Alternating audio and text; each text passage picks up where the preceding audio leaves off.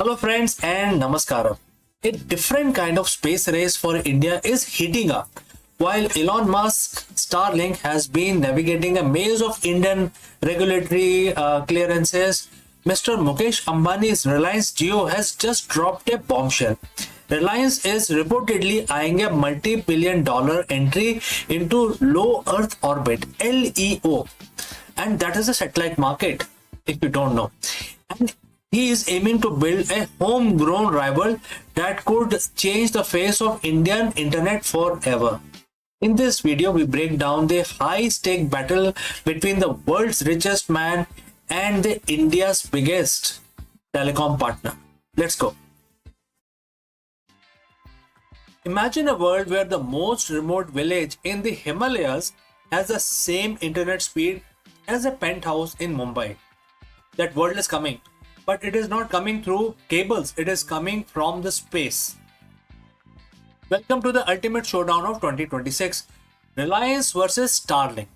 This isn't just a business deal, it's a battle for India's digital sovereignty. For years, India has been the land of telecom wars. We saw 4G price plummet when Jio entered the market in 2016. But as of May 2026, terrestrial towers have hit a limit. While 99.6% of Indian districts have 5G coverage, there are still millions in shadow zones where fiber can't reach. And the price is definitely very big. A satellite communication market projected to reach 3.77 billion this year, growing at a staggering 16% CAGR. This is why Elon Musk and Mukesh Ambani are locking horns. One wants to bring this global network to India. The other wants to build a Desi constellation to protect India's interest. So friends, if you have reached this far, please inform us from which city you have tuned in and which language you are watching this video. This will help us determine the reach of our channel. Alright, let's proceed further. Let's talk about Elon Musk. Starlink is already a global powerhouse operating in over 100 countries. In India, Starlink has been chasing a launch since late 2022. So what's holding it up? As of today, May 6, 2026, Starlink is cleared for orbit but stuck in the tarmac. Although they have received a global mobile personal communication by satellite GMPCS license in June 2025, they are currently in security limbo. What are these hurdles? So first is the security hurdle. The Indian government has a very high standards. They require separate security clearance for every satellite gateway and localization of facilities for lawful interception. Next is the FDI logjam. Starlink's foreign direct investment proposal is still pending with the Department of Space. Third is the cost. While the Jio is known for being cheap, Starlink global hardware kit costs between $250 to $380, roughly about 21,000 to 31,000 rupees in Indian currency, with monthly fee potentially reaching 3,000 rupees. Can Musk drop the price low enough for the Indian mass market? That's a very big question at this point in time. Enter Mr. Mukesh Ambani. For a while, Reliance was working with SES on a medium Earth orbit (MEO) system called Geospace Fiber. But as of yesterday, May 6, 2026, the strategy has shifted dramatically. Reliance is now eyeing a multi-billion dollar entry into LEO, low Earth orbit segment. And the war is now being fought at the war footing levels. Report indicates Reliance has formed 6 dedicated teams to work on the satellites, payload, launches, and the user terminals. The acquisition strategy is also being worked out. Ambani isn't just building from scratch. Reliance is reportedly looking to acquire an existing satellite entity that already has orbital slots and infrastructure to speed up the launch. And lastly, the sovereignty argument. Reliance is positioning this as a national security move. Having a made in India LEO constellation reduce dependency on the foreign entities, a critical factor given the global geopolitical climate at this point in time. So why the sudden pivot to LEO? Well, there are various advantages. First is the latency. The traditional satellite, which is MEO or GEO, are quite far away. They are further away. LEO satellites are closer to Earth, meaning lower latency. Perfect for 300 million Indian 5G users who want to game or video call without a lag. Next is the direct to device. In 2026 is the year which will be known for direct to device tech. Imagine your phone connected to a satellite automatically when you lose cell signal. Starlink and Geo are both racing to perfect this. Third is the spectrum battle. There is a massive debate over the spectrum pricing. The DOT is favoring a 5% charge on adjusting gross revenue, while Starlink is pushing for lower costs to make service viable in India. So who takes the crown now? Starlink has proven tech and the global fleet. Reliance Jio has home court advantage, regulatory favor and history of disrupting market with aggressive pricing. But don't forget the dark horse. Airtel's UTL set, OneBev and Amazon's project Kuiper are also in the wings, waiting for their share of 3.77 billion pie, which is just the Indian market. The winner won't just be one with the most satellite, it will be the one who can convince the Indian consumer to switch from their rupees 500 fiber plan to satellite dish. So friends, what do you think? Are you team Jio or team Starlink? Let me know in the comments below. Don't forget to like and subscribe for more deep dives into the future of their telecom, tech and other business issues. I'm CK and I will see you in the next one. Before I go, I will like to speak few words about our affiliate partner. Stop settling for a good enough video. If your built-in laptop camera looks like a grainy mess, it is time for an upgrade. Want to instantly level up your video presence? I like to present the Lenovo Performance FHD webcam. This is a game changer for your desktop setup. Technically, this is packed. It has a very sensitive RGB sensor, very crisp photographs it takes. Also comes with two microphones on board, which helps you to record very clear voice in stereophonic format. And these microphones are very sensitive. You can actually move away from the camera up to 2 meters and these microphones will pick up your voice without any problem. This is a very strong piece. This is very sturdy. Comes with tripod ready. Comes with a very long leash, so it gives you a lot of flexibility to place the webcam wherever you want to keep in your studio. And also it has a swivel base, which is also very handy. So if you want to basically level up your game and you want to pick up this camera at a discount, please click on the link here or scan the QR code. Now let's get back to our video.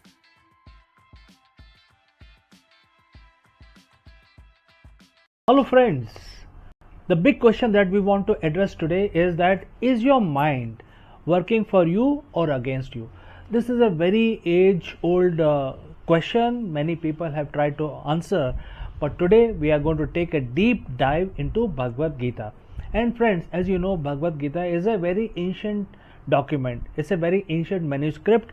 However, ancient or not, it offers a timeless wisdom for the modern CEOs and entrepreneurs. And in fact, this particular question is beautifully answered in one of the verse which every modern CEO and entrepreneur must hear and see. So let us take the deep dive and try to answer this very profound question, which is about your mind. Let's go. In the world of business, we are trained to analyze everything. We analyze market trends, competitor strategies, cash flow and consumer behavior. We spend millions on business intelligence. But there is one piece of intelligence that most leaders completely ignore. And that is one thing that dictates every decision you make. every reaction you have under pressure, and ultimately legacy you leave behind. I am talking about your mind, which is your mind as well as mine. Think about it. You can have the best strategy in the world, but if your mind is clouded by anxiety, ego, or fatigue, that strategy is worthless. Over 7,000 years ago, on the battlefield of Kurukshetra, a warrior prince named Arjun faced the ultimate leadership crisis. He was paralyzed by doubts.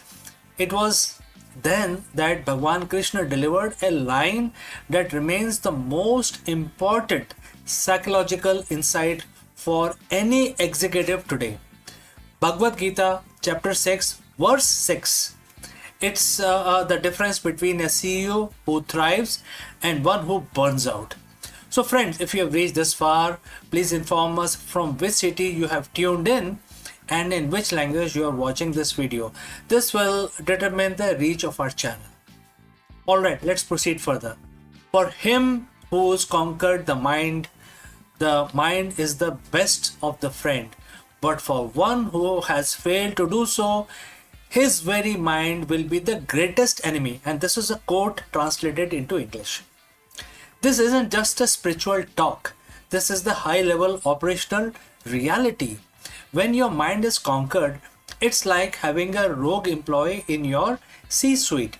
It creates imaginary problems, fixated on past failures, and reacts with anger when a deadline is missed. It is the voice that tells you to send that angry email at 2 a.m. It's an enemy because it works against your goals. When conquered, the mind becomes your most loyal chief of staff. It stays calm when the market crashes. It sees opportunities when others sees obstacles. It is disciplined, focused, and most importantly, it listens to you. Why is this so hard for leaders? As a CEO, your mind is constantly on. You are bombarded with Prakriti, which is the external material world, data, noise, opinions, and crisis. The Bhagavad Gita teaches that the mind, by its very nature, is flickering and turbulent. If you don't actively conquer it, it defaults to a state of reactive survival. The three traits of enemy mind is in business today can be summarized like this. First is impulsivity, making decision based on temporary emotions rather than long-term data. Next is ego attachment, caring more about being right than getting the right result. Third, mental fatigue, the inability to switch off, leading to decision fatigue, the silent killer of the companies.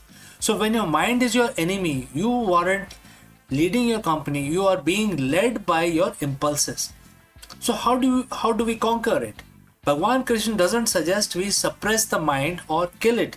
He says to win it over. So in Gita, the mind is often compared to the reins of the chariot. If the driver, which can be equated to your intellect, let go of the rein, the horses, which are your senses, so your senses run wild. So in the end, I will like to offer 3 strategic steps for the modern leaders using which they can actually implement this in their professional life. Step 1, observation. Basically the witness mind. Before you can control your mind, you must observe it. In your next board meeting, notice when your enemy mind start to get defensive. Don't act on it, just label it. That is my ego feeling threatened. This creates a gap between the impulse and the action. Step 2, consistent practice. Krishna tells Arjun that the mind is conquered through abhyas, which is constant practice. For a CEO, this means mental discipline, whether it is meditation, deep work blocks, or structured reflections. You must train your mind like a muscle. Step 3, detachment. This is the most misunderstood word in the business. Detachment doesn't mean you don't care. It means you are detached from the result. You're focused 100% on the process and the action. When you aren't terrified of the outcome, your enemy mind loses its power over you. Imagine two CEOs facing a 20% drop in their revenue.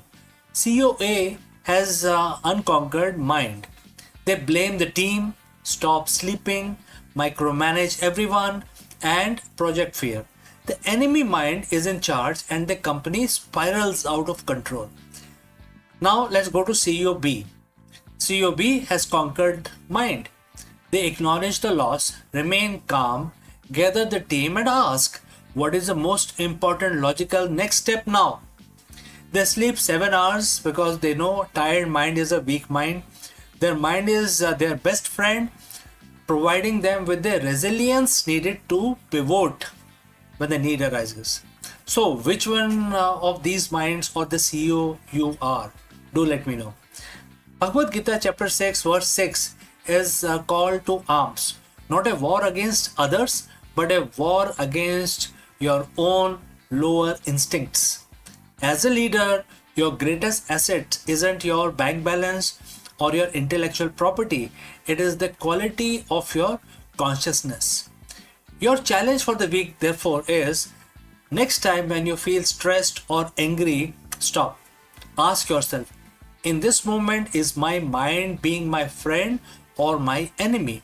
If you want to lead a great company, you must first lead yourself. If you found this integration of ancient wisdom and modern leadership valuable, hit that like button, subscribe for more insights from Gita for the modern world. Conquer your mind and you will conquer the world. So friends, we have come to the end. Before I end this section, few words about our affiliate partner. Stop settling for a good enough video. If your built-in laptop camera looks like a grainy mess, it is time for an upgrade. Want to instantly level up your video presence? I like to present the Lenovo Performance FHD webcam. This is a game changer for your desktop setup. Technically, this is packed. It has a very sensitive RGB sensor, very crisp photographs it takes. Also comes with two microphones on board, which helps you to record very clear voice in stereophonic format. And these microphones are very sensitive. You can actually move away from the camera up to 2 meters and these microphones will pick up your voice without any problem. This is a very strong piece. This is very sturdy. Comes with tripod ready. Comes with a very long leash, so it gives you a lot of flexibility to place the webcam wherever you want to keep in your studio. And also it has a swivel base, which is also very handy. So if you want to basically level up your game and you want to pick up this camera at a discount, please click on the link here or scan the QR code. Now let's get back to our video.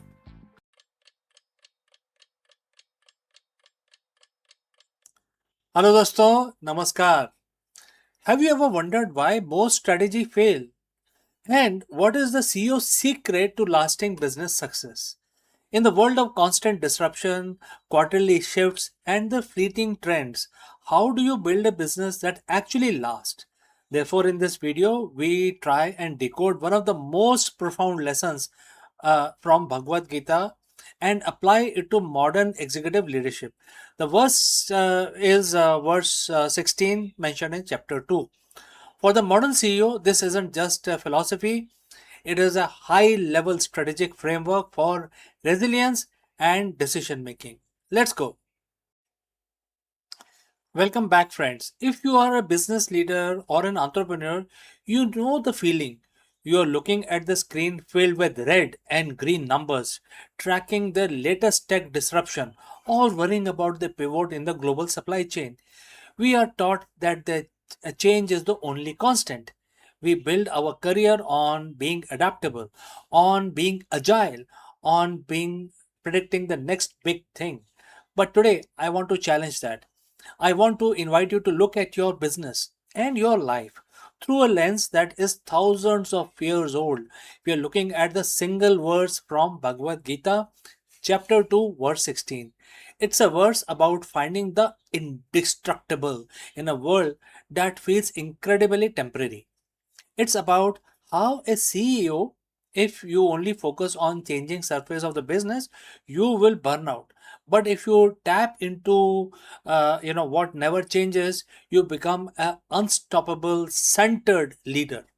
And the verse quote, and the quote starts, that which is temporary is not the ultimate reality, because the ultimate reality is unchangeable and indestructible. This is the conclusion derived by the wise who have pondered on the subject at length. And the quote close. So friends, if you've reached this far, please inform us from which city you have tuned in and in which language you are watching this video. This will help us determine the reach of our channel. Now let's proceed. Let us break down the boardroom. The temporary is your revenue targets, your current product cycle, your marketing trends, and your stock price. These things change. They are, by definition, the temporary realities, and therefore they are volatile. The ultimate reality is which is unchangeable and indestructible, is the core purpose, the foundational value, and the human essence behind your business. Think about it. Has the fundamental human desire for trust, quality, or genuine connections ever changed? No. Technology changes and also how we deliver that value, but the hunger for that value is constant. The wise, as the text says, know that you must build your strategy on the permanent while managing the temporary. So why do most business fails? Not because their tech wasn't good, but because they lost the sight of their ultimate reality. We live in a cycle of constant reactivity. A competitor launches a new feature, so we pivot. The market dips, so we slash our culture and also budget. We treat our company like it's only the temporary numbers. When you do that, you lose your center. You become a leaf in the wind. Verse 16 is a wake up call. It tells us that if you are only chasing the temporary, you are chasing an illusion. You are building on sand. A CEO who identifies entirely with the temporary success of a quarter will experience fear when that success fades away. Definitely, But a CEO who operates from the unchangeable, their vision, their ethics, their commitment to service, that CEO lead with calm, indestructible authority. So, how do we apply this tomorrow morning to our work, to our daily life?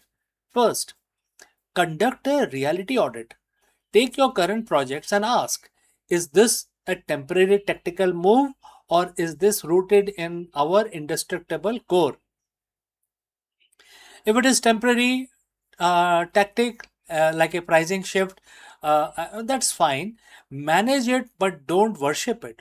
Don't let your self worth or your company identity be defined by it. Second, focus on the indestructible. What is that one thing about your company, if you were to remove it, would make your company cease to exist, to be itself? For many, it's a core belief in innovation or deep customer empathy. There is, the ultimate reality. When the market are chaotic, double down on that core, and that is what provides stability for your team, your investors, and also yourself. As a leader, your job isn't just to predict the future. Your job is to anchor your team in the present. When you show up with the understanding that while external circumstances are constantly shifting, your integrity and purpose are unchangeable. Your team gains confidence. They stop fearing the disruption because they see you as a leader standing in the ultimate reality. You become the eye of the storm. So, if I leave you with this reflection, what in your business is temporary? Please find out. And are you mistaking it for your ultimate reality? Also, you need to work on this, right? So, this is a task for today. Pause, ponder, and realize that most successful, long lasting businesses are those that mastered the art of holding the temporary with a loose grip while anchoring themselves firmly in the indestructible. So, friends, if you have any questions, please do not hesitate to send it across. Thanks for joining in. Take this lesson, lead with clarity, and build something that truly endures. See you in the next one. Hello दोस्तों, नमस्कारम। आप सबका स्वागत है। आज हम SpaceX के IPO के बारे में बात करेंगे।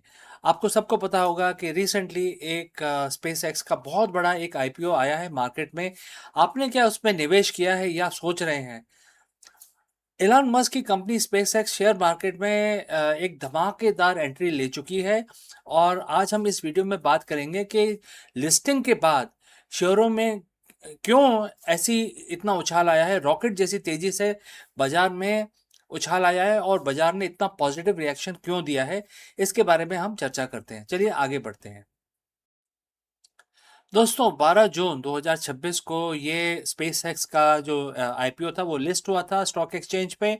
और ये एक मामूली आईपीओ नहीं है, ये दुनिया का अब तक का सबसे बड़ा आईपीओ था। ट्रिलियंस ऑफ डॉलर्स की बात हो रही है इसमें। एलन मस्क की कंपनी ने शेयर बाजार में कदम रखा, पहली दफा रखा है और इसने इस रखते ही कदम रखते ही तूफान आ गया है, बहुत ज़्यादा तेज़ी से आगे बढ़ा है। और हम इसकी बात करेंगे, जब इसकी बात कर रहे हैं तो इसकी वैल्यू ऑलरेडी 2.1 ट्रिलियन का मार्केट कैपिटलाइजेशन कर चुकी है कुछ ही घंटों में, कुछ ही दिनों के अंदर। तो हम अपना एनालिसिस चालू रखेंगे, लेकिन दोस्तों अगर आप यहाँ तक पहुँचे हैं तो हमें कमेंट करके बताएं कि कौन से सिटी से आप हमारा ये प्रोग्राम देख रहे हैं और किस लैंग्वेज में आप ये वीडियो देखना चाह रहे हैं। तो चलिए आगे बढ़ते हैं। सबसे पहले नंबर्स की बात करते हैं। स्पेसएक्स ने आपके शेयरों जो शेयर था वो $135 के ऊपर लिस्ट किया था और मतलब कि जो स्टार्टिंग प्राइस है $135 है, मार्केट खुलेगा तो 135 से लिस्ट होगा। अब वहाँ पे जब खुलता है मार्केट तो उसके बाद ऊपर भी जाता है, नीचे भी जाता है, लेकिन सबको हैरान कर दिया। शेयरों ने जल्दी मार्केट खुलते ही 19% की उछाल मारी और डे का जो बिजनेस बंद होते होते 160.95 मतलब 135 पे ये चालू हुआ था और दिन के अंत होते होते $160.95 तक पहुंच गया। ये पर शेयर की प्राइस है। अब इसका सीधा मतलब ये है कि महज एक दिन में ही कंपनी की वैल्यूएशन 2.1 ट्रिलियन तक पहुंच गई और ये 21 बैंकों के सिंडिकेट द्वारा मैनेज किया गया एक विशाल ऑपरेशन था, जिसे इंटरनली एक प्रोजेक्ट एपेक्स के नाम दिया गया है। जो स्पेसएक्स ने इस प्रोजेक्ट को प्रोजेक्ट एपेक्स दिया गया है और ये ग्लोबल एक आईपीओ है जिसमें अमेरिकन्स तो इन्वेस्ट कर सकते हैं, लेकिन दुनिया में कोई भी इंसान इसमें इन्वेस्ट कर सकता है। अब ये इन्वेस्ट करना क्यों ज़रूरी है? देखिए, स्पेसएक्स जो कंपनी है एक प्राइवेट ऑर्गेनाइजेशन है, लेकिन उन्होंने एक बीड़ा उठाया है कि हम एक दूसरे ग्रह पे इंसानों को पहुंचाएंगे और वहां पे कॉलोनी बनाएंगे। तो ये अकेले तो कंपनी कर नहीं सकती। अगर अकेले भी करे तो फिर वो कंपनी की एक प्रॉपर्टी हो जाती है, जैसे ईस्ट इंडिया कंपनी ने भारत पे अटैक कर दिया था 200 साल पहले, 300 साल पहले। तो अगर ये मार्स पे जाते हैं तो इनकी हो जाती है।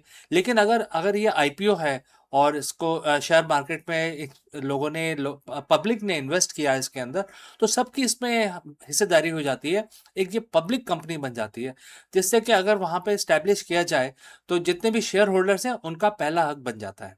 तो इसीलिए ये जो आईपीओ है ये इतना इम्पोर्टेंट हो जाता है और इसी की वजह से जो लोग हैं काफ़ी एक्साइटेड हैं स्पेसएक्स में इन्वेस्ट करने के लिए। आप देखिए 2.1 ट्रिलियन हो गया, ये अब तक का सबसे बड़ा आईपीओ है दुनिया में।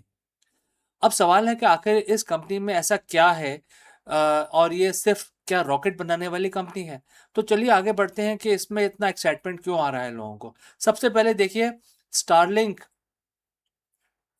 स्टारलिंक जो एक कंपनी है इलॉन मस्क की, ये इंटरनेट प्रोवाइड करती है। तो ये इनका एक पार्टनरशिप है स्पेसएक्स के साथ, जो भी इलॉन मस्क की कंपनी है।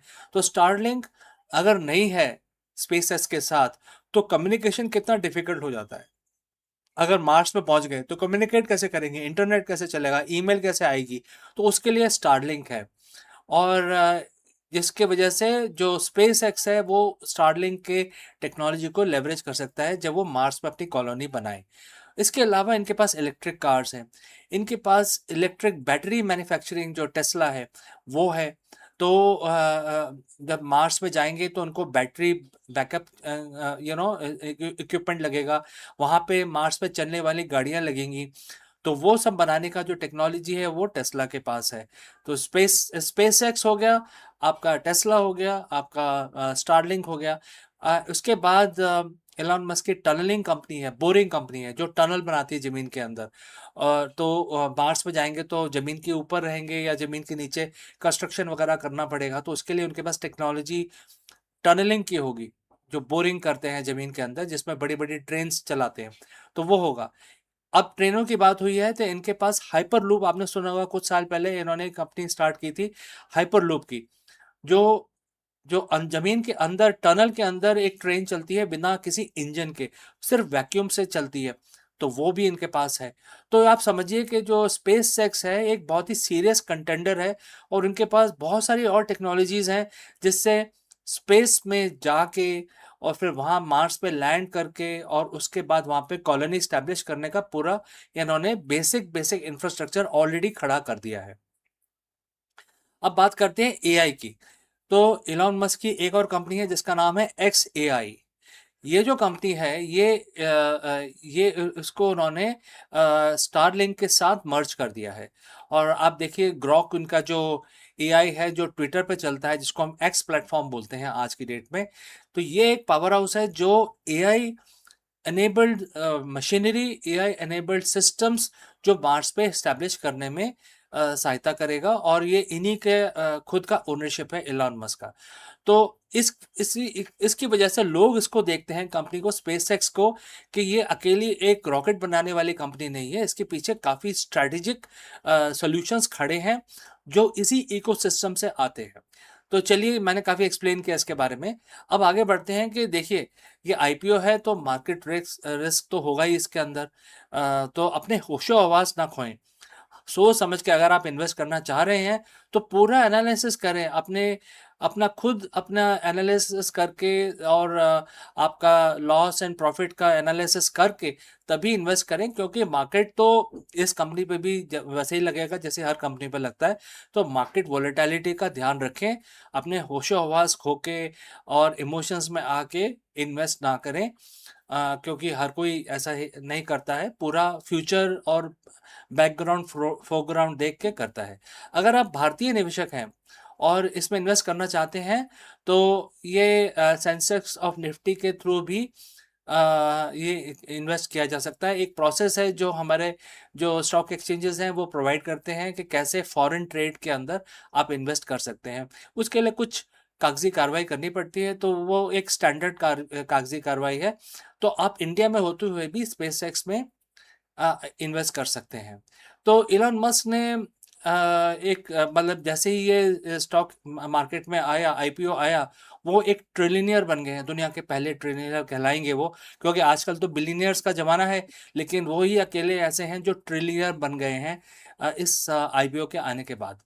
तो दोस्तों, ऑल इन ऑल ये जो आईपीओ है काफ़ी पॉजिटिव लग रहा है, लेकिन जैसे मैंने कहा पहले कि आप एनालिसिस पूरा करें, उसके बाद ही इसमें आगे बढ़े अगर आप इन्वेस्ट करना चाहते हैं। लेकिन ओवरऑल काफ़ी पॉजिटिव न्यूज़ लग रही है इस आईपीओ के वजह से, तो इसके बारे में आपसे मैं चर्चा करना चाहता था। और मैं ये भी चाहता था कि आप सारी चीज़ों को समझें, और इसलिए मैंने एक चीज़ को आपको समझाने की कोशिश भी की इस वीडियो के अंदर। तो दोस्तों, अगर आपके कोई और सवाल हैं तो ज़रूर हमें कमेंट करके बताएं। मिलता हूँ अगले वीडियो में। जय हिंद। हेलो दोस्तों, नमस्कारम, आपका स्वागत है। कभी आपने सोचा है कि ब्लैक होल के अलावा भी ब्रह्मांड में कुछ ऐसा है जो हमारे विज्ञान, हमारी फिजिक्स को पूरा बदल सकता है? इस वीडियो में हम जानेंगे ग्रेविस्टार के बारे में, और हम इसकी चर्चा करेंगे कि क्यों एस्ट्रोफिजिक्स की दुनिया में ये हमेशा एक चर्चा का विषय है। अक्सर हमने सुना है कि एक विशाल तारा जब उसका एंड होता है, दी एंड, तो वो ब्लैक होल में बदल जाता है। लेकिन कभी आपने सुना है कि हो सकता है कि वो ग्रेविस्टार में बदल जाए और ब्लैक होल ना बने? तो ये ग्रेविस्टार क्या चीज़ है? और ऐसा क्यों बोला जाता है कि ग्रेविस्टार एक कोलैप्सिंग स्टार है जो एक मिनी यूनिवर्स का निर्माण कर सकता है? तो काफ़ी दिलचस्प वीडियो होने वाला है। चलिए आगे बढ़ते हैं और इसकी चर्चा करते हैं।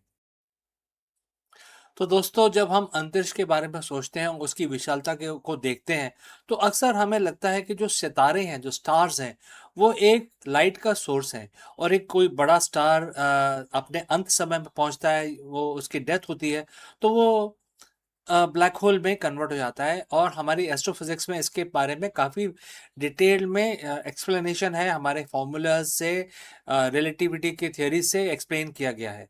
लेकिन हाल ही में कुछ ऐसा देखने को मिला है कि जब ये बड़ा स्टार का दी एंड होता है, सुपरनोवा हाइपरनोवा में जब तब्दील होता है, तो उसके बाद वो कई दफ़ा ब्लैक होल नहीं छोड़ता है। वो एक नए तरीके का, जिसके बारे में हम कम जानते हैं, एक नए तरीके का एक ब्लैक होल की तरह ही एक नया एक छोड़ता है, एक आइटम छोड़ता है जिसका नाम है ग्रेविस्टार। अब उसके नाम से ही पता चलता है कि इससे ग्रेविटी से कुछ लिंक होगा। तो इस ग्रेविट स्टार बोलते हैं इसको, ग्रेविस स्टार, जो स्टैंड करता है ग्रेविटेशनल वैक्यूम स्टार। मतलब ये एक नए तरीके का ये एक जानवर है जो ग्रेविटेशनल वैक्यूम स्टार होता है, जिस जो ब्लैक होल से भिन्न होता है। ब्लैक होल क्या करता है, हर चीज अपनी तरफ खींचता है ग्रेविटी की वजह से, लेकिन ये ग्रेविटेशनल वैक्यूम स्टार बन जाता है। और अगर ये प्रूव हो जाए या हमें ग्रेविस्टार कहीं दिख जाए, ऐसा देखने में आ रहा है कि कई जगहों पे जो हमारी साइंटिफिक थियरीज है वो ये कह रही हैं कि यहाँ पे ये ब्लैक होल नहीं है, बल्कि एक ग्रेविस्टार है। तो लेकिन इस पे शोध चल रहा है। तो अगर ये प्रूव हो जाए कि ग्रेविस्टार होता है, तो हमारे ब्रह्मांड की समझ पूरी की पूरी बदल जाएगी। तो दोस्तों, आगे बढ़ने से पहले मैं आपसे पूछना चाहता हूँ कि आप किस शहर से हमारे साथ जुड़े हैं और किस लैंग्वेज में हमारा इस वीडियो को देख रहे हैं। इससे हमें मदद मिलेगी अपने वीडियो की पहुंच को असेस करने के लिए। तो चलिए आगे बढ़ते हैं। जो जो स्टार का एंड क्यों होता है, क्योंकि वो अपना जो ईंधन होता है, जिसका जो ईंधन होता है वो हाइड्रोजन, हीलियम या कोई भी एलिमेंट उनको कंबाइन करता है और उससे वो फ्यूजन रिएक्शन होता है, जिससे काफ़ी हीट प्रोड्यूस होती है। और ये बैलेंसिंग एक्ट की तरह काम करता है कि उसके कोर में हीट प्रोड्यूस होती है जो ग्रेविटी को बैलेंस करती है, ग्रेविटी को अलाउ नहीं करती कि पूरे स्टार को कोलैप्स होने दे। तो वो अंदर से एक टग ऑफ वॉर चलता है और ये करोड़ों साल तक चलता रहता है। लेकिन एक दिन ऐसा आता है जब पूरे की पूरी जो उसकी जो मटेरियल है वो कंज्यूम हो चुका होता है और उसकी एक लिमिट होती है जो होती है आयरन। आयरन का पीरियोडिक टेबल पे जो नंबर है वो 60 है। मतलब कि जो 60 अगर उसमें आयरन बन गया उसके कोर के अंदर, तो उसके बाद 60 आयरन के जो एटम्स हैं अगर कंबाइन करेंगे तो कितना आता है दोस्तों, 120। तो 120 जो एलिमेंट है वो एग्जिस्ट नहीं करता है हमारी पीरियोडिक टेबल के ऊपर, मतलब नेचर में एग्जिस्ट नहीं करता है। तो वो आयरन जो है वो आगे कंबाइन नहीं हो पाता है। तो उसकी वजह से जो ग्रेविटी है उस स्टार की वो टेक ओवर कर लेती है और इंस्टेंटली विद इन 1 सेकेंड, मतलब 30%, 30 माइक्रो सेकेंड के अंदर वो पूरा का पूरा स्टार कोलैप्स हो जाता है और सुपरनोवा में तब्दील हो जाता है। और जब वो ऐसा करता है तो जो कोर होता है स्टार का वो इतनी जो उसको उसको इतने ज़्यादा किक मिलती है कि वो कोलैप्स हो जाता है ब्लैक होल के अंदर। और जो बाहर वाला जो उसका जो लेयर है स्टार की, वो बाहर की तरफ एक्सप्लोड कर जाती है, जिसको हम सुपरनोवा बोलते हैं। लेकिन जो बचता है वो एक सिंगुलैरिटी है। मतलब सिंगुलैरिटी मतलब कि उसके अंदर उस हमारी फिजिक्स फेल हो जाती है। उस वो इतना छोटा होता है कि हम उसको मेजर ही नहीं कर सकते। उसकी डेंसिटी इनफाइनाइट हो जाती है, उसकी स्पेस ज़ीरो हो जाती है। तो ये चीज़ें इन्फिनिटीज़ में पहुंच जाती हैं, जिसलिए हम उसको बोलते हैं सिंगुलैरिटी। हाँ, हालांकि सिंगुलैरिटी आज तक प्रूव नहीं हो पाई है, बट वो एक मैथमेटिकल कॉन्सेप्ट बन के रह गई है। क्योंकि हम ब्लैक होल के अंदर देख नहीं सकते, तो इसलिए हमें ये पता नहीं होता कि ब्लैक होल के अंदर क्या है। 2001 में वैज्ञानिकों ने ये देखा कि सिंगुलैरिटी नहीं होती है और कई दफ़ा सिंगुलैरिटी ना होके ब्लैक होल की बजाय एक ग्रेविस्टार का जन्म होता है इस प्रोसेस के बाद। तो ग्रेविस्टार का मतलब क्या है? Gravitational vacuum star.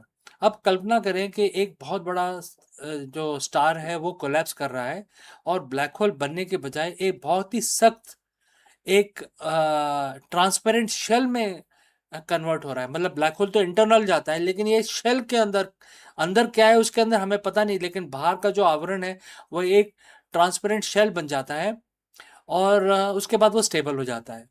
उसके अंदर का जो हिस्सा होता है वो वैक्यूम होता है, उसके अंदर वैक्यूम होता है, बाहर एक ट्रांसपेरेंट शेल होता है, एक गुब्बारे की तरह होता है।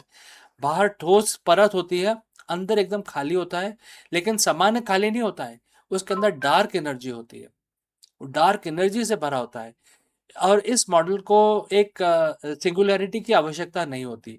मतलब अगर स्टार पूरा कोलैप्स हो जाए तो उसमें सिंगुलैरिटी चाहिए हमारे मैथमेटिकल जो फॉर्मूलेज हैं उनको स्टेबल करने के लिए।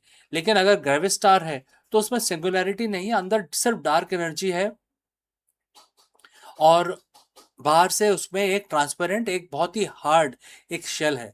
और ग्रेविस्टार अगर बने अब हमें मिल जाए तो ये हमें जनरल रिलेटिविटी और क्वांटम फिजिक्स में एक सिमिलरिटी भी हमें जो प्रदान करता है, जो आज की डेट में हम दोनों के अंदर जो सामंजस्य है वो ढूंढ नहीं पाए हैं। क्योंकि जो क्वांटम मैकेनिक्स है वो अपनी तरह से चलता है, उसके अपने फॉर्मूलाज हैं, और जो रिलेटिविटी है वो अपनी तरीके से चलता है, उसके अपने मैथमेटिकल फॉर्मूलाज हैं। जब दोनों को मिलाते हैं तो हमारी फिजिक्स फेल हो जाती है। तो यही होता है सिंगुलैरिटी में। तो हम काफ़ी हमारे जो साइंटिस्ट हैं वो करीब 100 साल से 120 सालों से इन दोनों के बीच में सामंजस्य लाने की कोशिश कर रहे हैं। तो ग्रेविस्टार एक ऐसा एक हाइपोथेटिकल एक ऑब्जेक्ट है यूनिवर्स में जो इन दोनों के बीच में सिमिलरिटी ला सकता है और उनके जो हमारी जो फिजिक्स है उसको भी कंप्लीट कर देता है। तो अब ये है कि ग्रेविस्टार कहाँ पे पाया जाता है। अब कई दफ़ा बोला जाता है कि ग्रेविस्टार हमारे जो गैलेक्सी का जो सेंटर है वो एक ग्रेविस्टार है। ऐसा बोला जाता है कि वो एक ग्रेविस्टार है और एक ब्लैक होल है, या एक ब्लैक होल और ग्रेविस्टार दोनों ही वहाँ मौजूद होते हैं, ऐसा बोला जाता है। इस पर रिसर्च चल रही है, इन दोनों चीज़ों को प्रूव करने की बहुत ही ज़्यादा कोशिश चल रही है। अब आप देखिए कि अगर इसके अंदर ट्रांसपेरेंट एक कवर है और अंदर सिर्फ डार्क एनर्जी है, तो इसका मतलब कि अंदर एक पूरा छोटा एक ब्रह्मांड है, इसके अंदर एक पूरा मिनी यूनिवर्स है जिसके अंदर डार्क एनर्जी भी होगा, डार्क मैटर भी होगा, और इसके अंदर प्लैनेट्स होंगे, गैलेक्सीज होगा। तो ये जो ग्रेविस्टार है ये एक ग्रेविटेशनल एक फोर्स बन जाता है, लेकिन वो ब्लैक होल की तरह सिंगुलरिटी नहीं बनता, बल्कि एक मिनी यूनिवर्स बन जाता है उसके अंदर। और जो अंदर उसके जो लोग रहते हैं या जो ग्रह होते हैं उनको नहीं पता होता कि बाहर क्या है। वो शेल के बाहर नहीं देख सकते। जो शेल होता है वो ट्रांसपेरेंट होता है, लेकिन उसके बाहर वो जहाँ उनके देख नहीं सकते, क्योंकि शेल पे स्पीड ऑफ लाइट होती है, जो आपको पता होगा ब्लैक होल के जो फॉर्मूलाज हैं वो उसमें लगते हैं। तो ग्रेविस्टार अगर सच में मौजूद है, अभी तक हमारे पास कोई सीधा प्रमाण नहीं है, लेकिन सिर्फ मैथमेटिकल एक प्रमाण हो सकता है, जो एक अनुमान लगाया जा सकता है, क्योंकि इन चीज़ों को देखना बहुत ही मुश्किल है, दिखाई नहीं देते, कुछ भी वहाँ से रेडिएशन बाहर आता नहीं है। जब तक कुछ आता नहीं है बाहर हम उसको देख नहीं सकते। तो दोस्तों ये एक बहुत ही इम्पोर्टेंट चीज़ है, इसके पीछे काफ़ी शोध किया जा रहा है। और मैं जानना चाहता हूँ आपसे कि आपको क्या लगता है कि ग्रेविस्टार होंगे या सब सारे जो तारे हैं, बड़े स्टार्स हैं, जब वो अपना अंत में आते हैं तो ब्लैक होल में कन्वर्ट होते हैं। कमेंट करके ज़रूर बताएं और हमारे चैनल को सब्सक्राइब ज़रूर करें। अगर आप विज्ञान की यात्रा में अगर आप उत्सुक हैं तो हमारे चैनल को सब्सक्राइब करें। मिलता हूँ जल्दी दूसरे वीडियो में। सीखते रहें, आगे बढ़ते रहें। My name is CK. See you in the next one.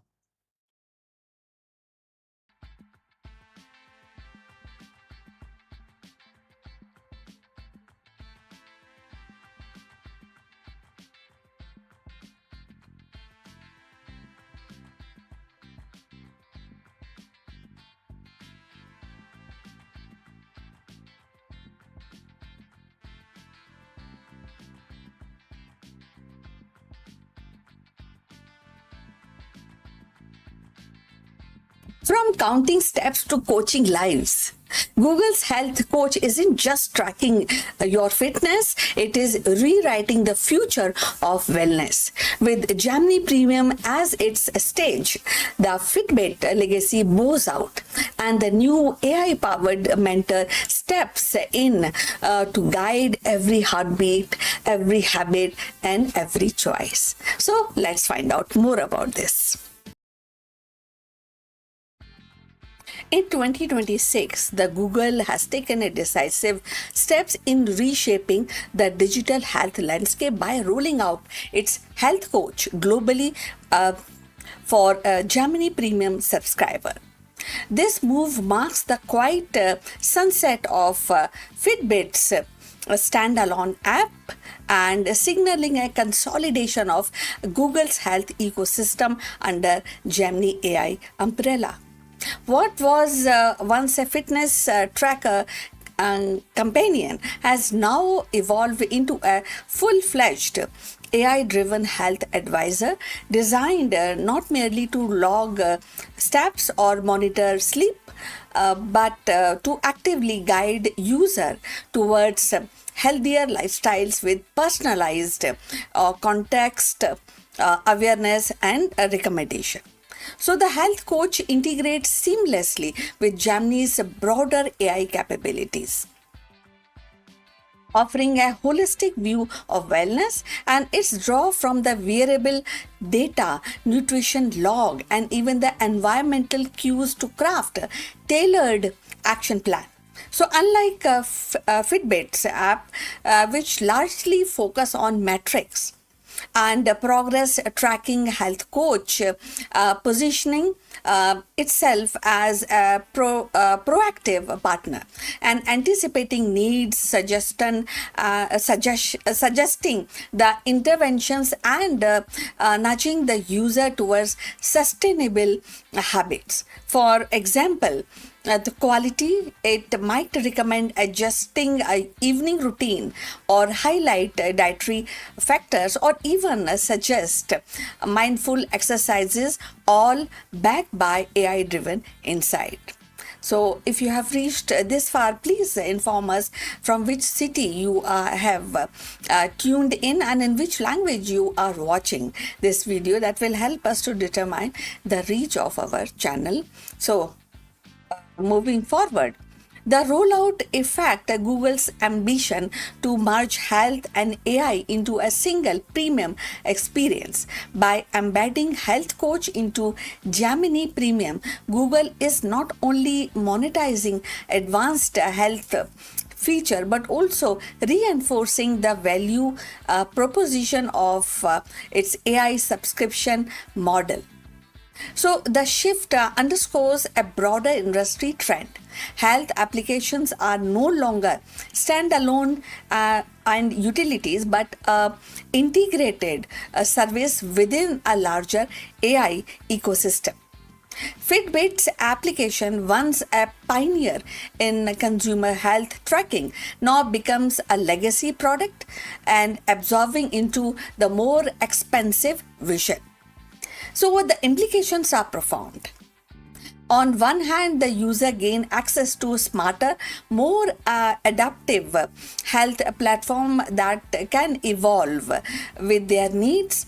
On the other hand, the question arises about the data privacy, the accessibilities, and the inclusivity.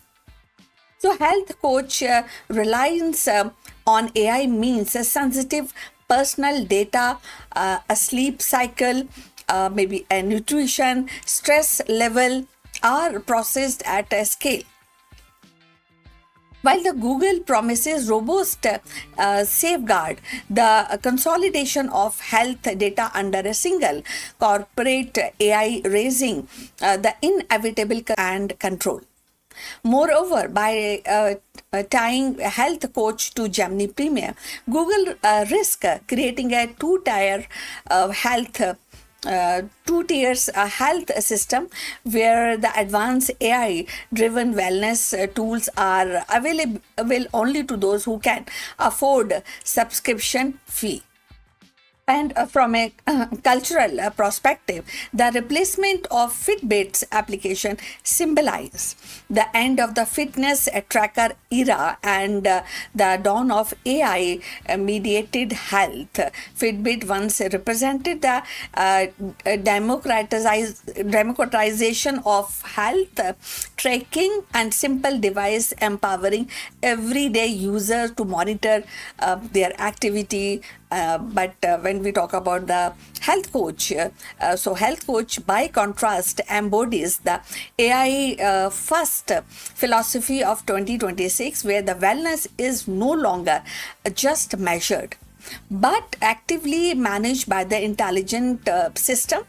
And this shift mirrored the broader societal changes as AI became the embedded in daily life. Even the personal health is reframed through predictive algorithm and digital coaching.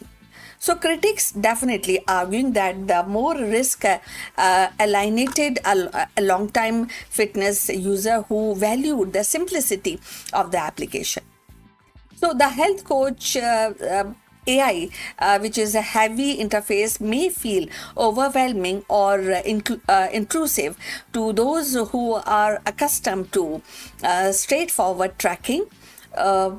Yet the Google's bet is clear. The future of health lies not in a passive measurement but in active AI driven guidance. So, if the successful health coach could redefine as how individuals emerged with their wellness and transforming health application from passive record keepers into a dynamic partner in everyday life. So that is a change. And ultimately, the Google Health Coach globally rollout it is more than a product update. It is a strategic orientation of digital health. So by folding Fitbit into Gemini Premium, Google signals the health is no longer a kind of a very different or very alone ecosystem.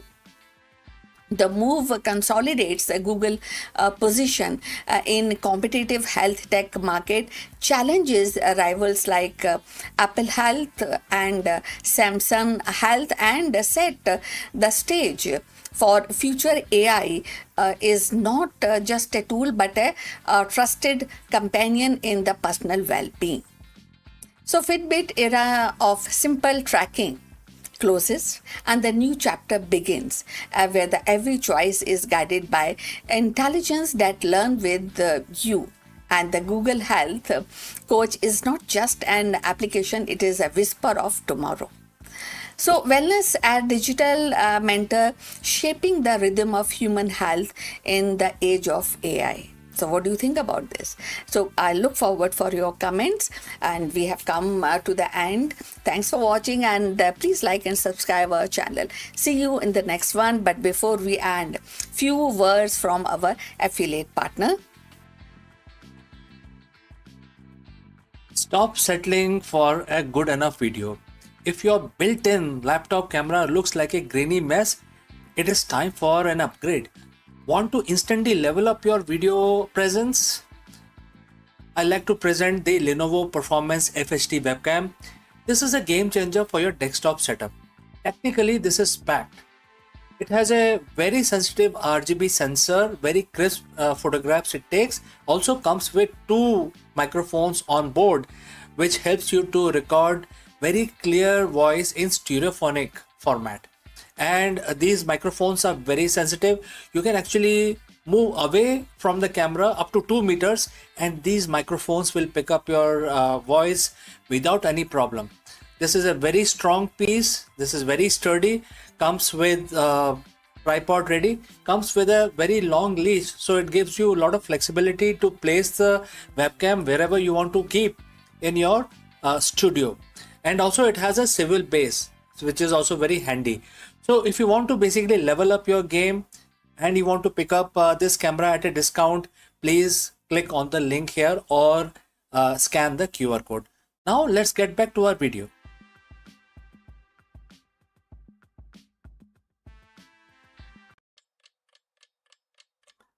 Hello friends, Namaskaram. In an era where the CEOs are obsessed with analytics, KPIs, and AI driven insights, there is a fundamental element of business and humanity itself that numbers simply cannot quantify.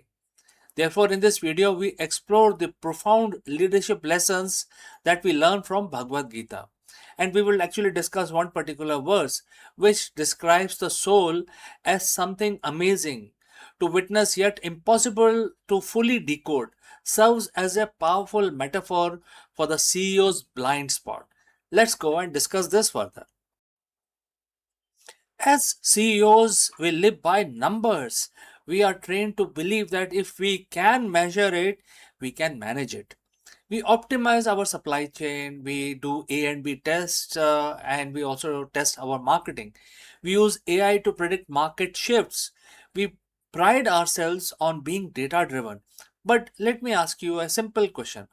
How often have you made a perfect decision based on all the available data only for it to fail sometime later because of something which you missed and that was intangible?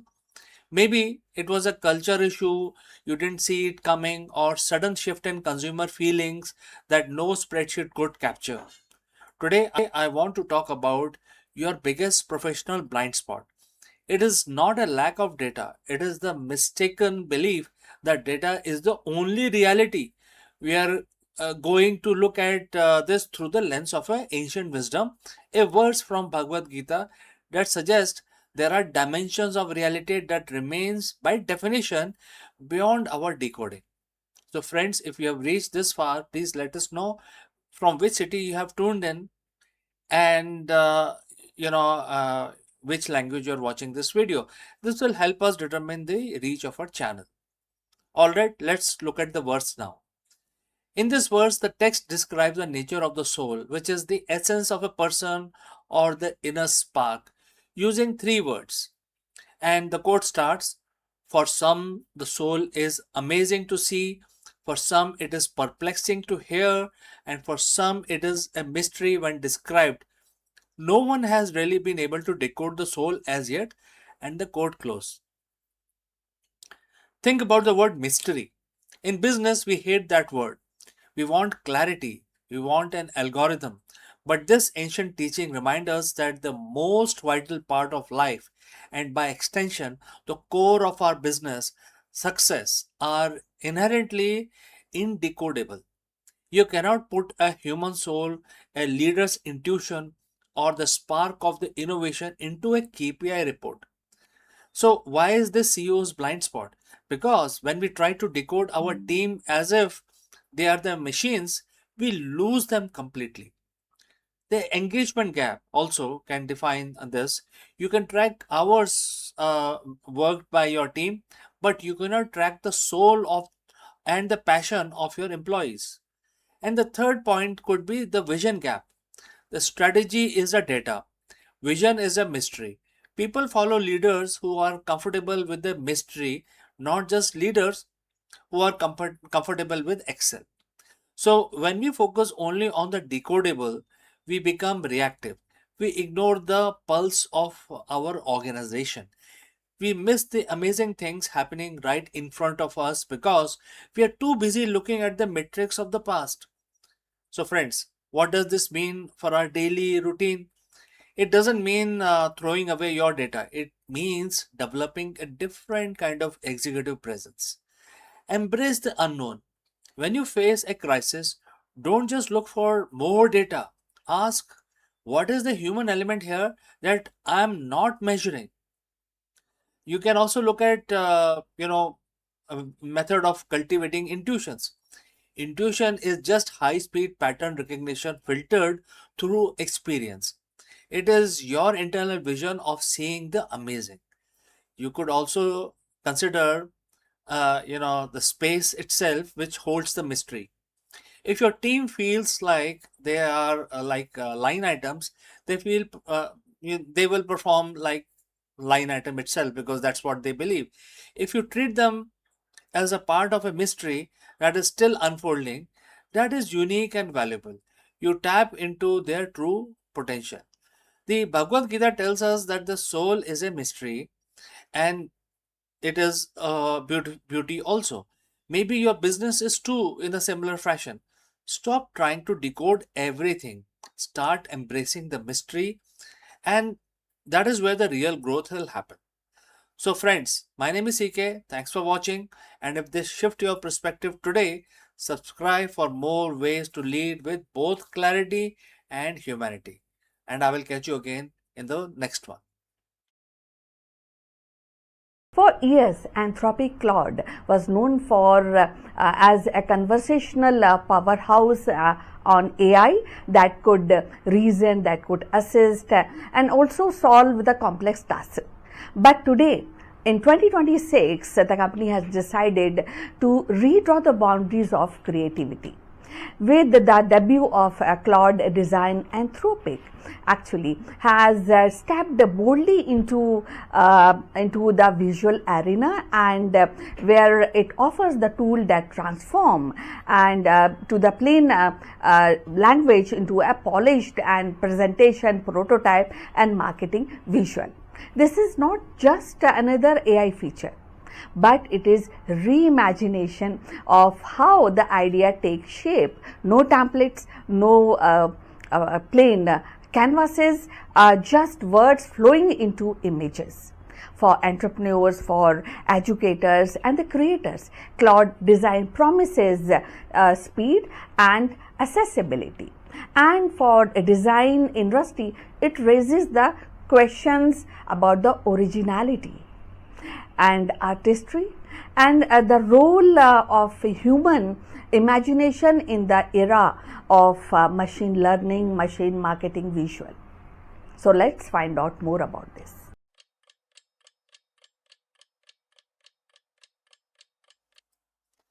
नमस्कार दोस्तों, आप सभी का स्वागत है। और हर रोज की तरह हम अपना जो दिन है उसकी शुरुआत करते हैं भगवान की पूजा करके। तो आज है बुधवार, और आज तो गणेश जी की स्तुति बनता है, क्योंकि हम अपना दिन शुरू करेंगे गणेश जी की पूजा करके, क्योंकि आज का दिन उनको समर्पित है। तो बहुत ही सिंपल सा एक मंत्र हम 11 दफा पढ़ेंगे। और आप तो जानते हैं कि हर रोज की तरह हम अपनी पूजा शुरू करते हैं, और जो मंत्र है 11 दफा हमें थोड़ा सा सहायता मिले तो हम इस काउंटर को यूज करते हैं, और इसमें ये बड़े आराम से हमें इसमें नंबर आ जाते हैं स्क्रीन के ऊपर, पता चल जाता है कि हमारे कितने दफा हो गया है। तो आप कोई भी तरीका यूज कर सकते हैं, लेकिन सबसे इंपॉर्टेंट बात यह है कि हमारे साथ जुड़ें और हमारे साथ इस मंत्र का उच्चारण 11 दफा करें। इससे भगवान गणेश काफी खुश होते हैं। तो चलिए जी, हाथ जोड़ के हम नमन करते हैं और 11 दफा भगवान जी को याद करते हैं। ओम गण गण गणपते नमः, ओम गण गण गणपते नमः, ओम गण गण गणपते नमः, ओम गण गण गणपते नमः, ओम गण गण गणपते नमः, ओम गण गण गणपते नमः, ओम गण गण गणपते नमः, ओम गण गण गणपते नमः, ओम गण गण गणपते नमः, ओम गण गण गणपते नमः, ओम गण गण गणपते नमः, ओम गण गण गणपते नमः। तो दोस्तों, हमारे 11 दफा जो स्तुति थी वो पूरी हो गई भगवान गणेश की। अब हम अपना दिन स्टार्ट करेंगे आराम से। भगवान की हमने पूजा कर ली है, तो चलिए अभी आपसे विदा लेता हूँ, लेकिन जल्दी ही मिलता हूँ दूसरे वीडियो में। कहीं मत जाइएगा।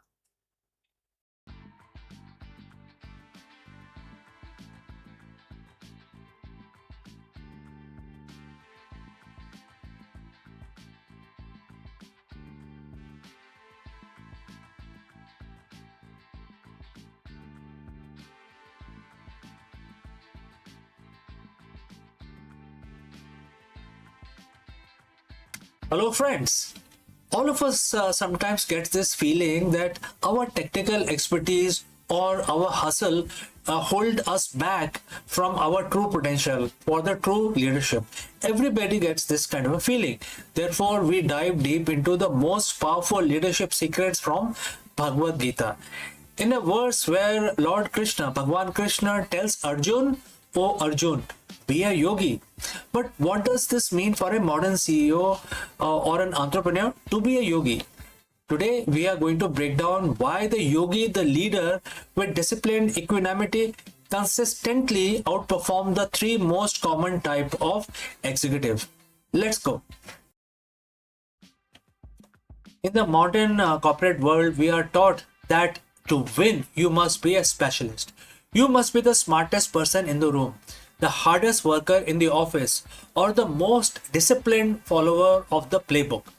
We obsess over KPIs, data points, and ATR work week. But have you ever noticed that even the most brilliant specialists eventually hit a ceiling?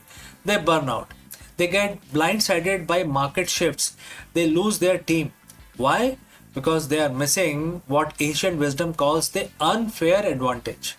Over 7,000 years ago, on a battlefield far removed from the modern glass-walled boardrooms, a guide named Bhagwan Krishna gave a piece of advice to a leader in crisis. That advice is found in Bhagavad Gita, chapter 6, verse 46, and it says, quote starts, "The yogi is superior to the ascetic. He is deemed superior even to the man of knowledge, and he is superior to the man of ritual action. Therefore, O Arjun, be a yogi." Today, we are going to translate this ancient code into a roadmap for the 21st century leadership.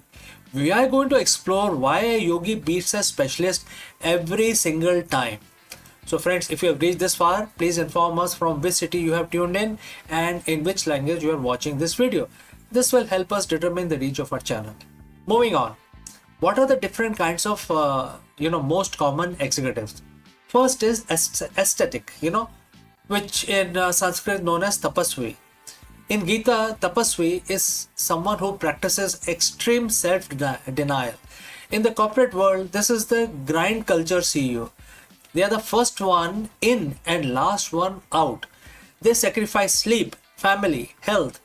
They believe that if they just suffer more than the competition, they will win.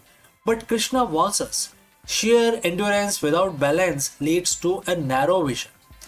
Number two is Jnani, which is the man of knowledge.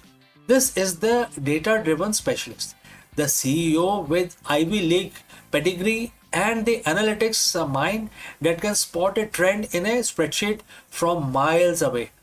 They have the facts, but they often lack wisdom. They are paralyzed by the data if the data is missing, and they often struggle to connect with the human element of their business. Number three is Karmi, the man of ritual action.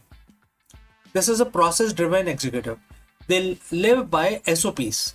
They believe that if the ritual of the business, which is the meeting, the reports, different kinds of pyramids, bell curve, if they are followed perfectly, success is guaranteed.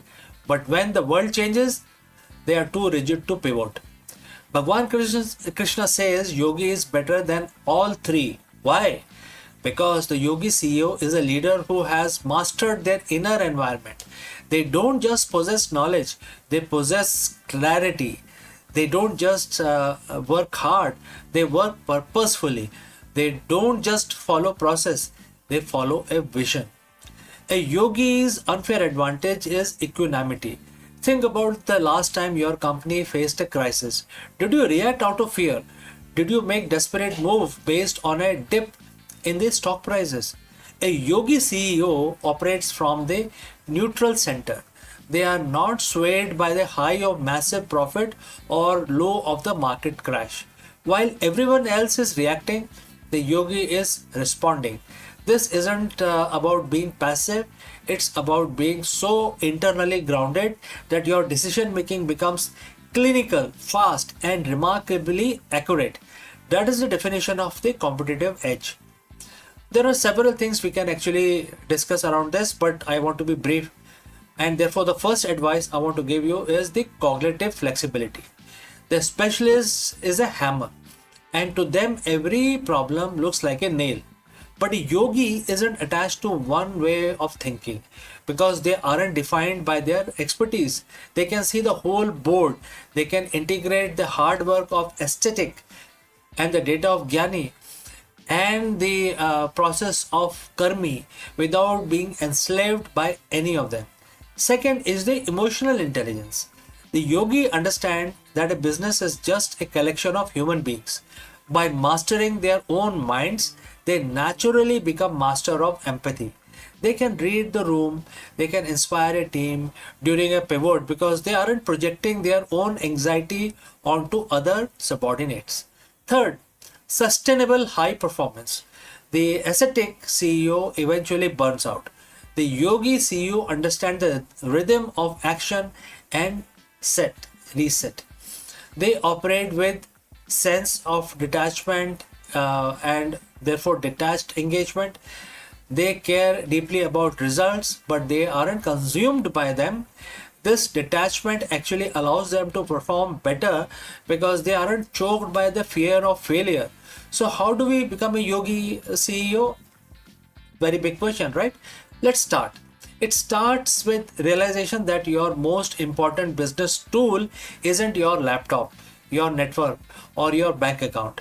It is your own mind. As verse 46 concludes, it says, therefore be a yogi, O Arjun. Very, it's like a proverb. Be a yogi, O Arjun. Such few words, but very profound meaning. This is a call to action for every leader. Don't just be a worker. Don't just be an expert. Don't just be a bureaucrat. Cultivate the discipline of the mind. Practice the equanimity that allows you to see through the noise of the market.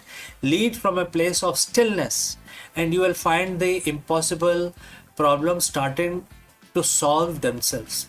The specialist sees the obstacle, the yogi sees the path. Which one will you be? Let me know in the comments below. Before I part ways today, a few words about our affiliate partner. Stop settling for a good enough video. If your built-in laptop camera looks like a grainy mess, it is time for an upgrade. Want to instantly level up your video presence? I like to present the Lenovo Performance FHD webcam. This is a game changer for your desktop setup. Technically, this is packed. It has a very sensitive RGB sensor, very crisp photographs it takes. Also comes with two microphones on board, which helps you to record very clear voice in stereophonic format. And these microphones are very sensitive. You can actually move away from the camera up to 2 meters, and these microphones will pick up your voice without any problem. This is a very strong piece. This is very sturdy. Comes with tripod ready. Comes with a very long leash, so it gives you a lot of flexibility to place the webcam wherever you want to keep in your studio. And also it has a swivel base, which is also very handy. So if you want to basically level up your game and you want to pick up this camera at a discount, please click on the link here or scan the QR code. Now let's get back to our video.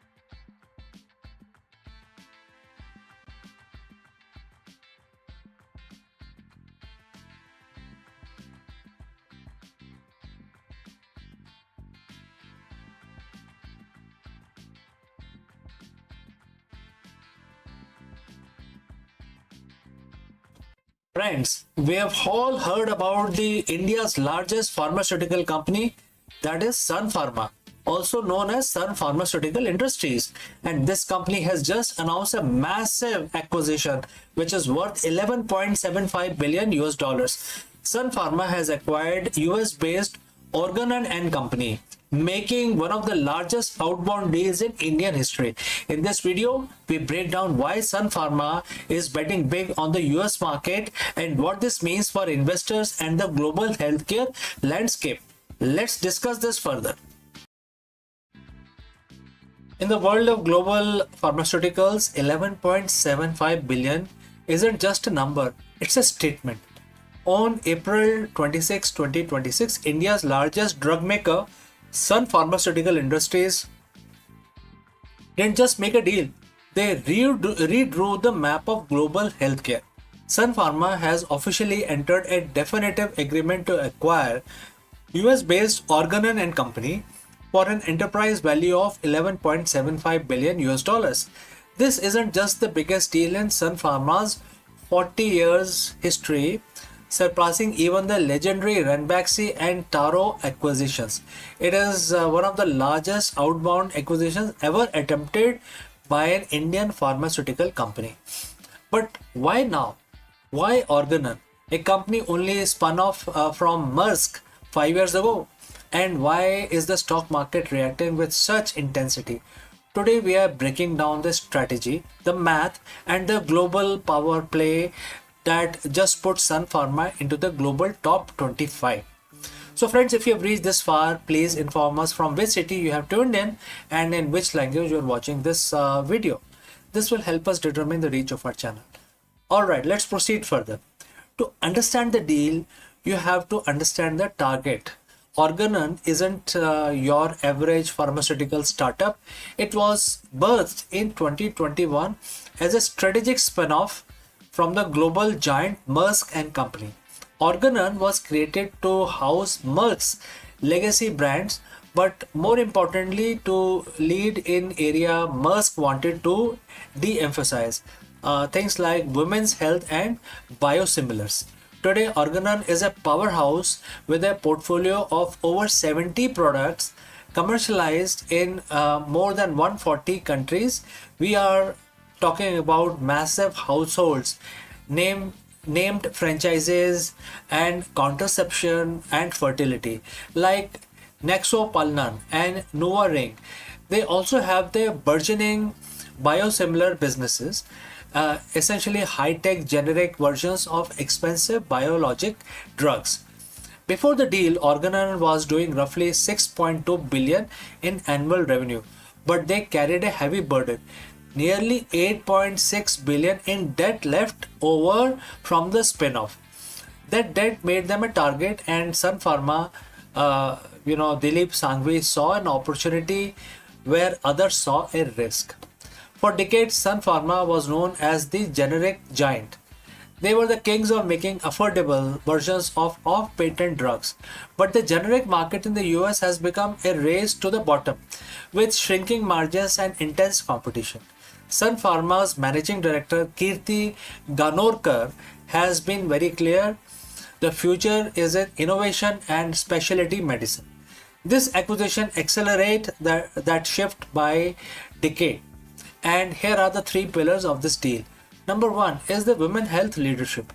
This deal instantly makes Sun Pharma a top 3 global player in women's health. This is a sticky market with high patent loyalty and consistent demand. Number 2 is biosimilar leap. Sun Pharma was previously a minor player in biosimilars. Now they jump to the 7th largest biosimilar player globally. In a world where biological drugs are most expensive part of the healthcare, having a biosimilar engine is like owning a gold mine. Number 3 is the global commercial footprint. Sun Pharma already had a presence in the US and India, but Organon gives them boots on the ground in 150 countries, including high growth markets like China, Brazil, and major European hubs where Sun Pharma was previously underweight. So now let's talk about money. Sun Pharma is paying $14 per share in all cash deal. So let's break down this $14, what it comprises of. So enterprise value 11.75 billion, equity value 4 billion, and total revenue of 12.4 billion combined. So 12.4 billion. And there is a funding, internal cash plus they have taken a loan from Citibank, JP Morgan, and MUFG for this acquisition. Now, some analysts were worried Sun Pharma is taking on nearly 10 billion in new debt to make this happen. For a company that has traditionally been cash rich, this is a cultural shift. However, the magic math here is the profits. Organon generates incredible cash flow, nearly 1.9 billion in adjusted profit before tax. By combining the two, Sun Pharma expects to nearly double its cash flow. This allows them to pay down the massive debt quickly. The projected net debt to profit ratio is 2.3x, which in pharma's world is considered very, very manageable. So how did the market take it now? Initially, Organon shares surged over 15% just as soon as the news came out, while Sun Pharma saw a relief rally of 7 to 9%. While the relief, because investors finally saw that Sun Pharma was going to do with its massive cash pile. For years, shareholders asked, when will you make a big move? And this is that move now. But it's not all sunshine. There are risks also. The biggest risk is integration.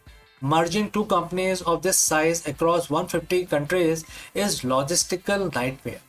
Cultural fit. Moving a US headquartered Maersk legacy culture into Indian managed global giants takes time. And then lastly, regulatory hurdles. The deal isn't expected to close until early 2027. That's a long time for regulators, especially in the US, EU, and China, to magnify, they take the magnifying glass to basically examine the deal. So now my final verdict is Sun Pharma's acquisition of Organon is more than just a business transaction. It is a signal that Indian pharma has outgrown its pharmacy of the world label. They are no longer just the world's manufacturer, they are becoming world's innovator and owner of the global brands. If this deal succeeds, the Sun Pharma of 2030 will look less like a generic company from Mumbai and more like a global titan like Pfizer or Novartis. So friends, what do you think? Is 11.75 billion deal a fair price for the global dominance, or has Sun Pharma bitten off more than it can chew? Let me know in the comments below. Thanks for watching, and for more deep dives into the deals that move the world, make sure to hit the subscribe button, and I will see you in the next one. Before I part ways, a word about our affiliate partner.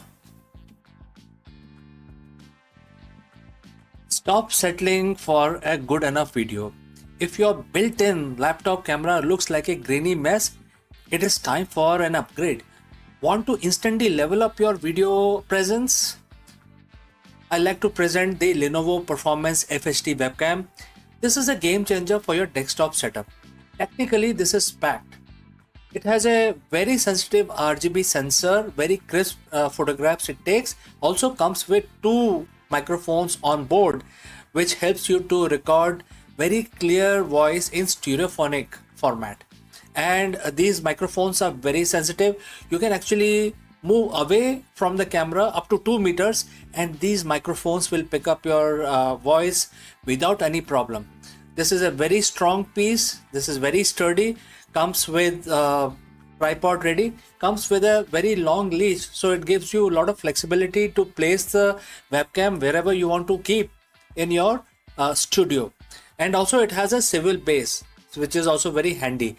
So if you want to basically level up your game and you want to pick up this camera at a discount, please click on the link here or scan the QR code. Now let's get back to our video.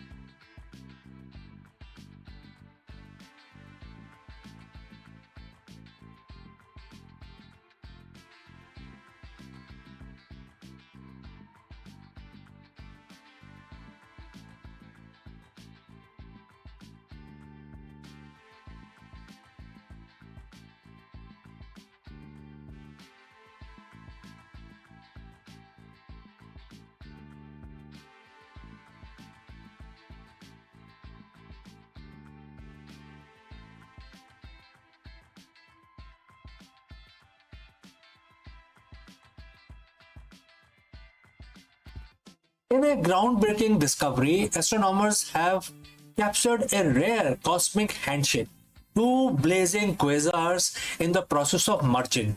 Located billions of light years away, these luminous monsters are powered by supermassive black holes that are spiraling towards each other, destined to become a single, even more powerful and massive entity. What is going on here? Let us explore this further. Imagine looking at a single point of light in the night sky, a light so bright it outshines the entire galaxy of hundreds of billions of stars. Now imagine looking closer and realizing that the single point isn't one object, it's two, and they are rushing towards each other at millions of miles per hour. Astronomers have just confirmed one of the rarest sights in our universe, a pair of blazing quasars caught in the middle of chaotic, violent merger. This isn't just a pretty light show. It is a snapshot of the early universe, a time when the galaxies were still young and messy. Today we are going to peel back the layers of this discovery.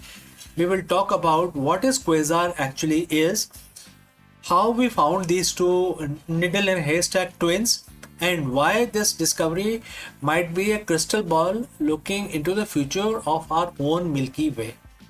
So friends, if you have reached this far, please inform us from which city you have tuned in and in which language you are watching this video. This will help us determine the reach of our channel. Alright, let's proceed further. Before we can understand the collision, we have to understand the titans involved here. The word quasar, which is in short for quasi-stellar radio source, to the early telescope of the 1960s, they looked like stars, but they behaved like monsters. At the heart of every quasar is a supermassive black hole, but the black hole itself isn't the light you see. Black hole by definition don't let light escape. Instead, the glow came from the accretion disk, and as the black hole's gravity pull in massive amount of gas, dust, and even entire stars, that material spins around the center like water goes down the drain. The friction and the gravity heat this material to millions of degrees, causing it to glow with more energy than thousands of galaxies combined. They are the ultimate cosmic lighthouses, visible from very edge of the observable universe. When we see a quasar, we are seeing a black hole that is feeding. Finding a single quasar is hard. Finding two that are merging is nearly impossible. Why? Because they are so far away that they are usually appear as single blurry dot. But recently, a team of astronomers using the Gaia Space Observatory noticed something strange. Gaia is designed to track the positions of stars with incredible precision. While looking at the known quasars, they noticed a jiggle. The light wasn't moving in space, but its intensity was flickering back and forth between 2 points, like a railroad crossing signal seen from a distance. To confirm their suspicions, they called in the big guns, the Hubble Space Telescope and the Gemini North Telescope in Hawaii. Hubble's sharp eyes revealed that this wasn't just a trick of light or gravitational lensing, where a closer galaxy acts as a magnifying glass. No, these were two distinct massive galaxies, each with its own feeding black holes at the center, physically bound by gravity. They are currently separated by only about 10,000 light years, which in cosmic terms is like two people standing on opposite sides of the living room. This specific pair of quasars is special because of when we are seeing them, because the light takes time to travel. Looking deep into space is like looking back in time. We are seeing these quasars as they were just 900 million years after the Big Bang. This puts them squarely in the epoch of reionization. This was the cosmic dawn, the era when the very first stars and galaxies were turning on and clearly moving away from the cold, dark hydrogen fog that filled the early universe. Seeing two quasars merging this early tells us that supermassive black holes didn't just grow slowly over billions of years, they grew through violence. They grew by eating each other. This discovery helps scientists refine their simulations of how the universe evolved from a hot soup of particles into a structured web of galaxies that we see today. You might be wondering, that's 12 billion years ago. Why does it matter to us now? Well, the Great Cosmic Collision is a preview of our own destiny. Right now, our galaxy, the Milky Way, is on a collision course with our neighbor, the Andromeda Galaxy. In about 4 to 5 billion years, our two galaxies will begin the same dance these quasars are doing right now. Our own central black hole Sagittarius A star, which is currently quiet and not feeding, might wake up during the merger. And as from gas from the Andromeda gets shoved into our galactical center, our black hole could ignite, turning a Milky Way into a blazing quasar for an distant alien astronomers to see. The two quasars we're talking about today have likely already finished their merger. In the now of the universe, they are probably one single gargantuan elliptical galaxy with one massive black hole at its core. We are just not catching the echoes of their ancient battle. It reminds us that the universe is not static place. It's a dynamic, evolving, and often violent masterpiece. Every time we find a pair like this, we add another piece to the puzzle of where we came from, where the cosmos is going, etc. So friends, thanks for joining in on this journey across space and time. If you want to keep exploring the wonders of the universe, make sure to hit the subscribe button. Until next time, please keep looking up. Before I part ways, a word from our affiliate partner. Stop settling for a good enough video. If your built-in laptop camera looks like a grainy mess, it is time for an upgrade. Want to instantly level up your video presence? I like to present the Lenovo Performance FHD webcam. This is a game changer for your desktop setup. Technically, this is packed.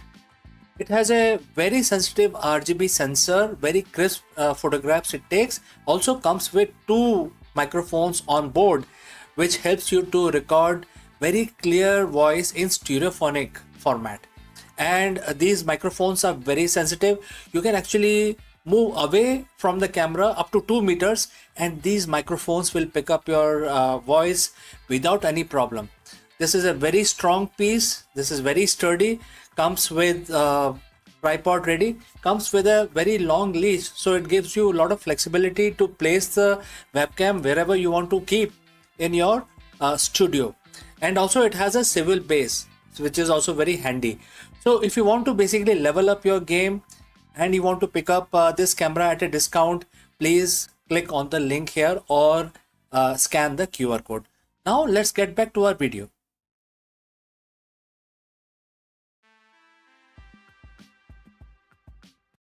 Hello friends. All of us sometimes get this feeling that our technical expertise or our hustle hold us back from our true potential for the true leadership. Everybody gets this kind of a feeling. Therefore, we dive deep into the most powerful leadership secrets from Bhagavad Gita. In a verse where Lord Krishna, Bhagwan Krishna tells Arjun, "Oh Arjun, be a yogi." But what does this mean for a modern CEO or an entrepreneur to be a yogi? Today, we are going to break down why the yogi, the leader with disciplined equanimity, consistently outperform the three most common type of executive.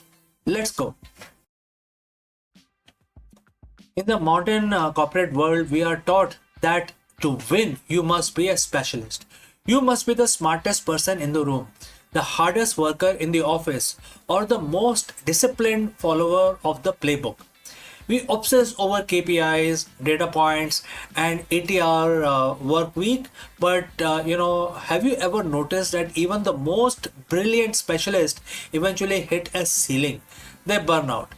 They get blindsided by market shifts. They lose their team. Why? Because they are missing what ancient wisdom calls the unfair advantage.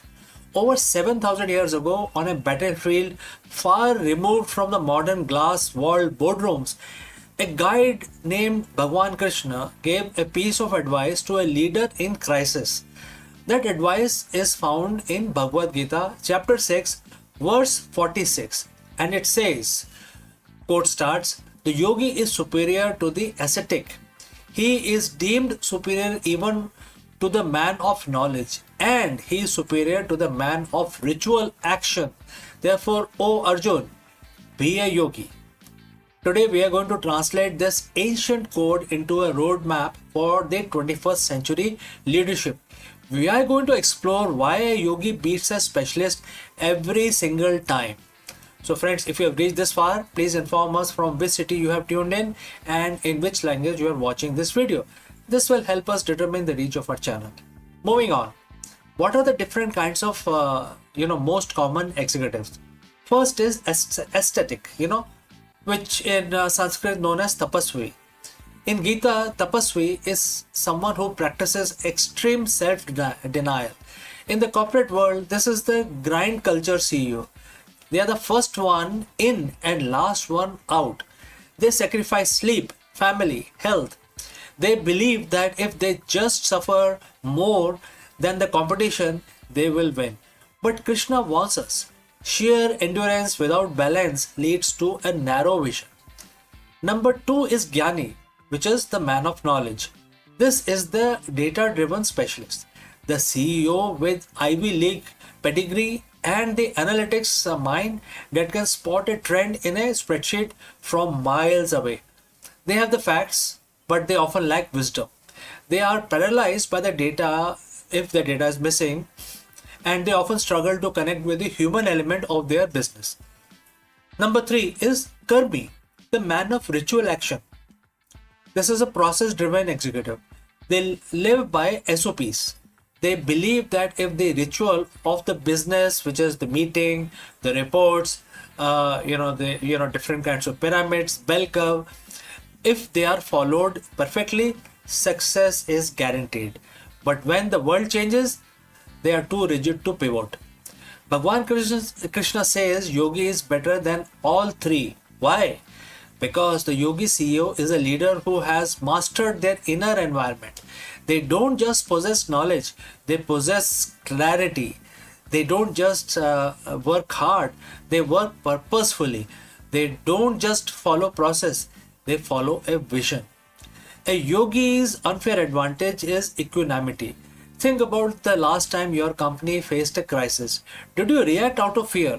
Did you make desperate move based on a dip in the stock prices? A yogi CEO operates from the neutral center. They are not swayed by the high of massive profit or low of the market crash. While everyone else is reacting, the yogi is responding. This isn't about being passive, it's about being so internally grounded that your decision making becomes clinical, fast, and remarkably accurate. That is the definition of the competitive edge. There are several things we can actually discuss around this, but I want to be brief. And therefore, the first advice I want to give you is the cognitive flexibility. The specialist is a hammer, and to them, every problem looks like a nail. But a yogi isn't attached to one way of thinking because they aren't defined by their expertise. They can see the whole board. They can integrate the hard work of aesthetic and the data of Jnani and the process of karmi without being enslaved by any of them. Second is the emotional intelligence. The yogi understand that a business is just a collection of human beings. By mastering their own minds, they naturally become master of empathy. They can read the room, they can inspire a team during a pivot because they aren't projecting their own anxiety onto other subordinates. Third, sustainable high performance. The ascetic CEO eventually burns out. The yogi CEO understands the rhythm of action and reset. They operate with sense of detachment and therefore detached engagement. They care deeply about results, but they aren't consumed by them. This detachment actually allows them to perform better because they aren't choked by the fear of failure. So, how do we become a yogi CEO? Very big question, right? Let's start. It starts with realization that your most important business tool isn't your laptop, your network, or your bank account. It is your own mind. As verse 46 concludes, it says, therefore be a yogi, O Arjun. Very, it's like a proverb. Be a yogi, O Arjun. Such few words, but very profound meaning. This is a call to action for every leader. Don't just be a worker. Don't just be an expert. Don't just be a bureaucrat. Cultivate the discipline of the mind. Practice the equanimity that allows you to see through the noise of the market. Lead from a place of stillness, and you will find the impossible problems starting to solve themselves. The specialist sees the obstacle, the yogi sees the path. Which one will you be? Let me know in the comments below. Before I part ways today, a few words about our affiliate partner. Stop settling for a good enough video. If your built-in laptop camera looks like a grainy mess, it is time for an upgrade. Want to instantly level up your video presence? I like to present the Lenovo Performance FHD webcam. This is a game changer for your desktop setup. Technically, this is packed. It has a very sensitive RGB sensor, very crisp photographs it takes. Also comes with 2 microphones on board, which helps you to record very clear voice in stereophonic format. And these microphones are very sensitive. You can actually move away from the camera up to 2 meters, and these microphones will pick up your voice without any problem. This is a very strong piece. This is very sturdy. Comes with tripod ready. Comes with a very long leash, so it gives you a lot of flexibility to place the webcam wherever you want to keep in your studio.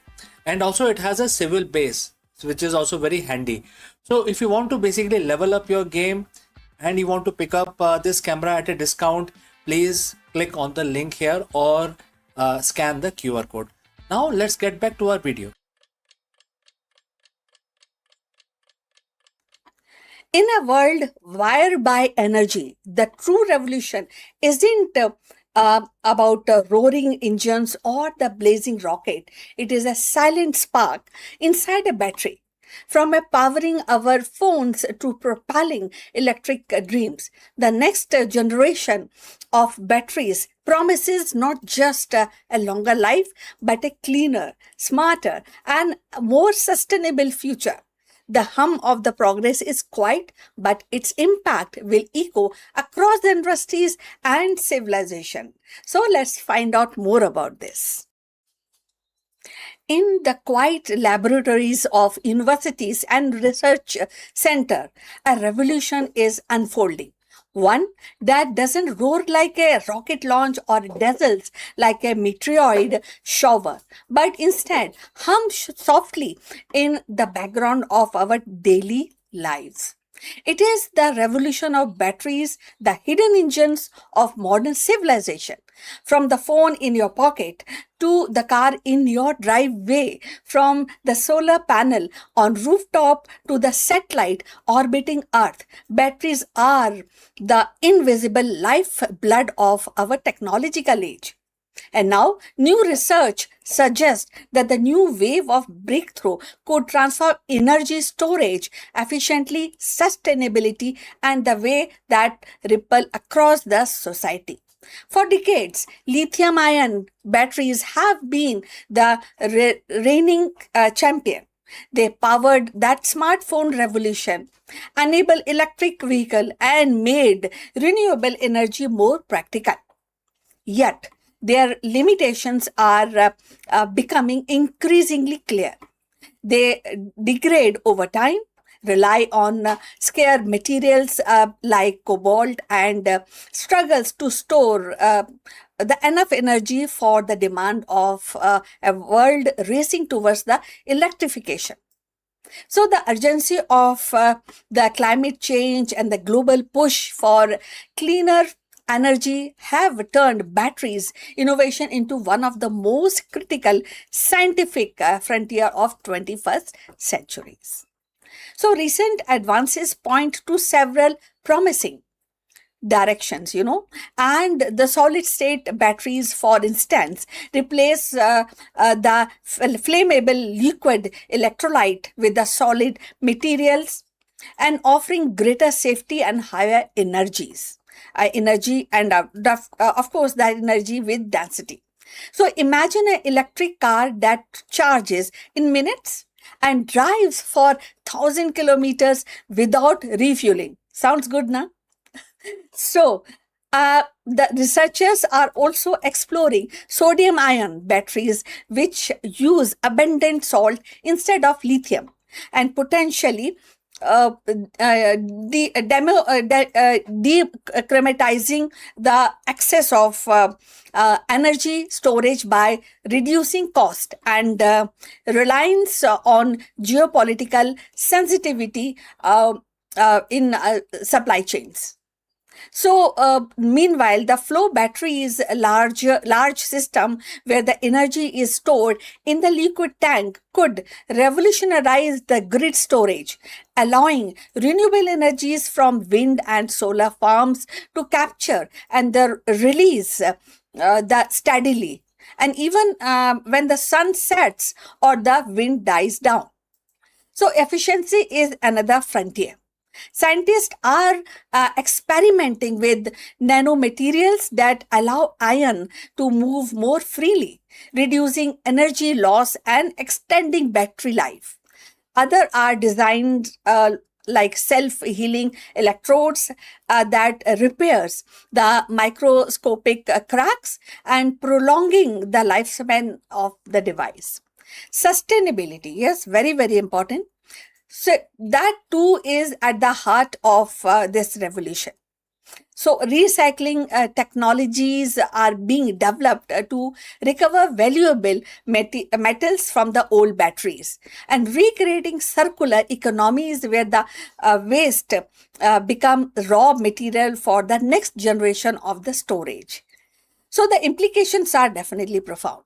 A breakthrough in the battery technology doesn't just mean better gadgets. It actually reshape entire industries. Transportations could shift decisively towards electric mobility, slashing the emission from the cars and trucks and the planes. And the home could become self-sufficient. Power hubs and the storage of solar energy during the day and then releasing it at the night. So developing the nations often constrained by the unreliable grid that could actually leapfrog into the decentralized energy system powered by affordable, durable batteries. Even the space exploration stands to benefit, with the spacecraft and the lunar base requiring the robust, lightweight storage solutions. So, yet the challenge remains.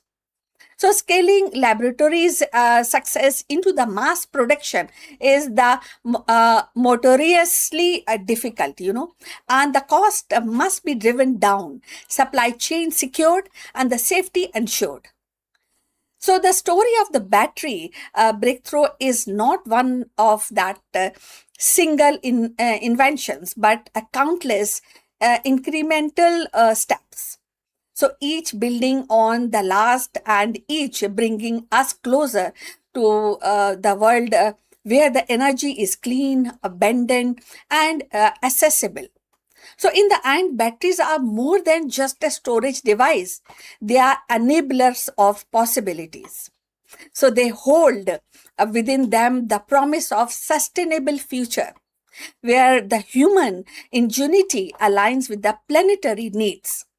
As researchers push the boundaries of chemistry and physics, They are not merely improving technology, they are rewriting the script of civilization's energy story. The hum of tomorrow, battery, and maybe quiet, but with their impact will be thunderous, and very, very profound. So we have come to the end of this video. Thanks for watching. Please like and subscribe our channel and see you in the next one.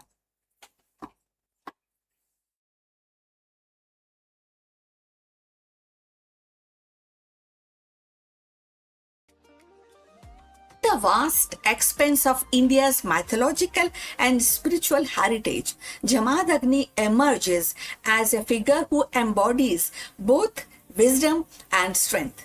A sage of Bhrigu lineage and one of the revered Saptarishi, he was not confined to meditation alone. His life was a rare fusion of scholarship and martial mastery. Jamadagni's household was a sanctuary of Vedic learning where the sacred hymns were preserved, transmitted, yet it was also a place where the science of weaponry, the art of warfare were refined into discipline of dharma, that is righteousness.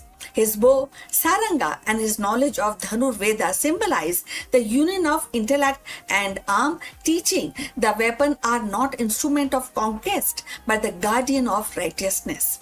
Jamadagni's life was not merely about personal achievement, it was about shaping the legacy that would endure through his son Parshuram, the warrior sage who carried forward his father's vision of dharma defended by strength.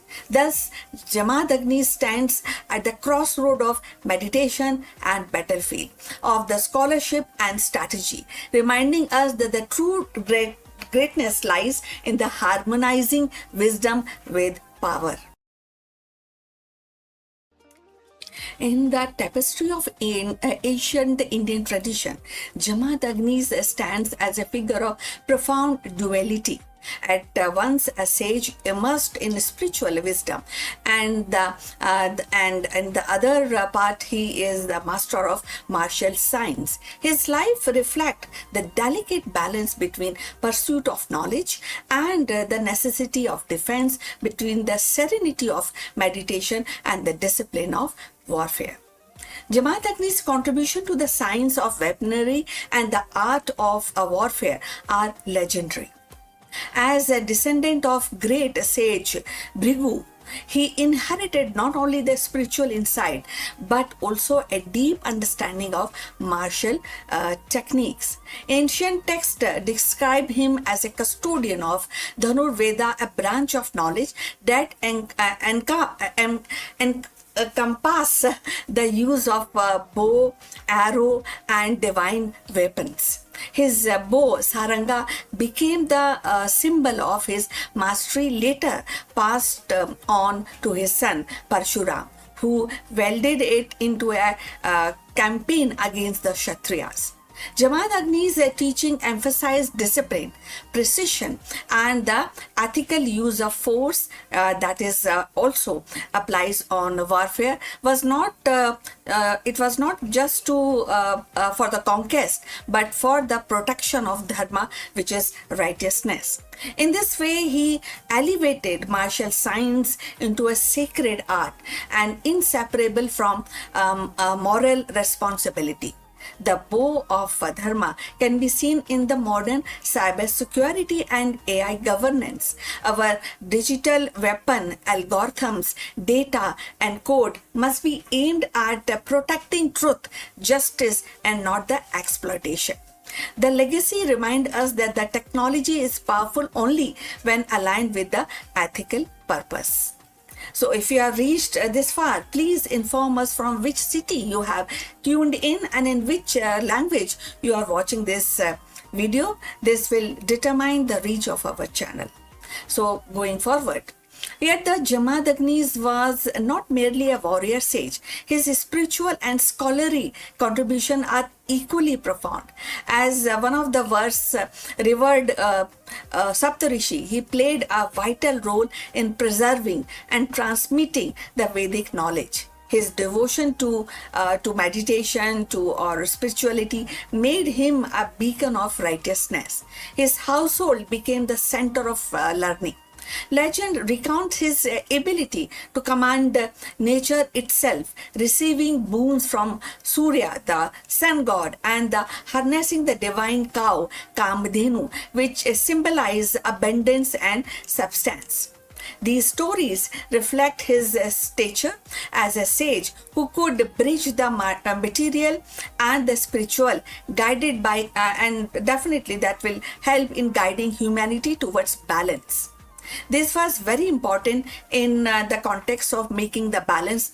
If we think deeper, deeper and find out in 2026, that is actually more relevant. This continuity reflects how knowledge passes from one generation to the next, and today's AI pioneering inherit both innovation and responsibility. The art of war in 2026 is not just about weapon, but about navigating global conflict in cyber space, in trade wars, and AI ethics. Jamaat Agni's story reminds us that every new generation must weld its tool with wisdom. The tragedy of Jamadagni's death, slain by the men of King Kartivirya Arjun for refusing to surrender Kamdhenu, underscores the eternal tension between the spiritual authority and the worldly power. His martyrdom ignited Parshuram's vow to rid the earth of oppressive rulers, ensuring that Jamadagni's legacy lived on not only in a scholarship but also in action. Through his son, his teaching on weaponry, dharma were carried forward, shaping one of the most dramatic cycles in Hindu mythology. So Jamaat Agni's life thus embodies a rare synthesis, the science of warfare tempered by spiritual wisdom. He demonstrated that true mastery of arms must be guided by restraint, ethics, and devotion to higher principle.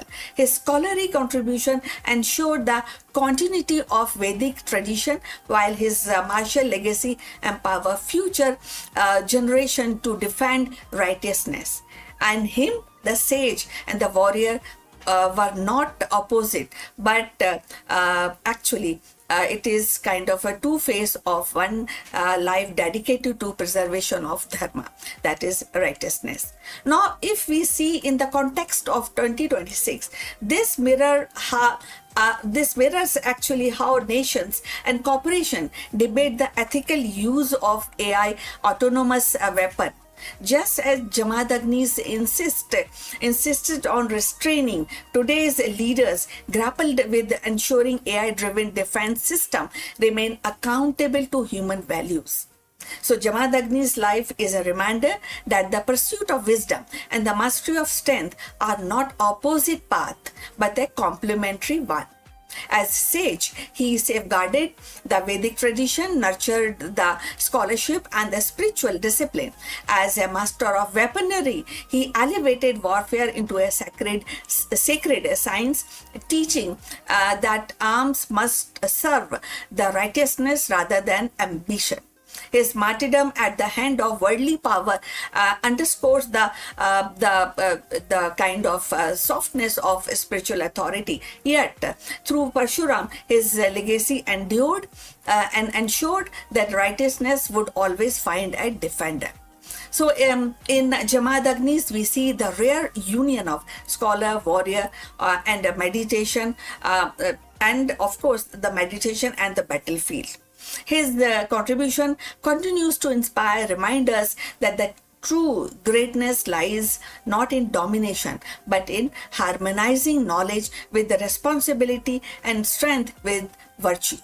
So Jamadagni's contribution lies in his rare synthesis, and also it also reminds us, his story continues to inspire us, remind us that wisdom, strength must walk hand in hand. So please send your comments and subscribe our channel for more insight into Indian mythology and spirituality. See you in the next one. But before we close this live stream, a few words about our affiliate partner. Stop settling for a good enough video. If your built-in laptop camera looks like a grainy mess, it is time for an upgrade. Want to instantly level up your video presence? I like to present the Lenovo Performance FHD webcam. This is a game changer for your desktop setup. Technically, this is packed. It has a very sensitive RGB sensor, very crisp photographs it takes. Also comes with 2 microphones on board, which helps you to record very clear voice in stereophonic format. And these microphones are very sensitive. You can actually move away from the camera up to 2 meters and these microphones will pick up your voice without any problem. This is a very strong piece. This is very sturdy. Comes with tripod ready. Comes with a very long leash, so it gives you a lot of flexibility to place the webcam wherever you want to keep in your studio. And also it has a swivel base, which is also very handy.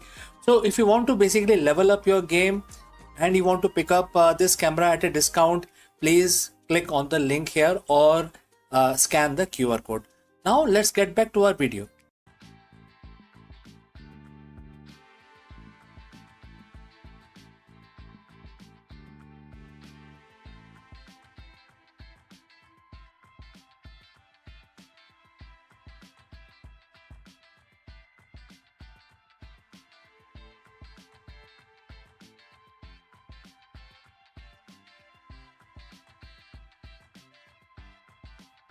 Hello friends, welcome. In this video, we decode one of the most profound verses of the Bhagavad Gita to reveal a blueprint for a modern leadership and business's longevity. While the most CEO fear the end of a market cycle or the disruption of their industry, the Gita teaches that dissolution is simply the precursor to a more powerful manifestation. Let us go and discuss this further. Every CEO, every founder, every leader share a common nightmare. That is the end. The end of a product relevance, the end of a market cycle, the end of an era. We spend billions on R&D and strategy just to stave away and stave off the inevitable moment when what we have built is no longer enough. We treat disruption like an enemy and therefore it has to be defeated. But what if the end wasn't a failure? What if it was a biological, even cosmic necessity? Today we are bridging the gap between the modern boardroom and the ancient Vedic philosophy. We are looking at chapter 9, verse 7 of the Bhagavad Gita, where Shri Krishna, Bhagwan Krishna, reveals a concept that can transform your lead, you can scale, and most importantly, how you can pivot. Welcome to the Eternal Pivot Leadership Lessons from the cycle of Kalpa. So friends, if you have reached this far, please inform us from which city you have tuned in and in which language you are watching this video. This will help us determine the reach of our channel. Alright, let's look at the verse. The text says, and in this context, Bhagwan Krishna says to Arjun, quote starts, every material being enter into me at the end of every cycle of Kalpa or a millennium. O Konte, I send them back again at the beginning of the next cycle. Quote close. To understand this, for business, we need to understand two terms, kalpa and dissolution. A kalpa is a massive cycle of time, a cosmic fiscal year or a grand scale. At the end of this cycle, everything, the stars, the planet, the souls, merges back into the source. Nothing is destroyed in the scene in a sense of vanishing into nothingness. It is simply pulled back into a state of potential. Potential energy, right? Then Bhagwan Krishna says, I send them back again. This is a first grade leadership lesson. Existence is cyclic, not linear. In business, we often try to force linear growth forever.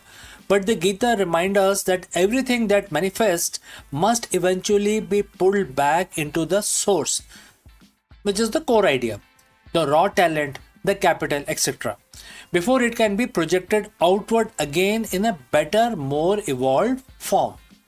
Why do legacy company fail? Because they try to fight the end of their kalpa.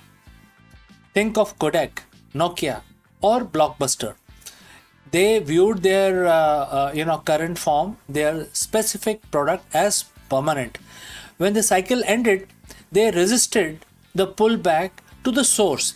They refused to dissolve their old identity, and as a result, they couldn't be sent back as something new. As a leader, your job is to identify when a cycle is closing. Is your current business model is being that has reached the end of the kalpa, or holding on to strategic simply because it worked in the last millennium? Very profound question, isn't it? I think all of you can try and answer in your business. Bhagwan Krishna's wisdom here is about strategic detachment. He doesn't mourn the end of kalpa. He facilitates it because he knows the next cycle is already planned. A Gita aligned CEO doesn't see a market crash as a catastrophe.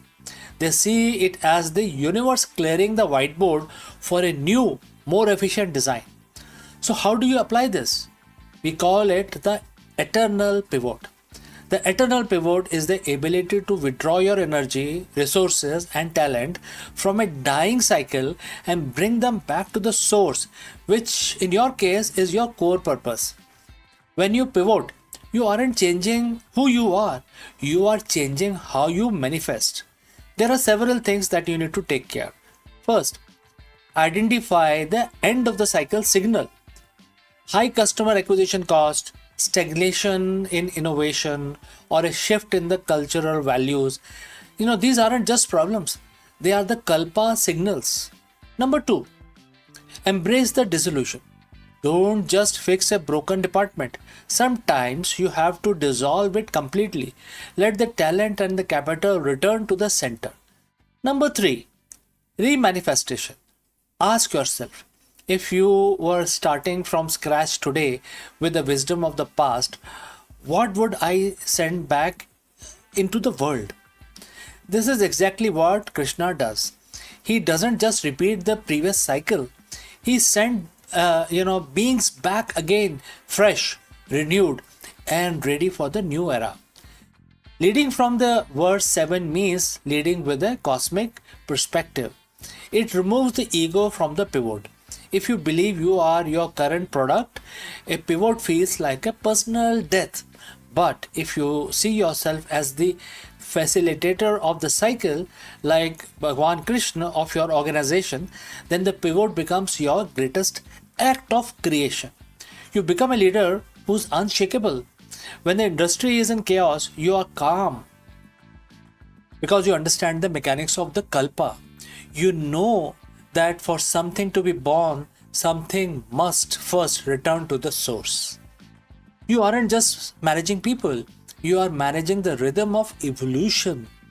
Next time when you face a major transition, a failed venture, or a shifting market, don't look at it as an ending of the your career, etc. Look at it through the lens of chapter 9 and verse 7. The cycle is closing so that the new one can begin. Your material being, your current project, is just returning to you so that you can send it back out, stronger, wiser, and more aligned with the future. Master this cycle, embrace the dissolution, and always be ready for the next kalpa. So friends, thanks for watching and thanks for listening. Now you go forth and lead the next cycle. If you have any questions, please feel free to send it across. Before I leave you today, a word about our affiliate partner. Stop settling for a good enough video. If your built-in laptop camera looks like a grainy mess, it is time for an upgrade. Want to instantly level up your video presence? I like to present the Lenovo Performance FHD webcam. This is a game changer for your desktop setup. Technically, this is packed. It has a very sensitive RGB sensor, very crisp photographs it takes. Also comes with two microphones on board, which helps you to record very clear voice in stereophonic format. And these microphones are very sensitive. You can actually move away from the camera up to 2 meters, and these microphones will pick up your voice without any problem. This is a very strong piece. This is very sturdy. Comes with tripod ready. Comes with a very long leash, so it gives you a lot of flexibility to place the webcam wherever you want to keep in your studio. And also it has a swivel base, which is also very handy. So if you want to basically level up your game and you want to pick up this camera at a discount, please click on the link here or scan the QR code. Now let's get back to our video.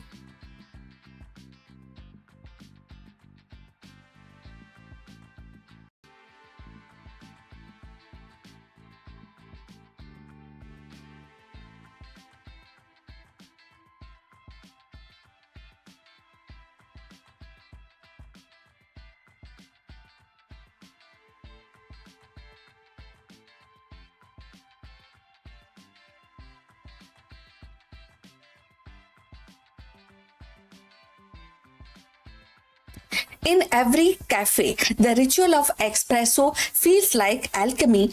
Steam hisses, aroma bloom, and the tiny cup promises intensity beyond its size. Yet, behind this daily magic lies a hidden order, a choreography dictated not by chance but by physics. Water under pressure doesn't simply sip through the coffee. It navigates labyrinth of particles, carving channels and balancing resistance, and of course unlocking flavors in a precise sequence.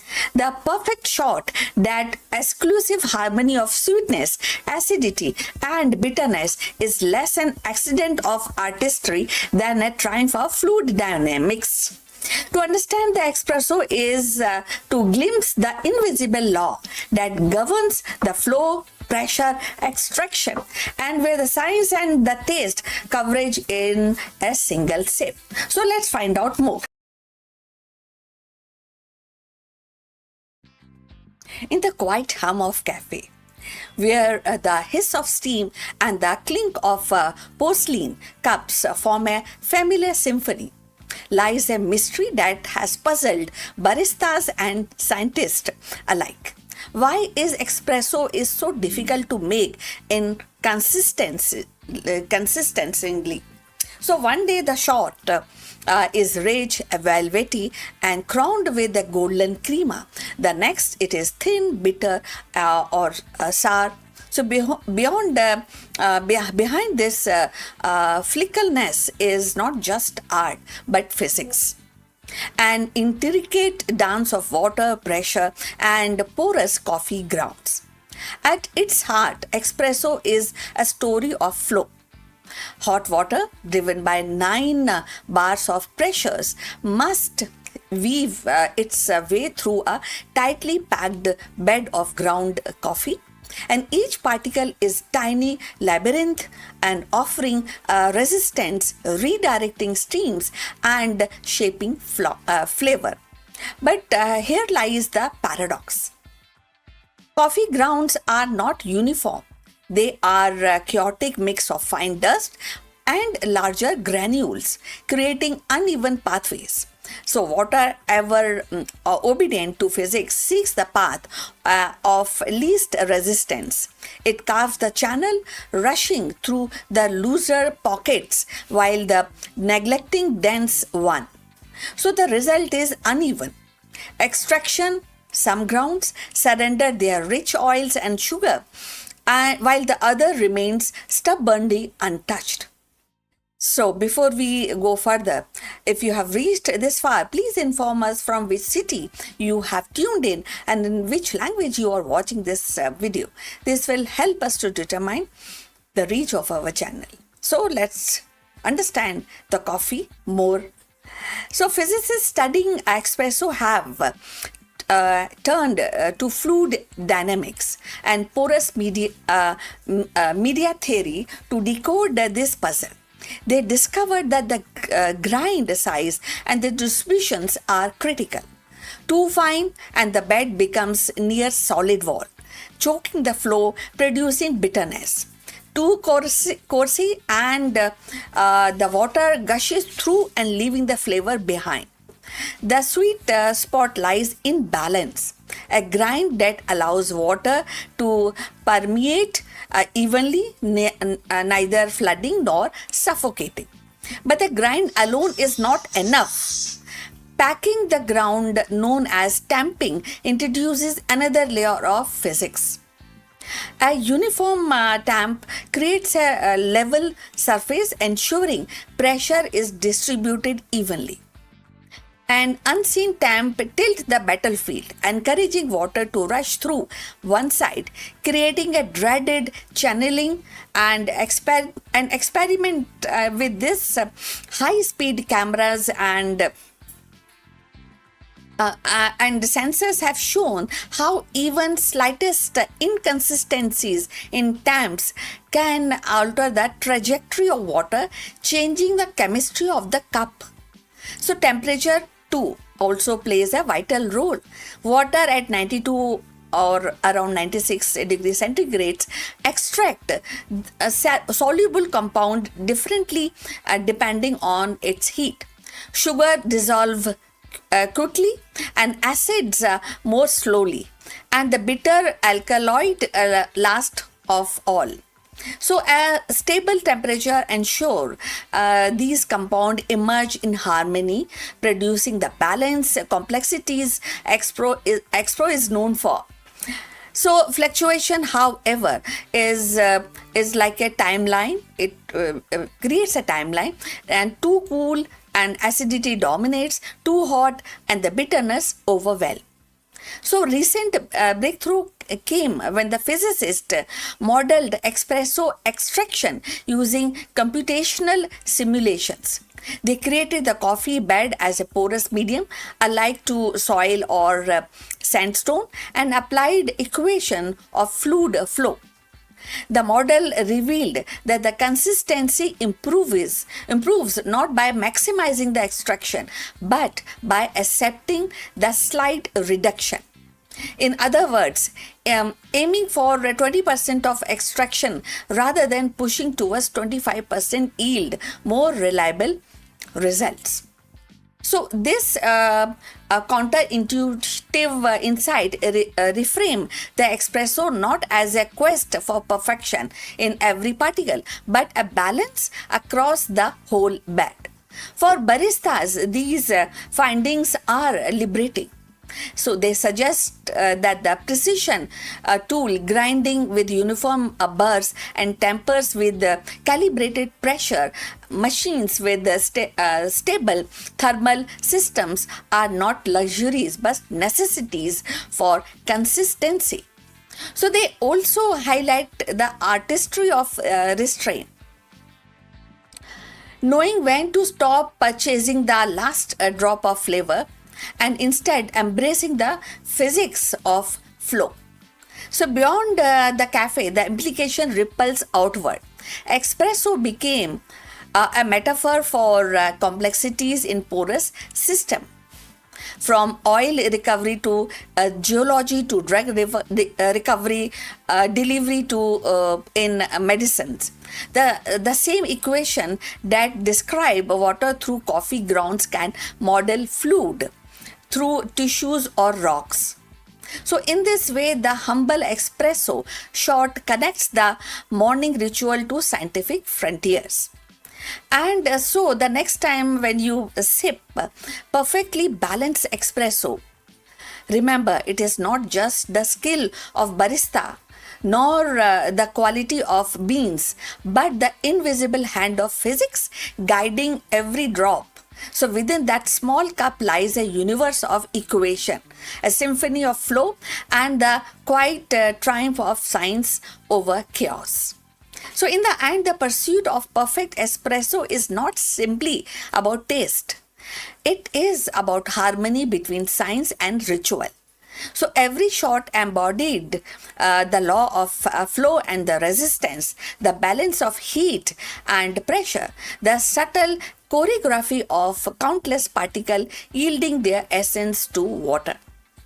So, what once seemed like a chance is revealed by physics in motion and a quiet order beneath the chaos. So each cup becomes more than a beverage. It is a distillated lesson in precision, patience, and the beauty of natural laws.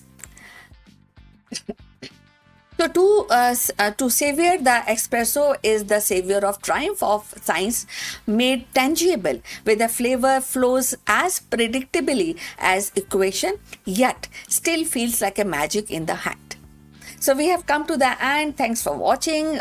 We look forward for your comments. Please like and subscribe our channel, and see you in the next one. But before we end, a few words from our affiliate partner.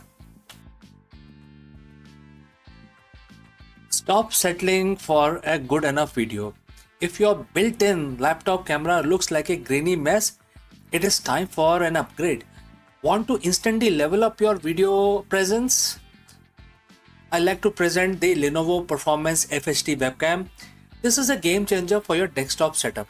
Technically, this is packed. It has a very sensitive RGB sensor, very crisp photographs it takes. Also comes with two microphones on board, which helps you to record very clear voice in stereophonic format. And these microphones are very sensitive. You can actually move away from the camera up to 2 meters, and these microphones will pick up your voice without any problem. This is a very strong piece. This is very sturdy. Comes with tripod ready. Comes with a very long leash, so it gives you a lot of flexibility to place the webcam wherever you want to keep in your studio. And also it has a swivel base, which is also very handy. So if you want to basically level up your game and you want to pick up this camera at a discount, please click on the link here or scan the QR code. Now let's get back to our video.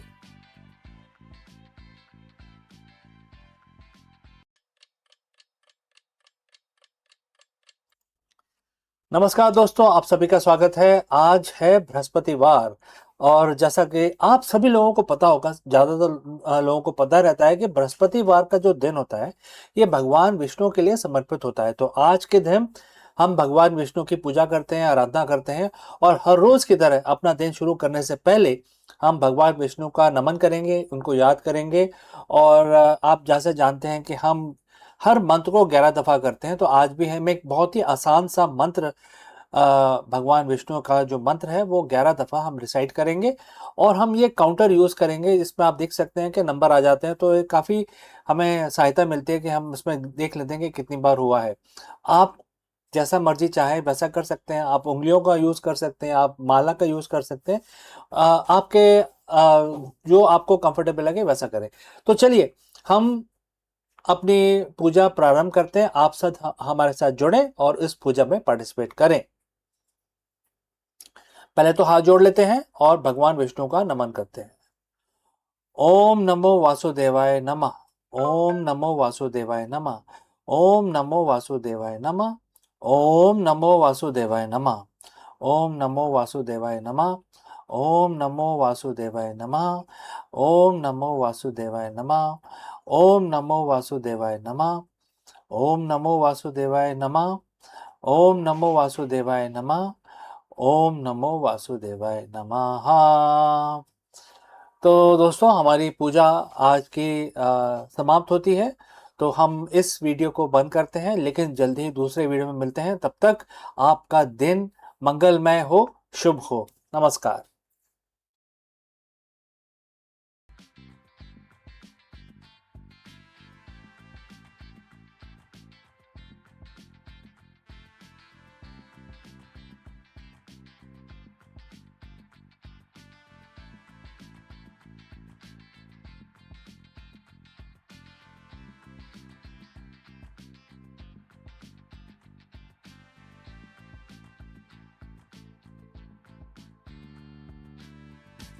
Did you know that Earth is actively sailing through debris of an ancient stellar explosion?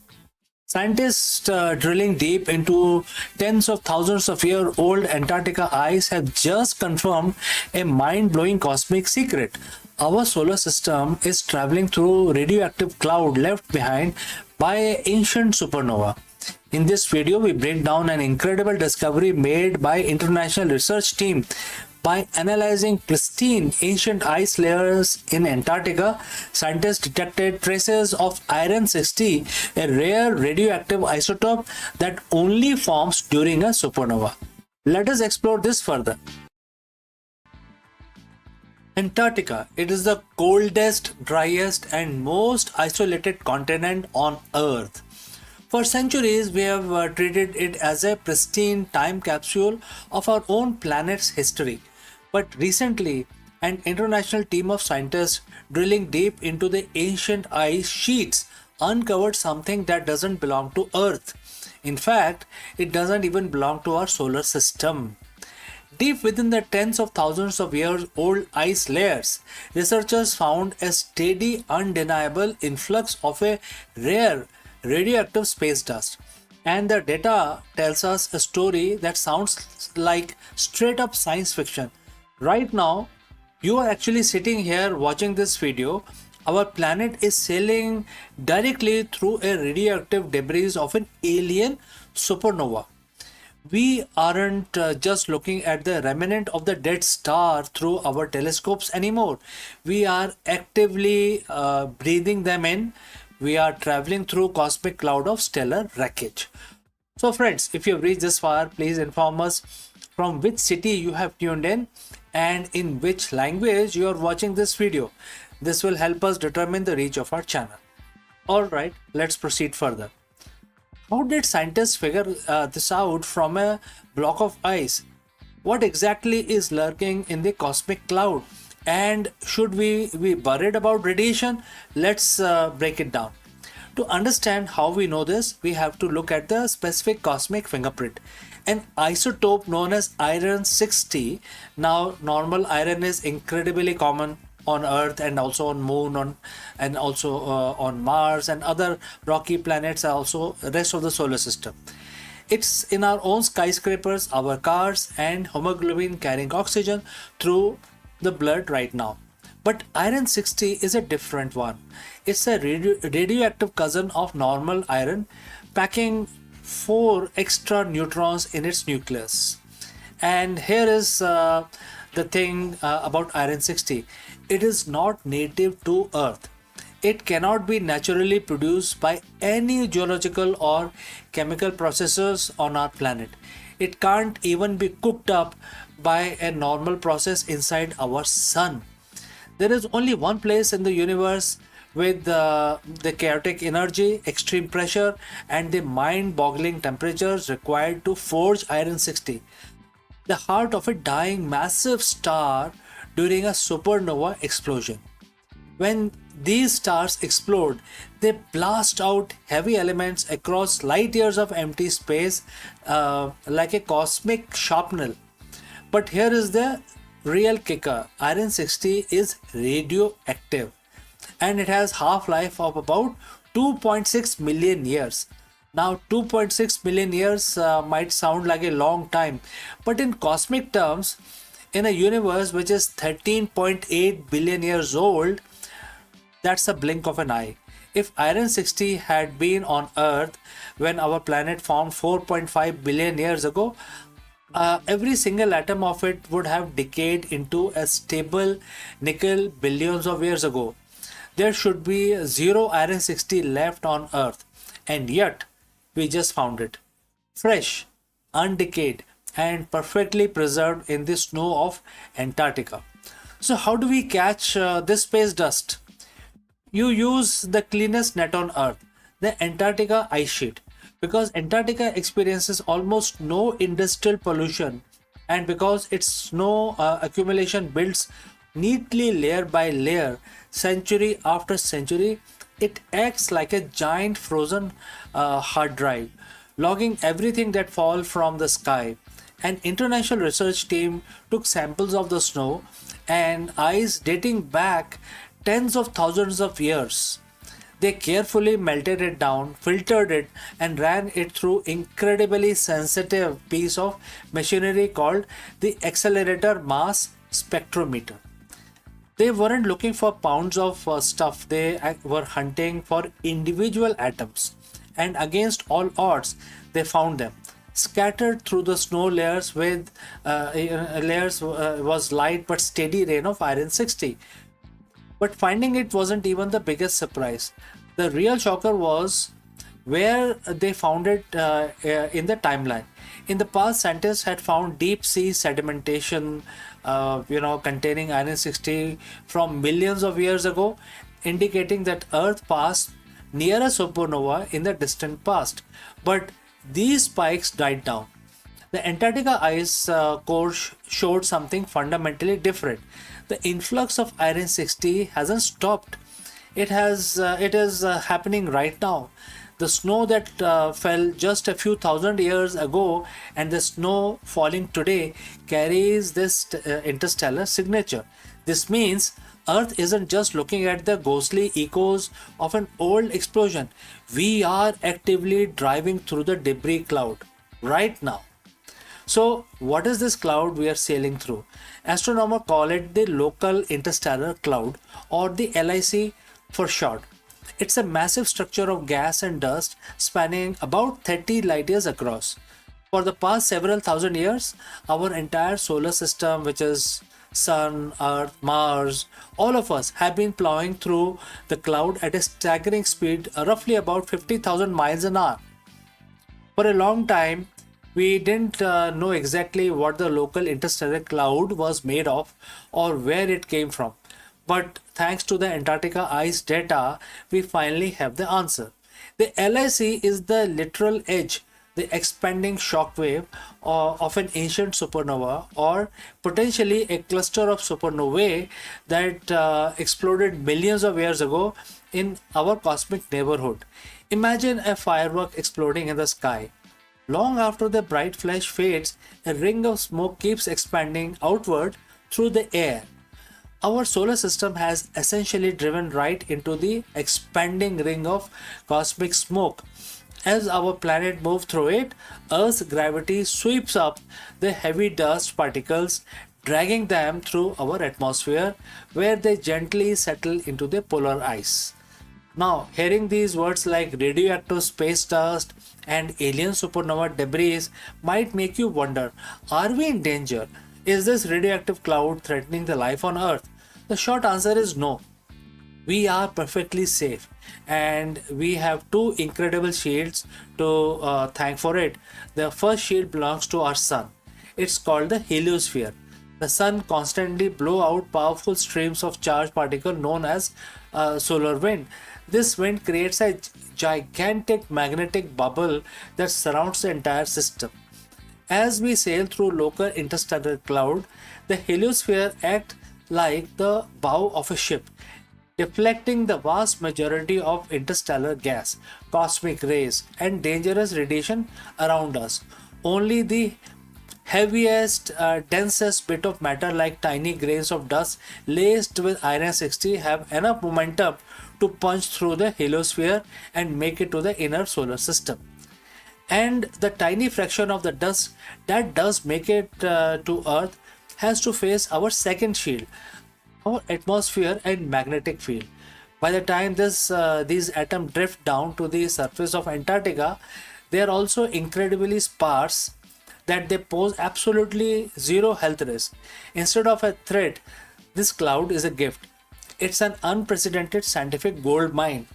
It allows us to study the chemistry of a dying star without ever leaving our planet. This discovery completely changes how we think about our place in the universe.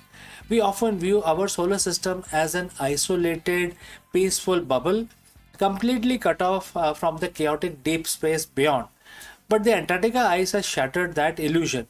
It proves Earth is deeply, intimately connected to the wider galaxy. We are dynamic travelers in changing cosmic landscape. Astronomers estimate that our solar system will finish its voyage through the local interstellar cloud in the next 10 to 20,000 years. As we exit, we will sail into a new region of interstellar space, and the layers of Antarctica snow will record that transition too. It's a beautiful reminder that we are all quite literally made of stardust, and right now we are sailing through the very force that created us. And therefore, friends, if you found this discovery as mind blowing as I did, make sure to smash that like button. It really helps the channel out.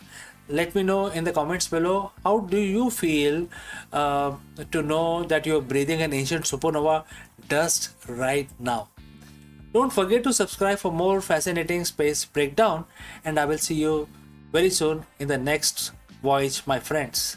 Before I go, a word about our affiliate partner. Stop settling for a good enough video. If your built-in laptop camera looks like a grainy mess, it is time for an upgrade. Want to instantly level up your video presence? I like to present the Lenovo Performance FHD webcam. This is a game changer for your desktop setup. Technically, this is packed. It has a very sensitive RGB sensor, very crisp photographs it takes. Also comes with two microphones on board, which helps you to record very clear voice in stereophonic format. And these microphones are very sensitive. You can actually move away from the camera up to 2 meters, and these microphones will pick up your voice without any problem. This is a very strong piece. This is very sturdy. Comes with tripod ready. Comes with a very long leash, so it gives you a lot of flexibility to place the webcam wherever you want to keep in your studio. And also it has a swivel base, which is also very handy. So if you want to basically level up your game and you want to pick up this camera at a discount, please click on the link here or scan the QR code. Now let's get back to our video.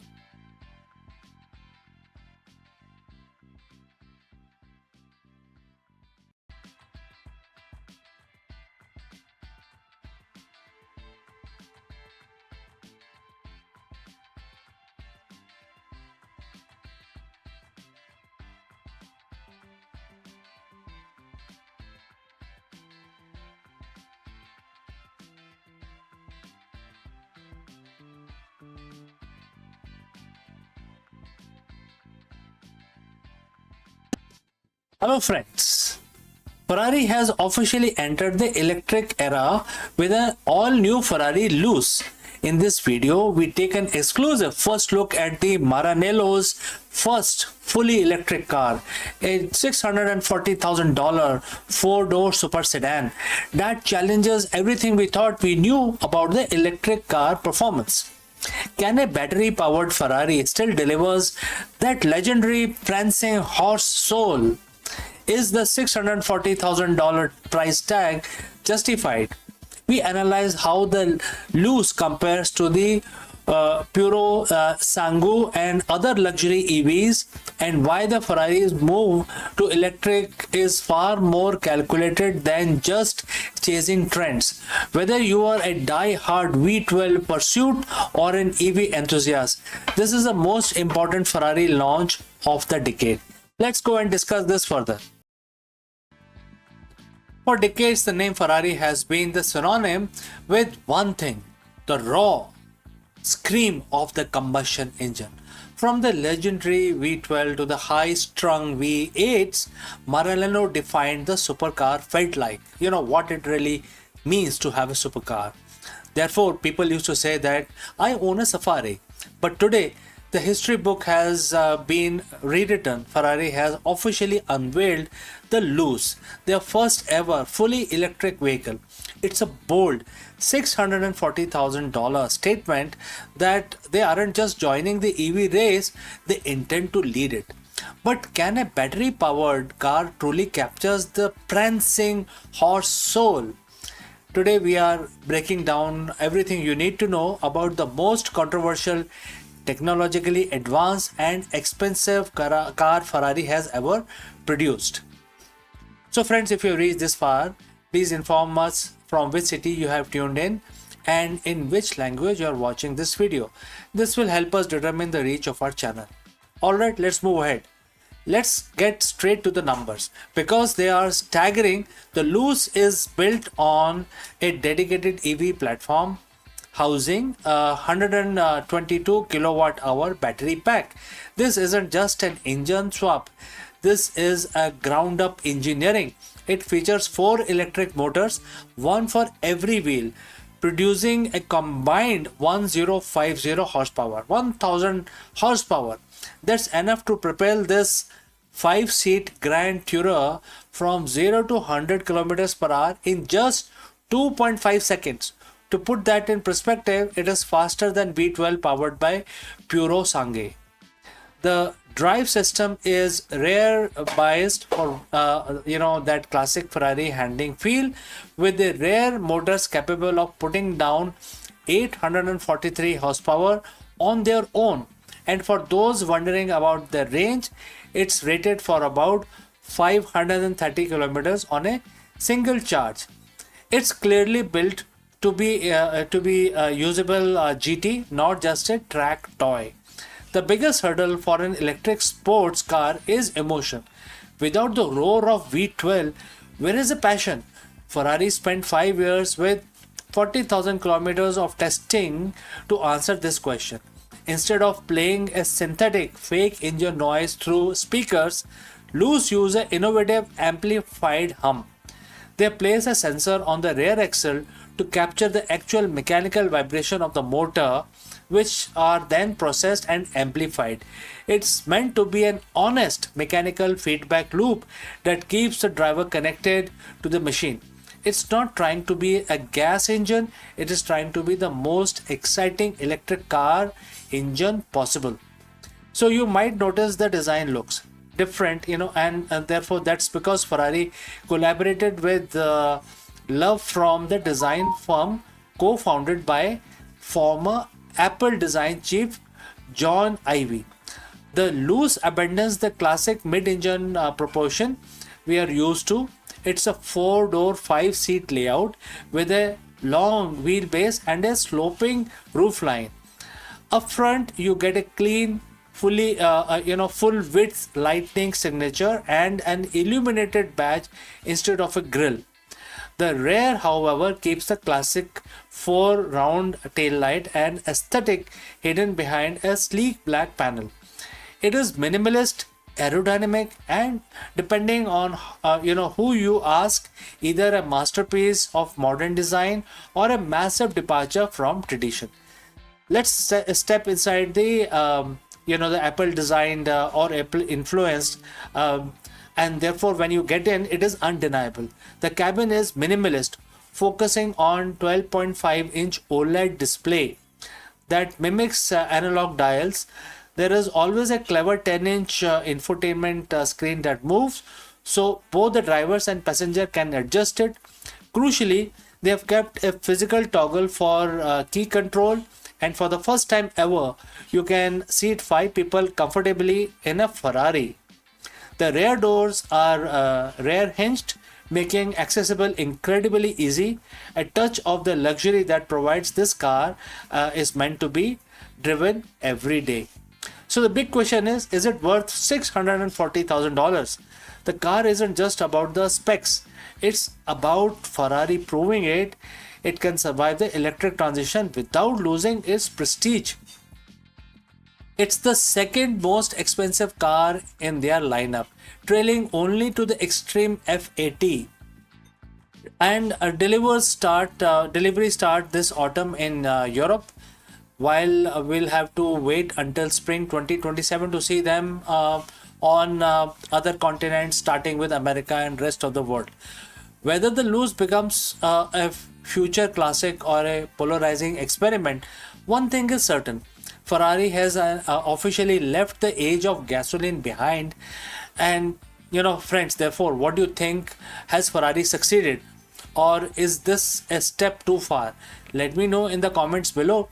Don't forget to like and subscribe for more deep dives into the changing world of supercars. And friends, I will see you again very soon in the next one. Before I go, I will have to say a few words about our affiliate partner. Stop settling for a good enough video. If your built-in laptop camera looks like a grainy mess, it is time for an upgrade. Want to instantly level up your video presence? I like to present the Lenovo Performance FHD webcam. This is a game changer for your desktop setup. Technically, this is packed. It has a very sensitive RGB sensor, very crisp photographs it takes. Also comes with two microphones on board, which helps you to record very clear voice in stereophonic format. And these microphones are very sensitive. You can actually move away from the camera up to 2 meters and these microphones will pick up your voice without any problem. This is a very strong piece. This is very sturdy.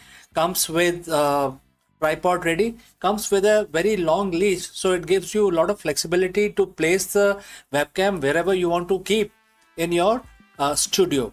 And also it has a swivel base, which is also very handy. So if you want to basically level up your game and you want to pick up this camera at a discount, please click on the link here or scan the QR code. Now let's get back to our video.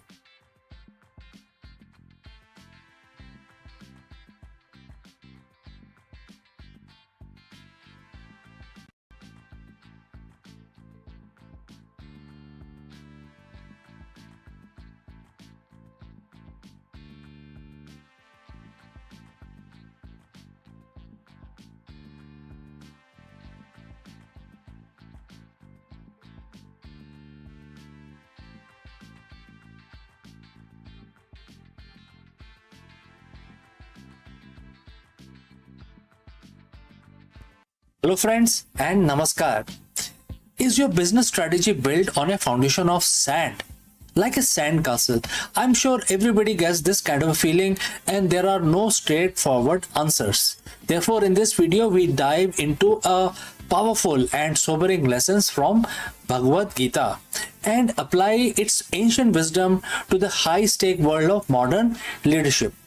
Many CEOs and entrepreneurs fall into the trap of hollow hustle, achieving massive metrics, scaling operations, and they acquire vast knowledge only to find that their efforts feel empty or ultimately fail. Let's go forward and discuss this further. We've all seen it. The CEOs who have everything, the corner office, the soaring stock price, a strategy that looks flawless on a PowerPoint deck. They are brilliant, driven, and possess a wealth of technical knowledge, technical know-how. But then it happens. Despite the perfect plans, the culture rot from within. The strategy lead to a moral or financial dead end. The growth wasn't sustainable because it wasn't grounded in anything real. In the corporate world, we call this a strategic failure. But 7,000 years ago, the Bhagavad Gita called it something else. It called it a spell. Today we are looking at chapter 9, verse 12 of Gita. This isn't just a religious text. It's a psychological mirror for every leader who has ever wondered why their hard work felt like total waste. So friends, if you have reached this far, please inform us from which city you have tuned in and in which language you are watching this video. This will help us determine the reach of our channel. Alright, let's proceed further. Let's look at the verse and the quote starts. They came under the spell of the material energy, embracing demonic and atheistic belief. Alas, all their hopes for liberation, their fruitive actions, and their knowledge are a total waste. Quote close. To a modern CEO, words like demonic or spell might sound out of place, but let's translate them into business language and let's give it a business context. The spell is what we call a confirmation bias or a corporate myopia. It is when you are mesmerized by a short-term metrics and material energy, which is the profit. the clout and the vanity metrics that you lose, and therefore you lose sight of reality. Demonic and atheistic beliefs in a business context isn't about theology. It's the belief that you are the sole creator of your success, that ethics are hurdle to be cleared, and that people are just resources to be used.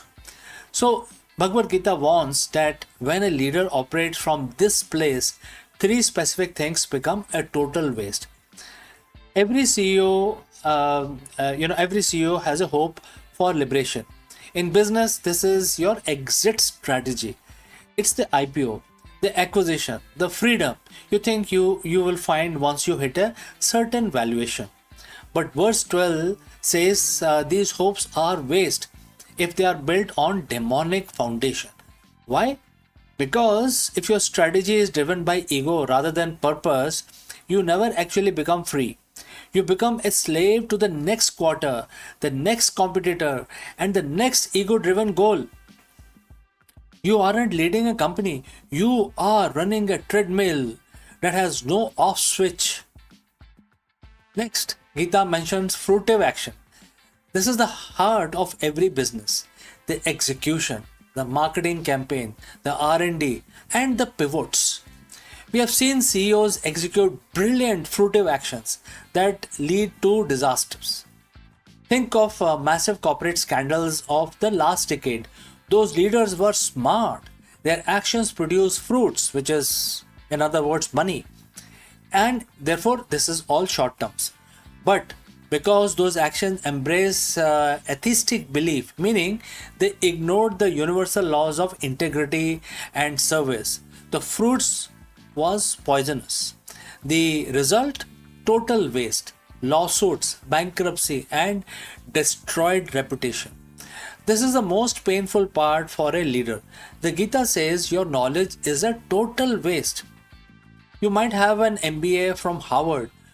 You might know every trend in the AI and fintech, but if that knowledge is used merely to serve the material spell, to manipulate market or exploit people, it becomes completely useless. True knowledge, according to Gita, should lead to, sort of realized wisdom. Without a moral compass, your data and your insights are just tools for your own downfall. So, how does a CEO avoid the dead end? The solution isn't stop being ambitious. It's to change the source of your ambition. Break the spell. There are a few things, starting with breaking the spell.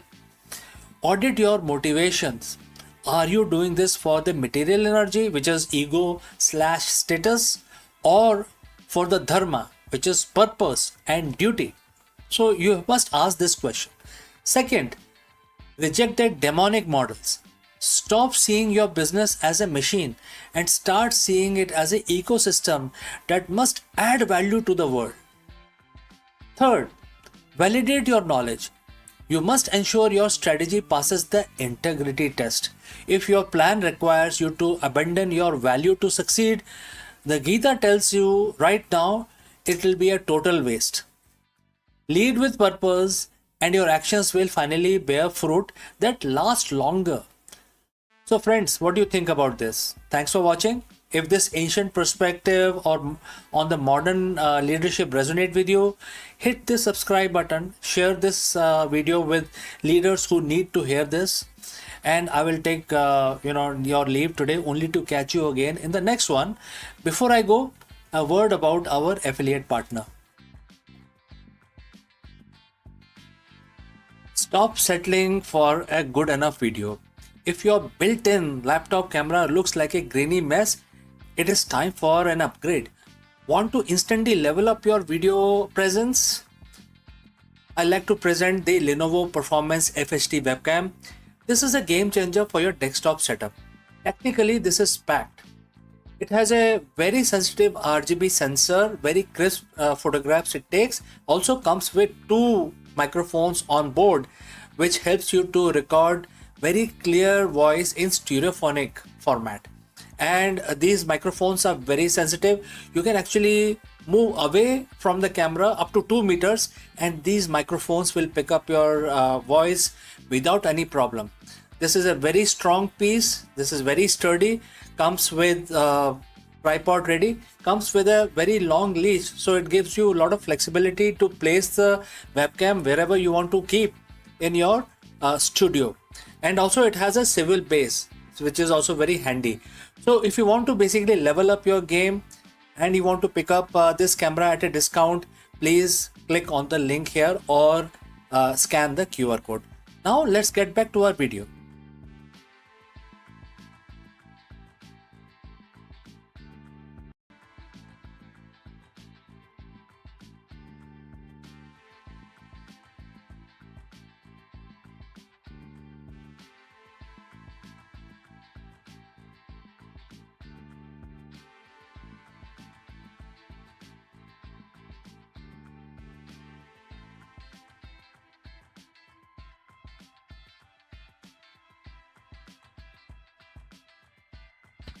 Hello friends and namaskar.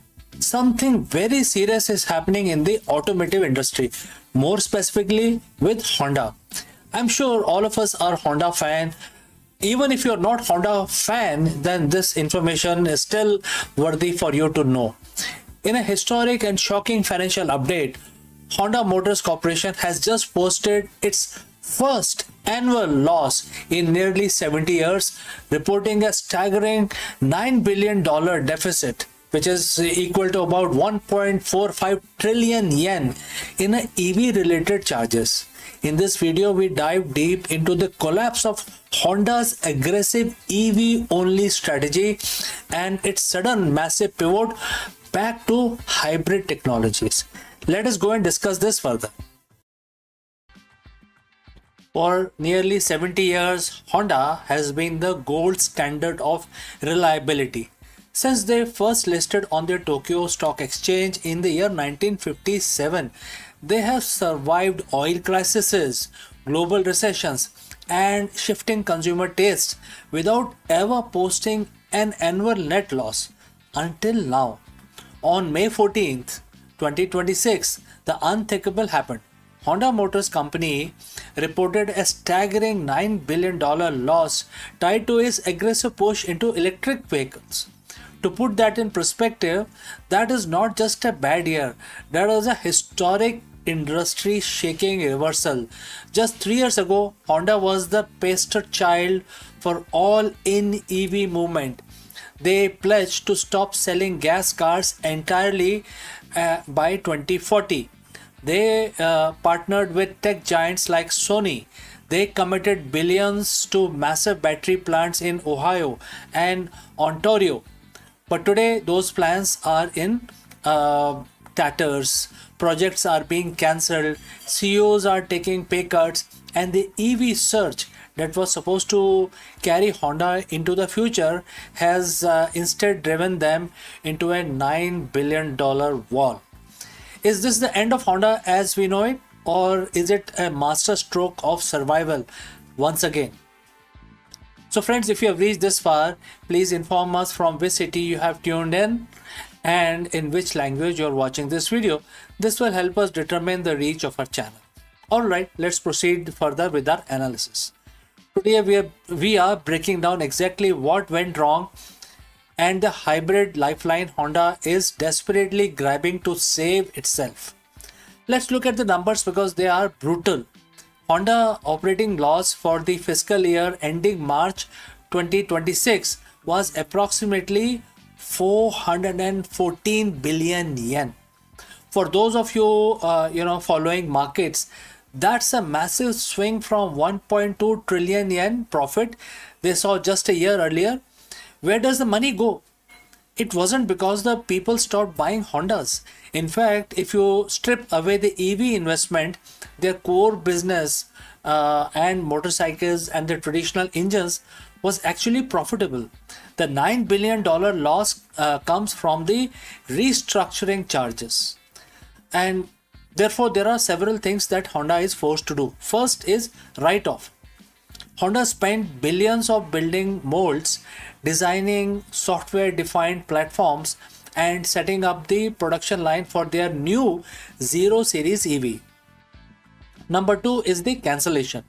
When they realized that the demand wasn't there, they had to walk away. They cancelled Honda Zero SUV and the Acura RSX EV. Third is the supply chain.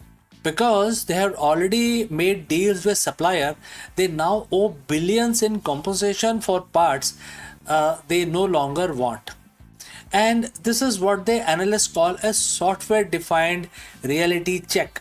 Honda tried to build a smartphone on wheels to compete with Tesla's and Chinese brand like BYD, but they found they couldn't do it profitably. You might be asking why now? Why not 2 years ago?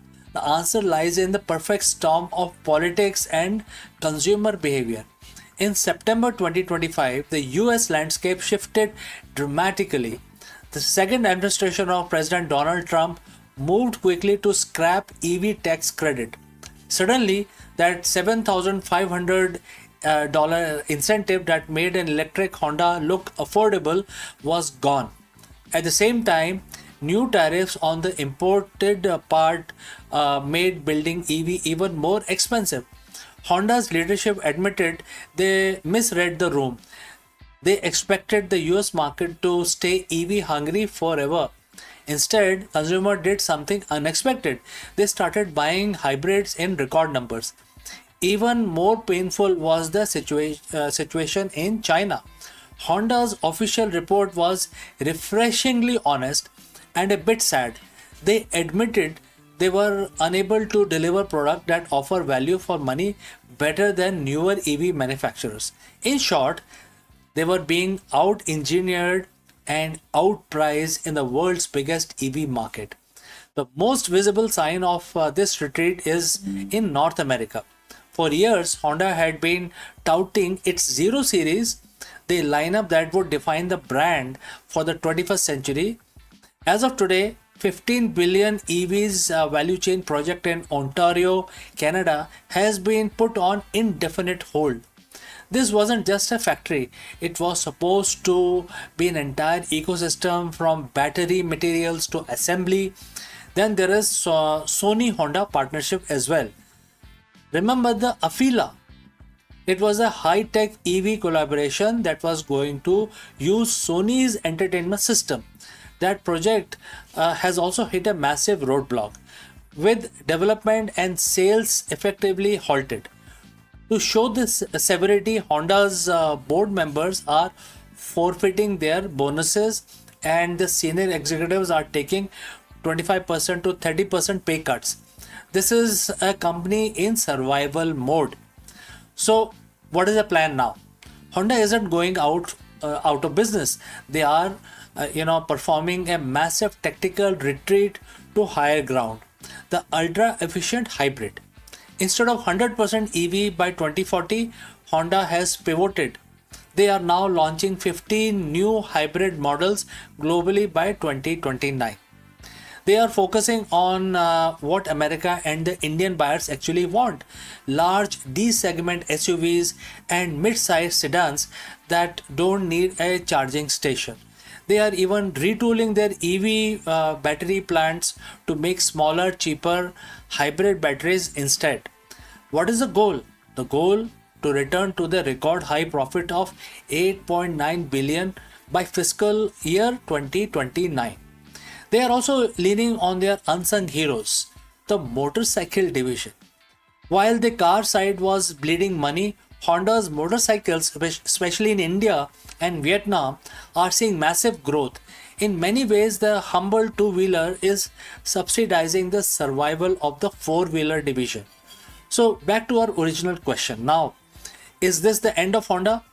Well, if you mean the end of Honda as an EV only visionary, then definitely yes. That dream is over for now. They have scrapped the targets, cancelled their projects, and paid 9 billion, tuition fee to learn a hard lesson about the market reality. But as a car company, they might be their most important moment since 1957.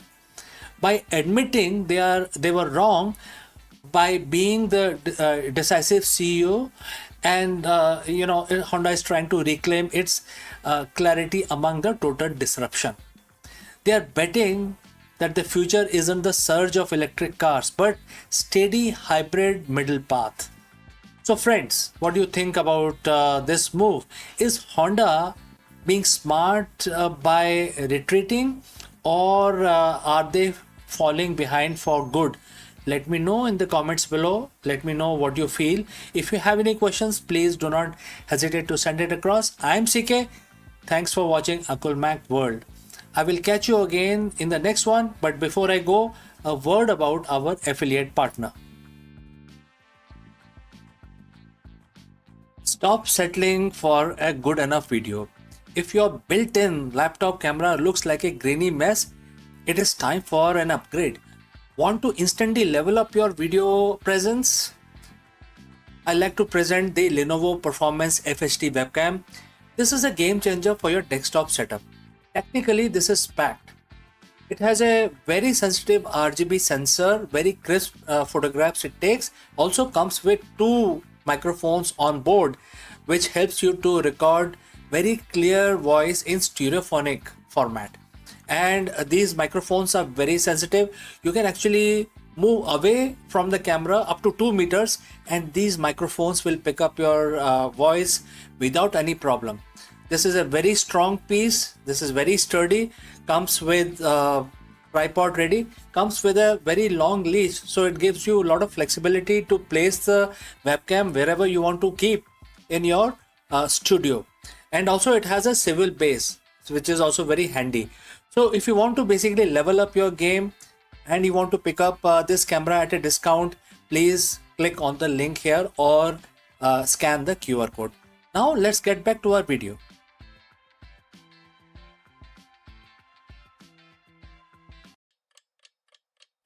Kashmir की धरती ने अनेक महान शासकों को जन्म दिया, परंतु उसमें से एक नाम विशेष रूप से इतिहास में चमकता है। कश्मीर की वादियों में जब सत्ता डगमगाने लगी, तब एक महिला ने अपने साहस और बुद्धिमत्ता से इतिहास की दिशा बदल दी। वह थी रानी दिद्दा, विकलांगता के बावजूद अदम्य इच्छा शक्ति वाली शासक, जिन्हें कश्मीर की आयरन वुमन के नाम से भी जाना जाता है। उनका जीवन की जो कहानी है हमें बताती है कि शक्ति केवल शरीर में नहीं होती, बल्कि मन संकल्प में होती है। दिद्या का शासन का लगभग 22 वर्षों तक चला और उनका जीवन साहस, राजनीति की गहरी समझ और अदम्य इच्छा शक्ति का प्रतीक है। दिद्या का जन्म 1924 ईस्वी में हुआ था। बचपन से ही शारीरिक रूप से कमजोर थी। उनकी एक टांग विकलांग थी, लेकिन इस कमजोरी को उन्होंने कभी अपनी शक्ति पर हावी नहीं होने दिया। उनका मनोबल इतना दृढ़ था कि उन्होंने अपने जीवन को एक चुनौतीपूर्ण किंतु प्रेरणादायक यात्रा बना दिया। वह लोहारा वंश की राजकुमारी थी और कश्मीर के राजा क्षेम गुप्त से उनका विवाह हुआ था। विवाह के बाद वे कश्मीर की रानी बनी। क्षेम गुप्त की मृत्यु के बाद दिद्दा ने शासन की बागडोर अपने हाथों में ली। प्रारंभिक रूप में उन्होंने अपने पुत्र अभिमन्यु के साथ शासन किया। 1975 ईस्वी में पुत्र अभिमन्यु की मृत्यु हो गई और दिद्दा ने अपने पोते नरेंद्र गुप्त, त्रिभुवन गुप्त और भीम गुप्त को क्रमशः गद्दी पे बिठाया, परंतु वास्तविक सत्ता उनके हाथ में ही थी। एंड जल्द ही उन्होंने राजनीतिक क्षमता और कठोर निर्णय से इस पूरे क्षेत्र को एक वास्तविक सत्ता का केंद्र बना दिया। दिद्दा का शासन काल लगभग 22 वर्ष तक चला। इस दौरान उन्होंने अनेक षड्यंत्रों विरोधों का सामना किया।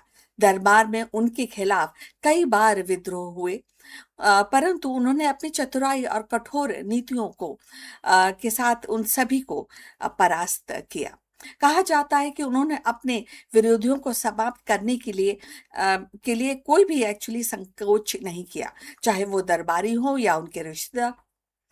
और अगर उनके प्रशासनिक सुधार की बात की जाए तो वो भी काफी बड़े उन्होंने उस समय किए थे, जैसे कि कर व्यवस्था को सुदृढ़ किया और सेना को संगठित किया, सीमाओं की सुरक्षा सुनिश्चित की। और उन्होंने सबसे बड़ी अगर उपलब्धि मानी जाए तो उन्होंने कश्मीर को राजनीतिक अस्थिरता से बाहर निकाला और राज्य को एक मजबूत प्रशासनिक ढांचे में ढाला। उन्होंने ये व्यवस्था को सुदृढ़ किया और कश्मीर की जो सीमाएं हैं उसको भी सुरक्षित किया। दिदा का शासन काल अगर कई इतिहासकार बोलते हैं कठोर था, परंतु प्रभावी भी था। उन्होंने ये साबित किया कि एक महिला चाहे शारीरिक रूप से कमजोर ही क्यों ना हो, दृढ़ इच्छा शक्ति बुद्धिमत्ता से पूरे राज्य को संभाल सकती है। उनके शासन के बाद कश्मीर में लोहारा वंश की नींव और भी मजबूत हो गई। और यदि आप यहाँ तक पहुंचे हैं तो कृपा करके बताइए कि आप किस शहर से जुड़े हैं और किस भाषा में इस वीडियो को देख रहे हैं। इससे हमारे चैनल की पहुंच को समझने में हमें मदद मिलेगी। चलिए आगे बढ़ते हैं और इस चर्चा को आगे और बढ़ाते हैं। इतिहासकार जो हैं वो मानते हैं, कई इतिहासकार मानते हैं कि दिद्दा काफी निर्दयी शासक थी। तो कभी वो ये भी बताते हैं कि वो दूरदर्शी नेता भी थी। लेकिन इसमें कोई संदेह नहीं कि दिद्दा ने कश्मीर के इतिहास में अपनी अमिट छाप छोड़ी। उनकी कहानी हमें सिखाती है कि परिस्थितियां चाहे कितनी भी कठोर क्यों ना हो, साहस दृढ़ता से उन्हें बदला जा सकता है। रानी दिद्दा का जीवन हमें यह भी सिखाता है कि शक्ति शारीरिक सामर्थ्य में नहीं बल्कि दृढ़ संकल्प दूरदर्शिता में निहित होती है। विकलांगता के बावजूद उन्होंने कश्मीर की सत्ता संभाली, षड्यंत्रों को परास्त किया और राज्य की स्थिरता बनाए रखी। उनके शासन काल ने यह प्रमाणित किया कि महिला भी कठोर निर्णय लेकर इतिहास की धारा बदल सकती है। अगर देखा जाए तो दिद्दा की कहानी साहस और नेतृत्व की है, जिसने अमित छाप कश्मीर के इतिहास पर छोड़ी है। कभी कई लोग उनको निर्दयी कहते हैं, कई दूरदर्शी कहते हैं, लेकिन उनकी गाथा हमें ये प्रेरणा देती है कि कठिन परिस्थितियों में भी यदि मनोबल अडिग रहे तो असंभव को भी संभव किया जा सकता है। तो अब हम अपनी चर्चा के अंत तक पहुंच चुके हैं। कृपा करके हमारे चैनल को लाइक और सब्सक्राइब कीजिए और विषय पर अगर आपकी कोई टिप्पणी हो तो उसको भी हमारे साथ साझा कीजिए। अब हम ये समाप्त करते हैं आज की मुलाकात।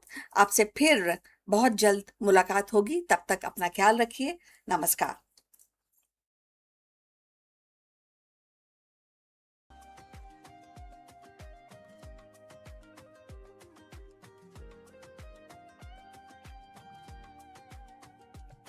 The biggest question today that we have to tackle is, why does everything exist at all? For decades, the physicists have been haunted by the antimatter mystery. The fact that the Big Bang should have produced equal amount of matter and antimatter, leading to total annihilation and an empty universe. But a groundbreaking theory suggests that answer lies in the exploding black holes.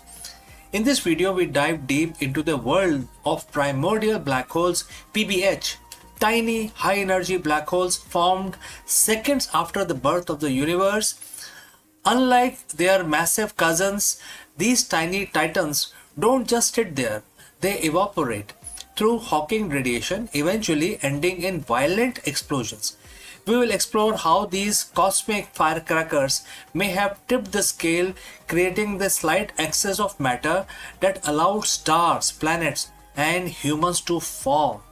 Let us explore this further. Friends, what happens is that everything eventually fall into black hole. If you go very close to the black hole, you will see that the black hole will actually pull you in and then devour you, speedify you, and you know, really bad thing happens to you. Your energy is sucked out and becomes part of the black hole. And so scientists used to wonder, what will happen to black hole. Are they eternal? And it turns out that the Stephen Hawking said no, they are not, because they are also radiating. And that radiation, very very minute radiation, very faint, is now what we call the Hawking radiation. So well, this video is not about Hawking radiation, but the important part is that even black hole, which are the biggest sucker of the universe, also radiate. And therefore, if they are radiating, that means their mass is going to reduce eventually, and then they will have to completely evaporate. However, black holes don't go out simply evaporate. When they come to the minimum size that they can have, there is a internal pressure, or the pressure of the vacuum, because of which, after crossing that threshold, I mean, they have the event horizon, but they also have a minimum size horizon. Once they cross that, they simply explode. They cannot, the inward pressure cannot hold, and it evaporates or explode instantaneously, and the energy is released back into the universe. And that is what may have caused the extra matter that we see, the energy released after exploding of the initial black holes. So now scientists have debated, and they have agreed upon that when the universe formed, there were trillions, gazillions of the primordial black holes formed. These are microscopic black holes, and they are very small as a proton, but they have a mass equal to a moon. So they have still very strong power. They can pull things towards them. They can devour everything, but they are quite small, very difficult to detect. And since they are small, that means their time came before we, our solar system took birth. When we started coming to the world, the primordial, I mean, that's the assumption again, the primordial black holes would have been long gone. So now going back to the mystery. The mystery is, when the universe formed, there should be equal amount of matter and antimatter. Matter is, what we are made of, and antimatter is equally an opposite, matter.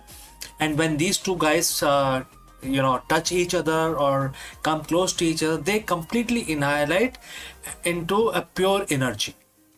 So now we know that there was equal amount of matter and antimatter was formed in the initial first day of the universe, and then after some time, the matter antimatter came close again and annihilated, and therefore there was a second bang.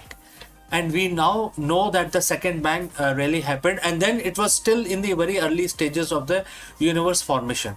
However, if we take the if we consider the PBH, which is the primordial black hole, very very tiny small black holes, if they were also formed before the annihilation happened, that means that portion of the matter was not part of the second bang, right?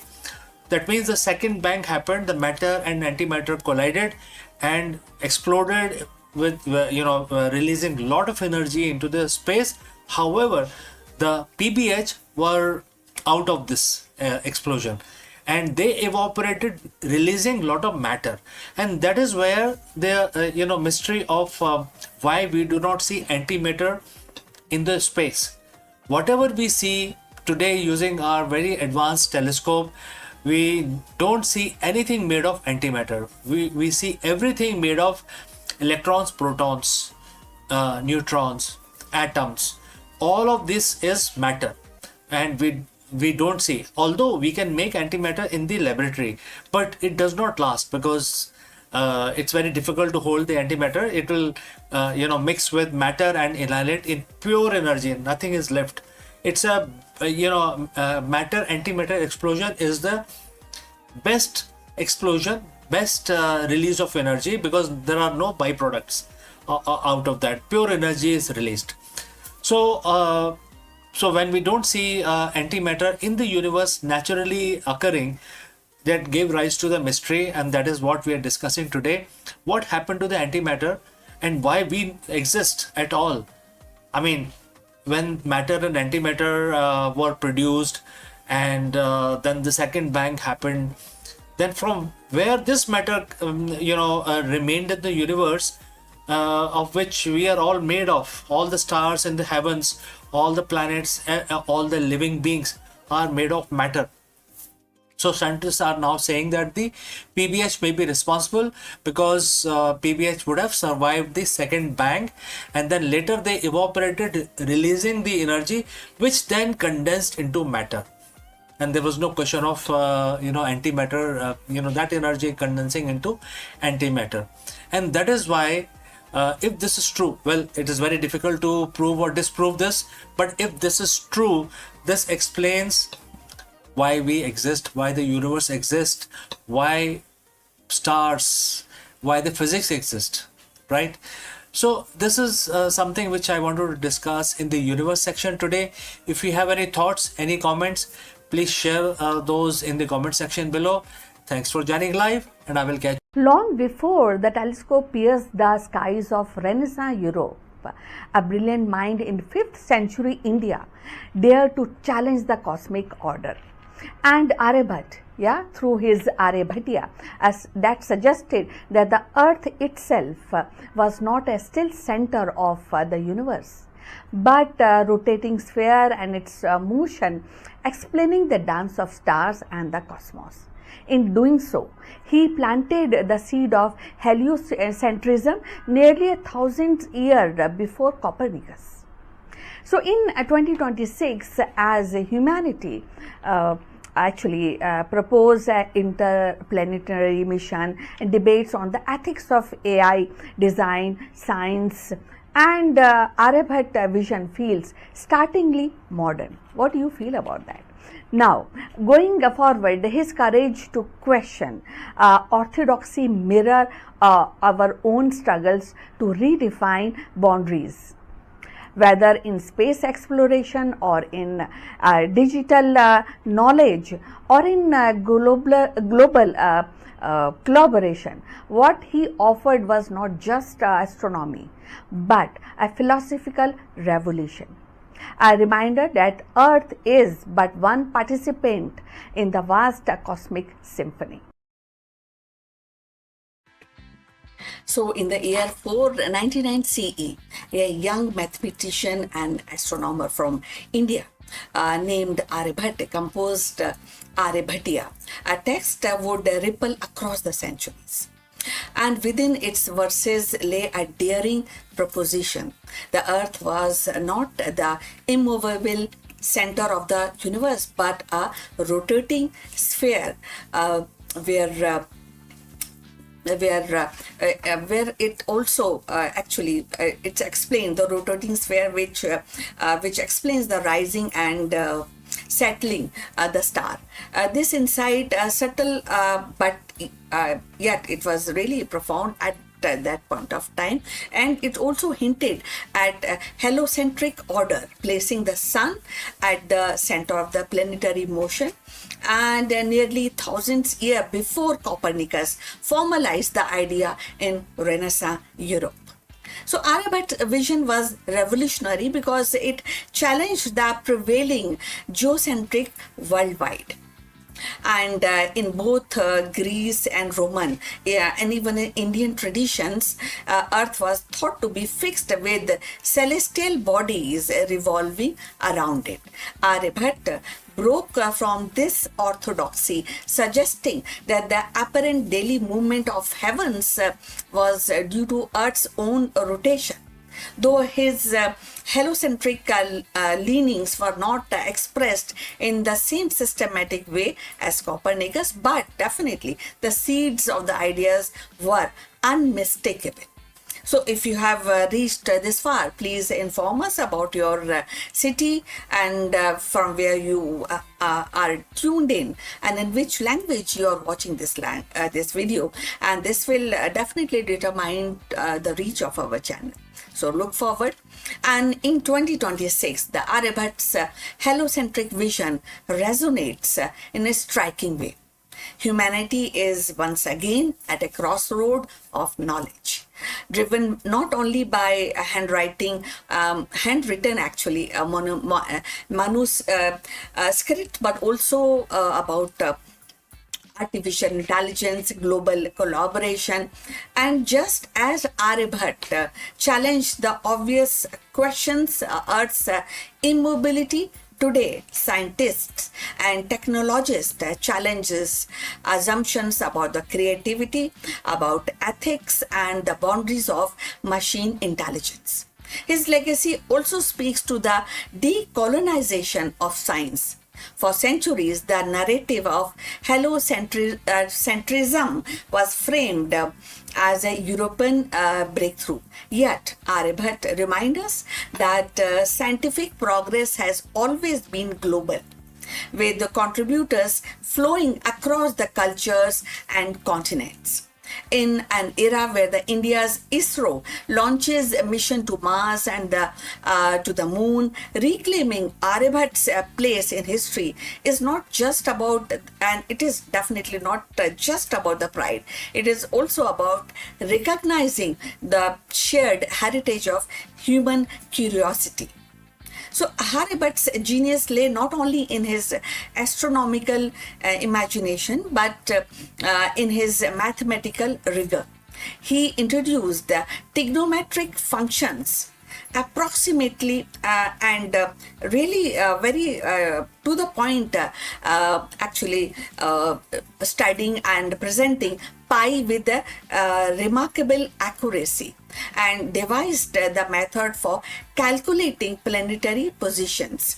His equation implied a solar-centric system where the planetary motion could be explained more elegantly than by Earth-centric models. So these ideas traveled far beyond India, translated into Arabic into Arabic language. It was taken by Arabs, and Aryabhat's work into an Islamic world.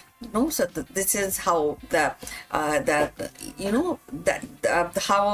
these ideas generate a worldwide. So where the scholars they expanded upon his insights, and centuries later, fragments to its knowledge influenced by some of the fragments also influenced European thought and forming part of intellectual soil from which picked up by Copernicus heliocentric model that would grow later, and we know all this.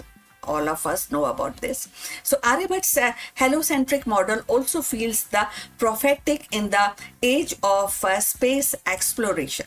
So by placing Earth as one planet among many, he reframed humanity's place in the cosmos.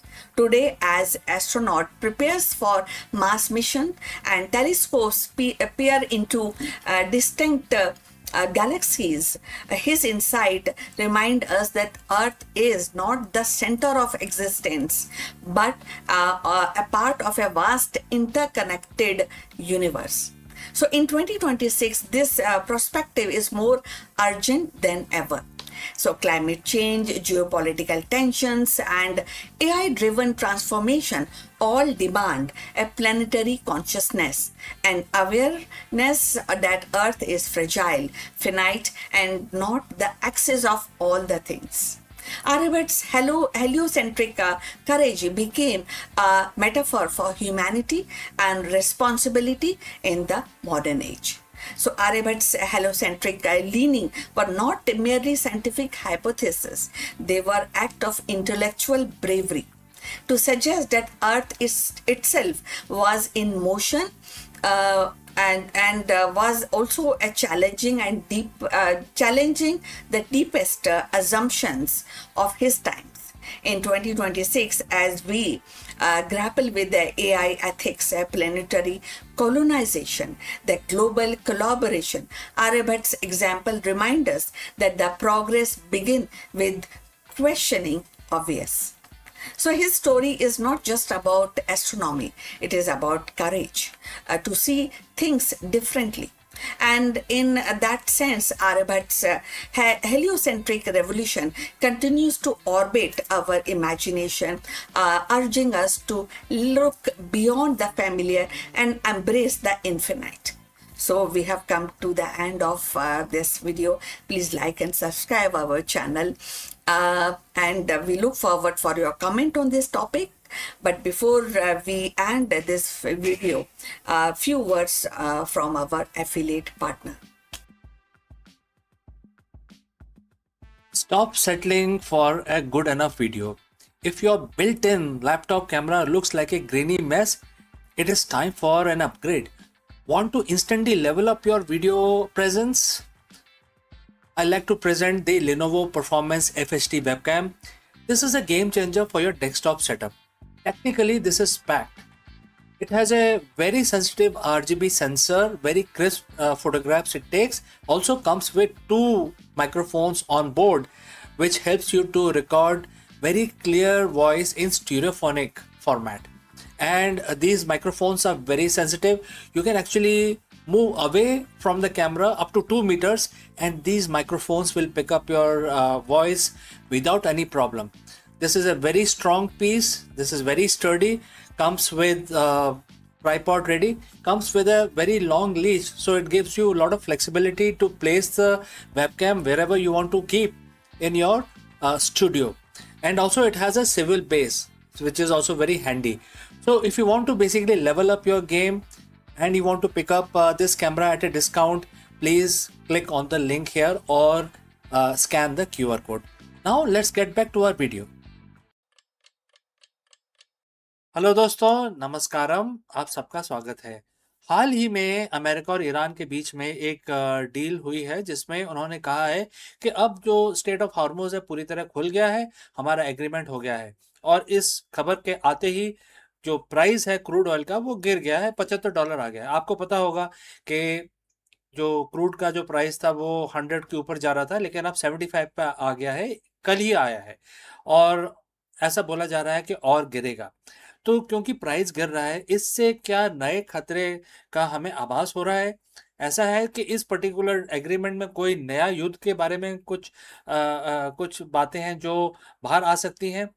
तो इस video में हम इस बात का एक चर्चा करेंगे, एक डिस्कशन करेंगे कि अगर $50 से नीचे प्राइस आ गया तो दुनिया के अर्थव्यवस्था को लेके क्या चिंता करनी चाहिए और इसके बाद कुछ और हमारे ऊपर कोई विपदा तो नहीं आने वाली है। इसके बारे में हम डिस्कशन करते हैं इस वीडियो में। तो चलिए आगे बढ़ते हैं। तो दोस्तों, हम सबको मालूम है कि पिछले कुछ महीनों में स्टेट ऑफ हॉर्मुज़ के आसपास क्या हुआ। अमेरिका और ईरान में आपस में लड़ाई हुई और पहले तो ईरान ने स्टेट ऑफ हॉर्मुज़ को बंद किया, इधर-उधर बमबारी की। उसके बाद अमेरिका ने उसको बंद कर दिया, करीब 1 महीने से ज़्यादा हो गया। अमेरिका ने उसमें ब्लॉकेड लगाया हुआ है। उसकी वजह से जो क्रूड ऑयल का प्राइस है वो आसमान छू गया, 110, 120 तक पहुंच गया। और आप देखिए, अगर आप इस जियोपॉलिटिक्स में कुछ रुचि रखते हैं तो आपको पता होना चाहिए कि जो क्रूड ऑयल है उसके सबसे बड़े बायर कौन है दुनिया में। अफ्रीका के कंट्रीज नहीं है, अमेरिका भी एक बड़ा बायर है, लेकिन उसके पास तो ऑयल है काफ़ी, काफ़ी दुनिया का ऑयल कंट्रोल करता है। और सबसे जो बड़े बायर हैं जिनके पास ऑयल नहीं है वो है चाइना और इंडिया। तो ये 2 देशों को काफ़ी महंगा ऑयल खरीदना पड़ा पिछले कुछ महीनों में और फिर काफ़ी जद्दोजहद हुई, कोई कहीं से खरीद रहा है, कोई कहीं से खरीद रहा है। तो इंडिया ने भी ये सब काम किए। तो बहरहाल सब लोग जो ऑयल प्रोड्यूस करते हैं including Russia, they were very happy कि भाई प्राइस बढ़ गया तो हम पैसे कमा रहे हैं। तो ये जो लड़ाई हो रही थी उसके ऊपर से ये बात करते थे कि भाई बुरी बात है, बुरी बात है, लेकिन अंदर अंदर बड़े खुश हो रहे थे। अब क्या हुआ है कि पिछले 2 दिनों में खबर आ रही है कि अमेरिका और ईरान का जो एग्रीमेंट है वो पूरा हो चुका है और खबर आते ही प्राइस जो है ऑयल का एकदम $75 आ गया। कल के मैं रेट बता रहा हूँ, आज का मैंने अभी चेक नहीं किया है, लेकिन कल $75 आ गया। $75 एकदम से गिरावट आई है। तो जो पैसे जो कमा रहे थे, जो कंट्रीज जो खुश थे, पैसे कमा रहे थे, लेकिन ऊपर ऊपर से दिखा रहे थे शांति होनी चाहिए, ब्ला ब्ला बोल रहे थे। लेकिन अब वो $75 आ गया तो उनकी इनकम में थोड़ी गिरावट आएगी, और कॉन्सिक्वेंटली क्या होगा कि जो मेजर बायर है विच इज़ इंडिया और चाइना, इनको थोड़ी राहत मिलेगी। तो ये गिरावट जो आ रही है, और अगर ये सब ऐसे ही चलता रहा तो बिल्कुल गिर के, ऐसा बोला जा रहा है, कुछ विशेषज्ञ बोल रहे हैं कि ये $50 तक आ सकती है। जब $50 आ जाएगा तो मतलब जो अभी तक पैसे कमा रहे थे उसके आधे ही कमा पाएंगे। जो ऑयल प्रोड्यूसिंग नेशंस हैं उनके आधे ही कमा पाएंगे, तो उसकी वजह से उनकी आमदनी कम हो जाएगी, उनके पैसे कम हो जाएंगे। तो क्या ये जो ड्रॉप है या जो एग्रीमेंट है, ये परमानेंट है या किसी और नए गंभीर किसी स्थिति की चेतावनी देता है? तो दोस्तों, अगर आप यहाँ तक पहुँचे हैं तो हमें कमेंट करके ज़रूर बताएं कि आप किस शहर से हमारे साथ जुड़े हैं। सबसे पहले ये समझना ज़रूरी है कि हम यहाँ तक पहुँचे कैसे। फरवरी में अमेरिका और के बीच में सैन्य वार्ता हुई जो विफल हुई, फिर उनकी लड़ाई हुई, फिर चेक पॉइंट बनाए गए, और उसके बाद ये बोला गया कि ये कंट्रीज़ को अलाउड है, इनको नहीं अलाउड है, अमेरिका को अलाउड नहीं है, चाइना और इंडिया को अलाउड है। बैकडोर बहुत डिस्कशन चल रहा था, और जो देश ऐसा लग रहा था जो ईरान के दुश्मन है नेबरहुड के अंदर, जैसे कतर है, यूएई, वो भी अपने बैकडोर डिस्कशन कर रहे थे, और कोई नहीं चाहता था कि वहाँ पे और तबाही हो, क्योंकि अल्टीमेटली अगर वहाँ तबाही होगी तो ऑयल का प्राइस, जो ग्लोबल ऑयल का प्राइस है, आसमान छू देगा। तो उसके बाद धीरे धीरे वो कंट्रोल रिएक्शन चलता रहा, एक दूसरे को धमकियां देते रहे लोग, लेकिन फाइनली कल जाके डोनाल्ड ट्रंप ने बोला है कि हमारा वर्बल एग्रीमेंट हो गया है। हालांकि अभी ये साइन नहीं हुआ है, वर्बल एग्रीमेंट हो गया है। जैसे ही ये खबर आई, प्राइस एकदम नीचे लुढ़क गया, $75 हो गया, विच इज़ रीजनेबल। मैं ये नहीं कह रहा हूँ कि अच्छी बात है कि बुरी बात है, लेकिन क्योंकि अब प्राइस कम हो रहे हैं जिससे अमेरिका को कोई फर्क नहीं पड़ता। प्राइस कम होने से अमेरिका को कोई फर्क नहीं पड़ता, बिकॉज अमेरिका के पास तो सऊदी का ऑयल है उनके पास। ईरान के साथ अब दोस्ती हो गई है, अभी साइन होना बाकी है, लेकिन वेनेजुएला का जो टॉप ग्रेड ऑयल है वो उनके पास है। फर्क पड़ता है ब्राज़ील, इजराइल और सऊदी को, तो उनके पैसे कम हो रहे हैं। तो उसकी वजह से अब क्या होगा, आगे क्या होगा? दोबारा से कुछ देश नाखुश हो जाएंगे और लड़ाई पे जाने की बात करेंगे, या जो जियोपॉलिटिक्स है वो एक नया रूप लेगा, क्योंकि अल्टीमेटली जो 75% दुनिया का जो ट्रेड होता है, ग्लोबल ट्रेड, वो ऑयल ही होता है। हम जो रोजेस और टी और जो भी और चीज़ें हैं जो हम बिजनेस करते हैं कंट्रीज आपस में, वो कुछ भी नहीं है compare to the oil trade. So जितना भी हमारा मैरीटाइम जो हमारा ट्रैफिक चलता है अटलांटिक में और इंडियन ओशन में, उसमें 75% आर दी ऑयल टैंकर्स। तो जो रिस्क प्रीमियम है वो भी अब ख़त्म हो गया, अब शांति हो गई है, और दोनों देशों ने अनाउंस कर दिया है कि अब हम 1 महीने के अंदर, 30 दिनों के अंदर स्ट्रेट ऑफ हार्मोज बिल्कुल पूरी तरह हर एक के लिए खुल जाएगा, कोई टोल टैक्स नहीं दिया जाएगा, और सब कुछ खत्म, मतलब जो लड़ाई थी वो सब खत्म हो गई है। अब आप इमेजिन करें, जो चीज़ें मैंने आपको बताई हैं कि अगर प्राइस कम होता रहा तो $50 आ जाएगा। इसका मतलब कि जो उन्नति कर रहे देश हैं चाइना और इंडिया, उनको काफ़ी फ़ायदा होगा, और जो देश जो ऑयल प्रोड्यूस कर रहे हैं उनको काफ़ी नुकसान हो जाएगा, और उनके अंदर 1-1.5 साल के अंदर ऐसे ही चलता रहा तो उनका जो पोजीशन है, ग्लोबल पोजीशन थोड़ा कम हो जाएगा।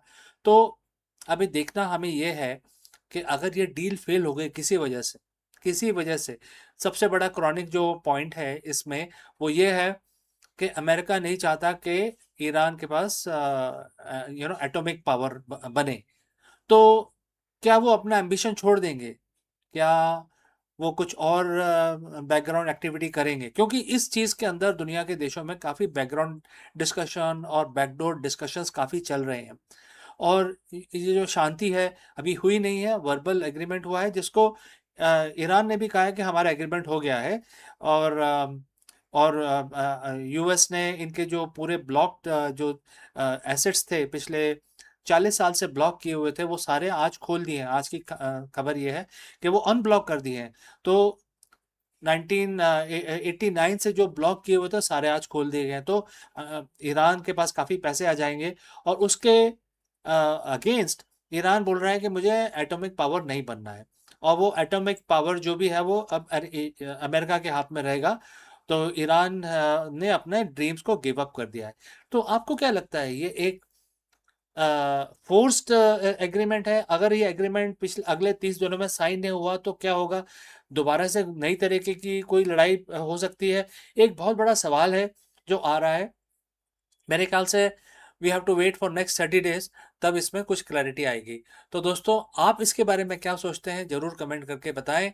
आपको लगता है कि ये जो पीस है ये लास्टिंग पीस है या एक कंट्रोल्ड, एक तरीके का कंट्रोल किया गया है, जिससे कि आप कुछ दें कुछ मैं लूँ, कुछ आप, गिव एंड टेक हुआ है इसके अंदर, जिसकी वजह से पीस लाई गई है? कमेंट करके बताएं, जरूर बताएं, जिससे पता चलेगा कि आप लोग क्या सोचते हैं। तो दोस्तों, हमारे साथ जुड़ने के लिए बहुत बहुत धन्यवाद। इस वीडियो को लाइक करें, शेयर करें। मिलता हूं जल्दी दूसरे वीडियो में दूसरे एनालिसिस के साथ। धन्यवाद। For centuries, lightning has been regarded as a terrestrial phenomena, inspiring but earth-bound spectacle of raw energy. Right? I think you must have seen it. Sometimes it creates ripples in your heart. Sometimes you enjoy the spectacle. It strikes across the sky, illuminating the storm clouds, rattling windows, reminding humanity of nature's, which is untamed power. Yet, in the recent years, scientists have begun to uncover a startling truth. Lightning is not confined to Earth, influencing the delicate balance of space weather that governs satellites, communication system, and even the safety of astronauts. The breakthrough actually came from a small NASA satellite, modest in size and but monumental in ambition. Unlike the towering rockets or sprawling observation that often dominates the headlines, this satellite was designed with a precision, simplicity, and its mission definitely was study the electromagnetic fingerprints of lightning and trace how these pulses interact with ionosphere and the charged layer of Earth's upper atmosphere and beyond. Into a vastness of near Earth space, what it discovered actually had sparked a revolution in our understanding of space weather. So if you have reached this far, please inform us from which city you have tuned in and in which language you are watching, because that will help us to determine the reach of our channel. So going forward, lightning is, it turned out, is more than a flash of light and a crackle of thunder. Each bolt sends electromagnetic waves and racing upwards, piercing the ionosphere like invisible arrow. And this wave, known as whistlers for these airy and descending tones, when captured by radio receivers, can travel thousands of kilometers along the Earth's magnetic field lines, and in doing so they disturb the charged particles and alter radiation bands and create a cascading effect that ripple through the space environment. For decades, space weather was thought to be driven primarily by solar activity, the flares, the coronal mass ejections, the solar winds that actually enters or disturbs the Earth's magnetosphere. While the sun remains the dominant force, lightning has now emerged as a hidden partner in its cosmic dance. So, as NASA satellite revealed that the terrestrial storm contribute to the fluctuation in radiation level around the Earth, subtly shapes the condition faced by satellites and spacecraft. In essence, every thunderstorm is a participation in the grand theater of space weather. So thus implication was profound. Communication network and GPS system and power grid all actually are kind of forced, kind of have a very soft softness to the space weather disruption. So, by recognizing lightning role, the scientists can redefine predictive model and offering more accurate warning to industries and governments. A storm in the Midwest may not only ground the flight or knock out the local power, it may also send ripples into the orbit, affecting the satellite that guides ship across the ocean and monitor climate change. So beyond the practical, there is a poetic resonance to this discovery. So lightning, along a symbol of divine wrath or a natural chaos, is now revealed as a bridge between earth and space. It connects the terrestrial and celestial, reminding us that the boundaries are imagined between the sky and cosmos, and that these are porous. So the flash that terrifies a child at night or inspire a poet verses is also a signal in the grand circuitry of the universe. And this revolution actually made lot of difference, you know. So and this revolution is not merely scientific, it is also cultural. By reframing lightning as a space weather agent, humanity is inviting to see storm differently.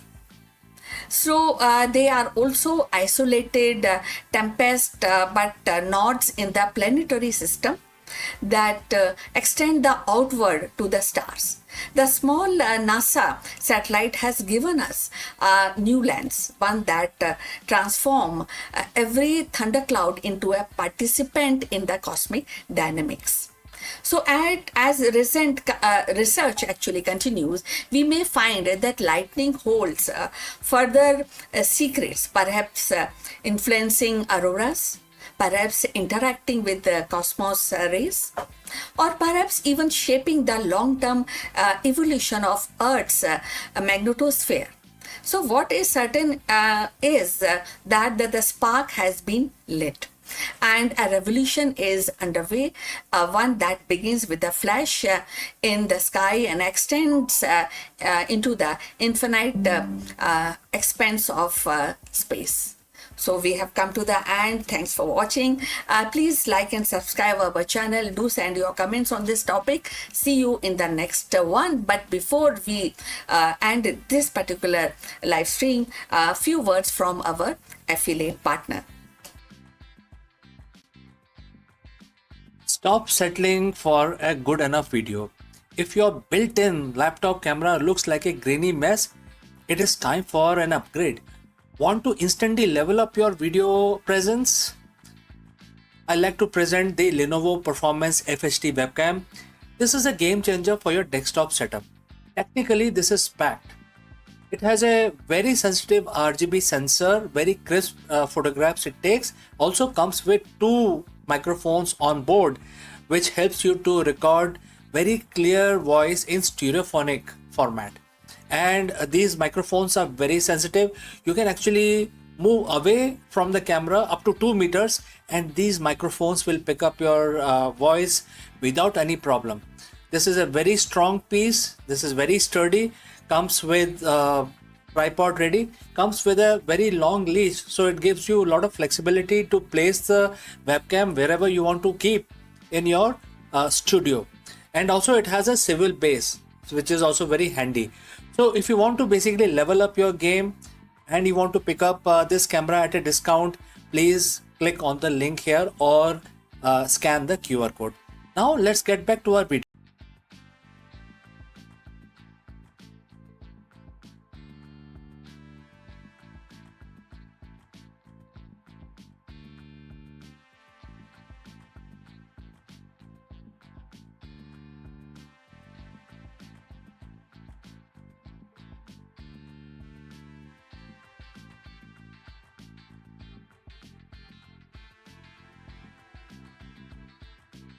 In the furnace of ancient India, where the sages were scientists and labs were temples of an inquiry, one name glows like a molten gold: Nagarjuna.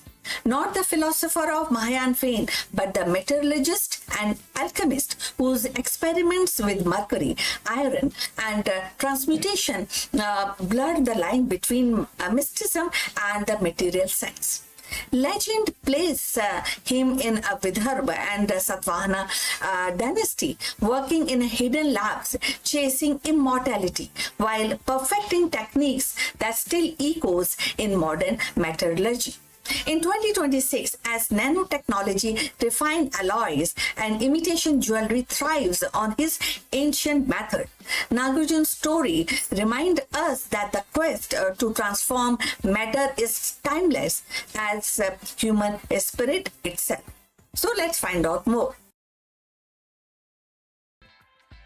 In the annals of Indian science, Nagarjuna stands as a figure both enigmatic and luminous. While the name Nagarjuna is often associated with great Buddhist philosopher of 2nd century CE, another tradition celebrates him as a metallurgist and alchemist of medieval India.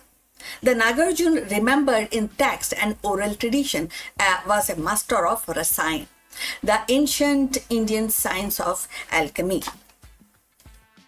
and a pioneer in the metallurgy whose contribution continues to echo into the 21st century. Born, according to some account, in Vidarbha and later associated with Satvahan dynasty, Nagarjuna is said to have established labs in South India. Archaeological evidence from Nagalwadi in Maharashtra suggests that he conducted experiments in metallurgy and chemistry, working with substances like iron, mercury, and his curiosity was not limited to metals.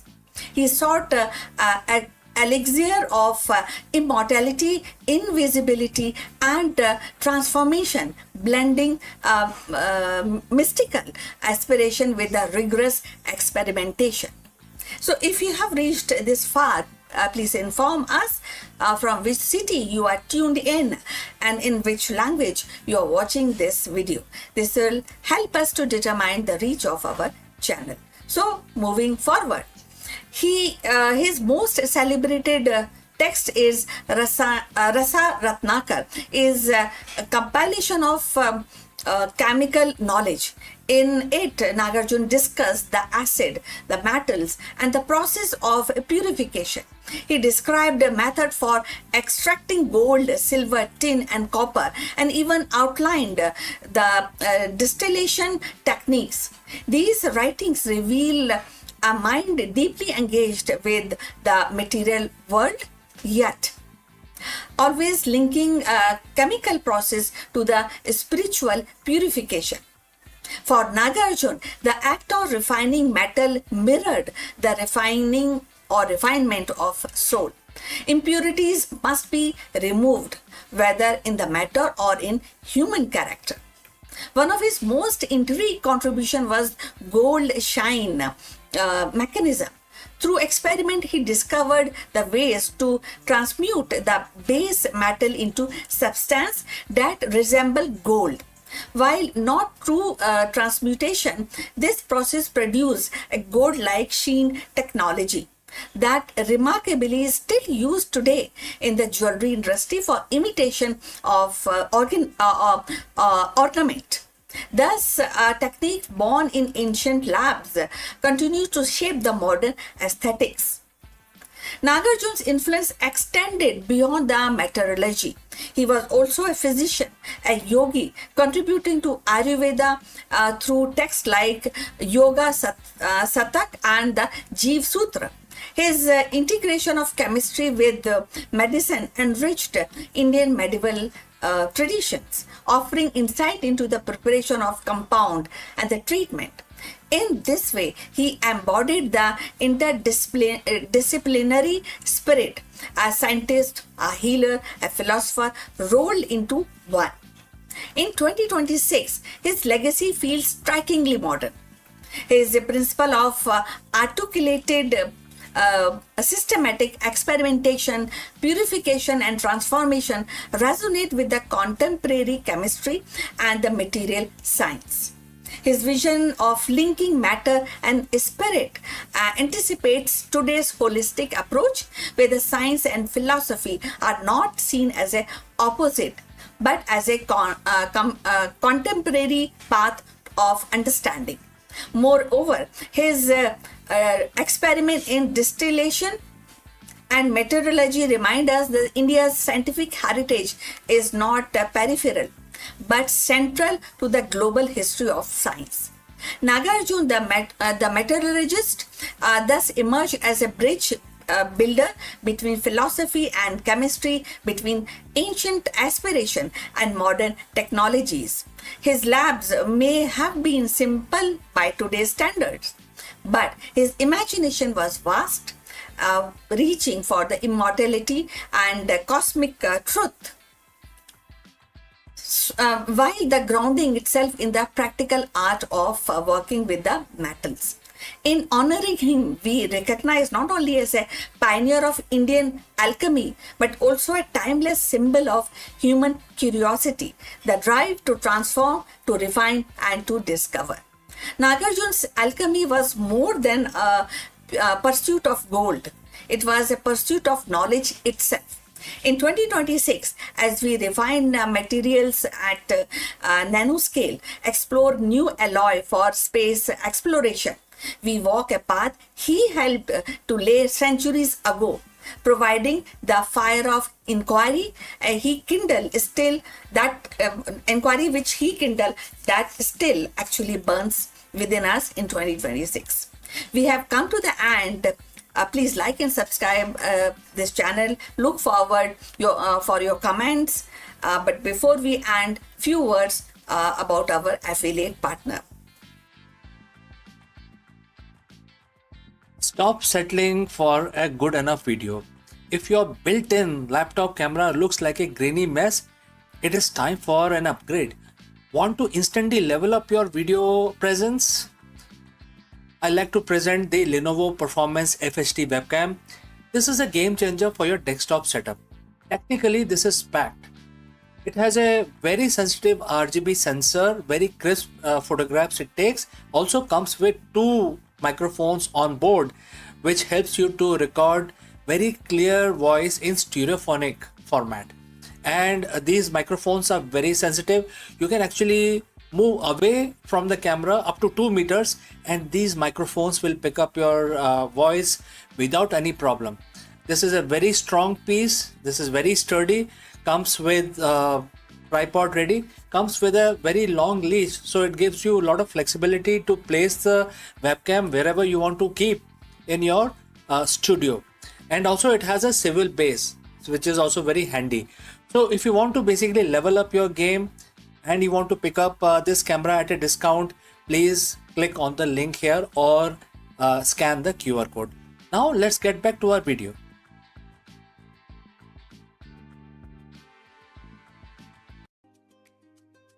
For decades, the thick yellow-orange clouds of Venus have hidden a secret. While we have understood the upper atmosphere, the lower haze has remained one of the planetary science's greatest enigma until now. In this video, we dive into the groundbreaking discovery that reveals the true source of this mysterious layer, which is cosmic dust. Let's go and find this out. Venus is often called as Earth's evil twin. At first glance, it is the same size, has the same composition, and sits right next door in our solar system. But beneath that beautiful glowing facade lies a nightmare. Surface temperature hot enough to melt lead, atmospheric pressures that would crush a submarine, and thick cloud of corrosive sulfuric acid. For over 50 years since the first probe, like the US, beg your pardon, Soviet Venera and NASA's Pioneer Venus descended into the toxic soup, scientists have been haunted by the specific mystery.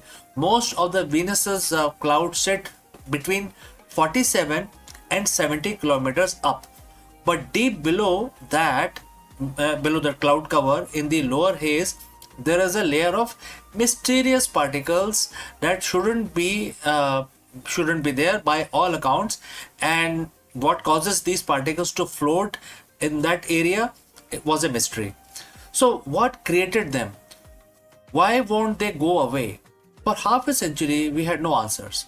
But today in 2026, a team of researchers from Tokuwu University and the Royal Belgian Institute for Space Astronomy has finally cracked the case. And the answer didn't come from the volcanoes of Venus, it came from the stars. To understand the discovery, we have to understand why the lower haze is so enigmatic in the first place. Friends, if you have reached this far, please inform from which city you have tuned in and in which language you are watching this live stream. This will help us determine the reach of our channel. Alright, let's proceed further. On Earth, clouds are simple. Water evaporates, condenses, and eventually fall as rain. On Venus, it's a cycle of sulfur. Sulfuric acid clouds dominate the upper atmosphere.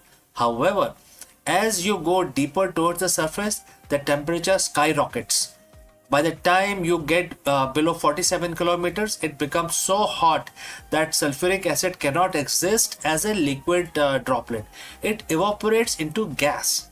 Logically, the clouds should just stop, but they don't. Probes descending through this kill zone in the year 1970 and it is detected a persistent ghostly haze of solid particles. For decades, the theories flew. Was it volcanic ash being kicked up from the surface? Was it some strange chemical reaction? We didn't understand at all. None of these models worked. The math never added up until Hiroki Karayu and his team decided to look at what Venus was eating from space. Every day, every planet in our solar system is bombarded by cosmic dust, tiny fragments left behind by the comets and colliding asteroids. We see these on Earth as shooting stars. When these meteors hit an atmosphere, they burn up, creating what scientists call meteoric smoke. These are nanometer-sized mineral particles, essentially tiny bits of iron, magnesium, and silicon. The research team used a state-of-the-art microphysical model to trace the life cycle of these particles as they enter the Venusian atmosphere. Here is the aha moment.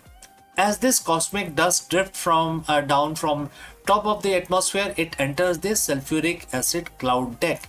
Instead of just passing through these tiny mineral bits as nuclei, essentially the seeds that sulfuric acid droplets grow around, but then the particles keep falling. They reach that 47-kilometer mark where the heat becomes unbearable. The sulfuric acid shell evaporates away, but the solid mineral core, which is the cosmic dust, remains. This is where the mystery is truly solved. When the acid evaporates, it leaves behind these naked mineral cores. Because the atmosphere at this depth is so dense, these tiny particles start bumping into each other at very high rate. They don't just bounce off, they kick, they stick also. Sometimes they kick, move away and collide with other particles. This process is called the coagulation. These tiny grains of stardust clumps together to form larger, more complex particles. This is exactly what the Pioneer Venus probe saw decades ago, the haze of solid, non-volatile particles that survived the heat. The team simulation didn't just suggest this could happen. The result matched the decade-old data from Venera and the Pioneer probes with startling accuracy. After 50 years, the ghost of Venus has a name. It is the processed remains of billions of shooting stars. So why does this matter beyond just solving an old puzzle? Because this dust isn't just a passive visitor. It is actively terraforming, or rather Venus forming the planet's climate. The researchers found that these cosmic seeds increase Venus' total cloud production by 20 to 30%. Without this rain of space dust, Venus might have thinner clouds, which would fundamentally change how much solar energy the planet reflects and how much heat it traps. Furthermore, these dust particles contains metallic elements like iron. This could finally explain the unknown UV absorber, the mysterious substance in Venus's cloud that sucks up ultraviolet light and has baffled astronomers for nearly a century.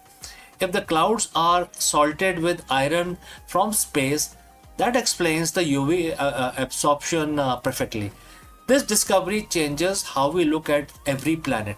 If the cosmic dust is shaping the atmosphere of Venus, it is likely doing the same for Jupiter, Saturn, and even distant exoplanets we are just now discovering. But the best part, we won't have to wait another 50 years to confirm this. In late 2020s, NASA Da Vinci mission will plunge through Venusian's atmosphere with most advanced sensors ever built. It will taste the air, measure the dust, and hopefully gives us high definition look at the cosmic haze we finally have understood now. The morning star still has many secrets, but thanks to a little bit of stardust and some brilliant modeling, one of its oldest mystery is finally put to rest. So friends, we have come to the end, and I see Megha Sharma joining us from LinkedIn, and she is joining us from Delhi. So Megha Sharma, great, you have informed us about your city. So friend, we have come to the end of our live stream today. Before I leave, a word about our affiliate partner.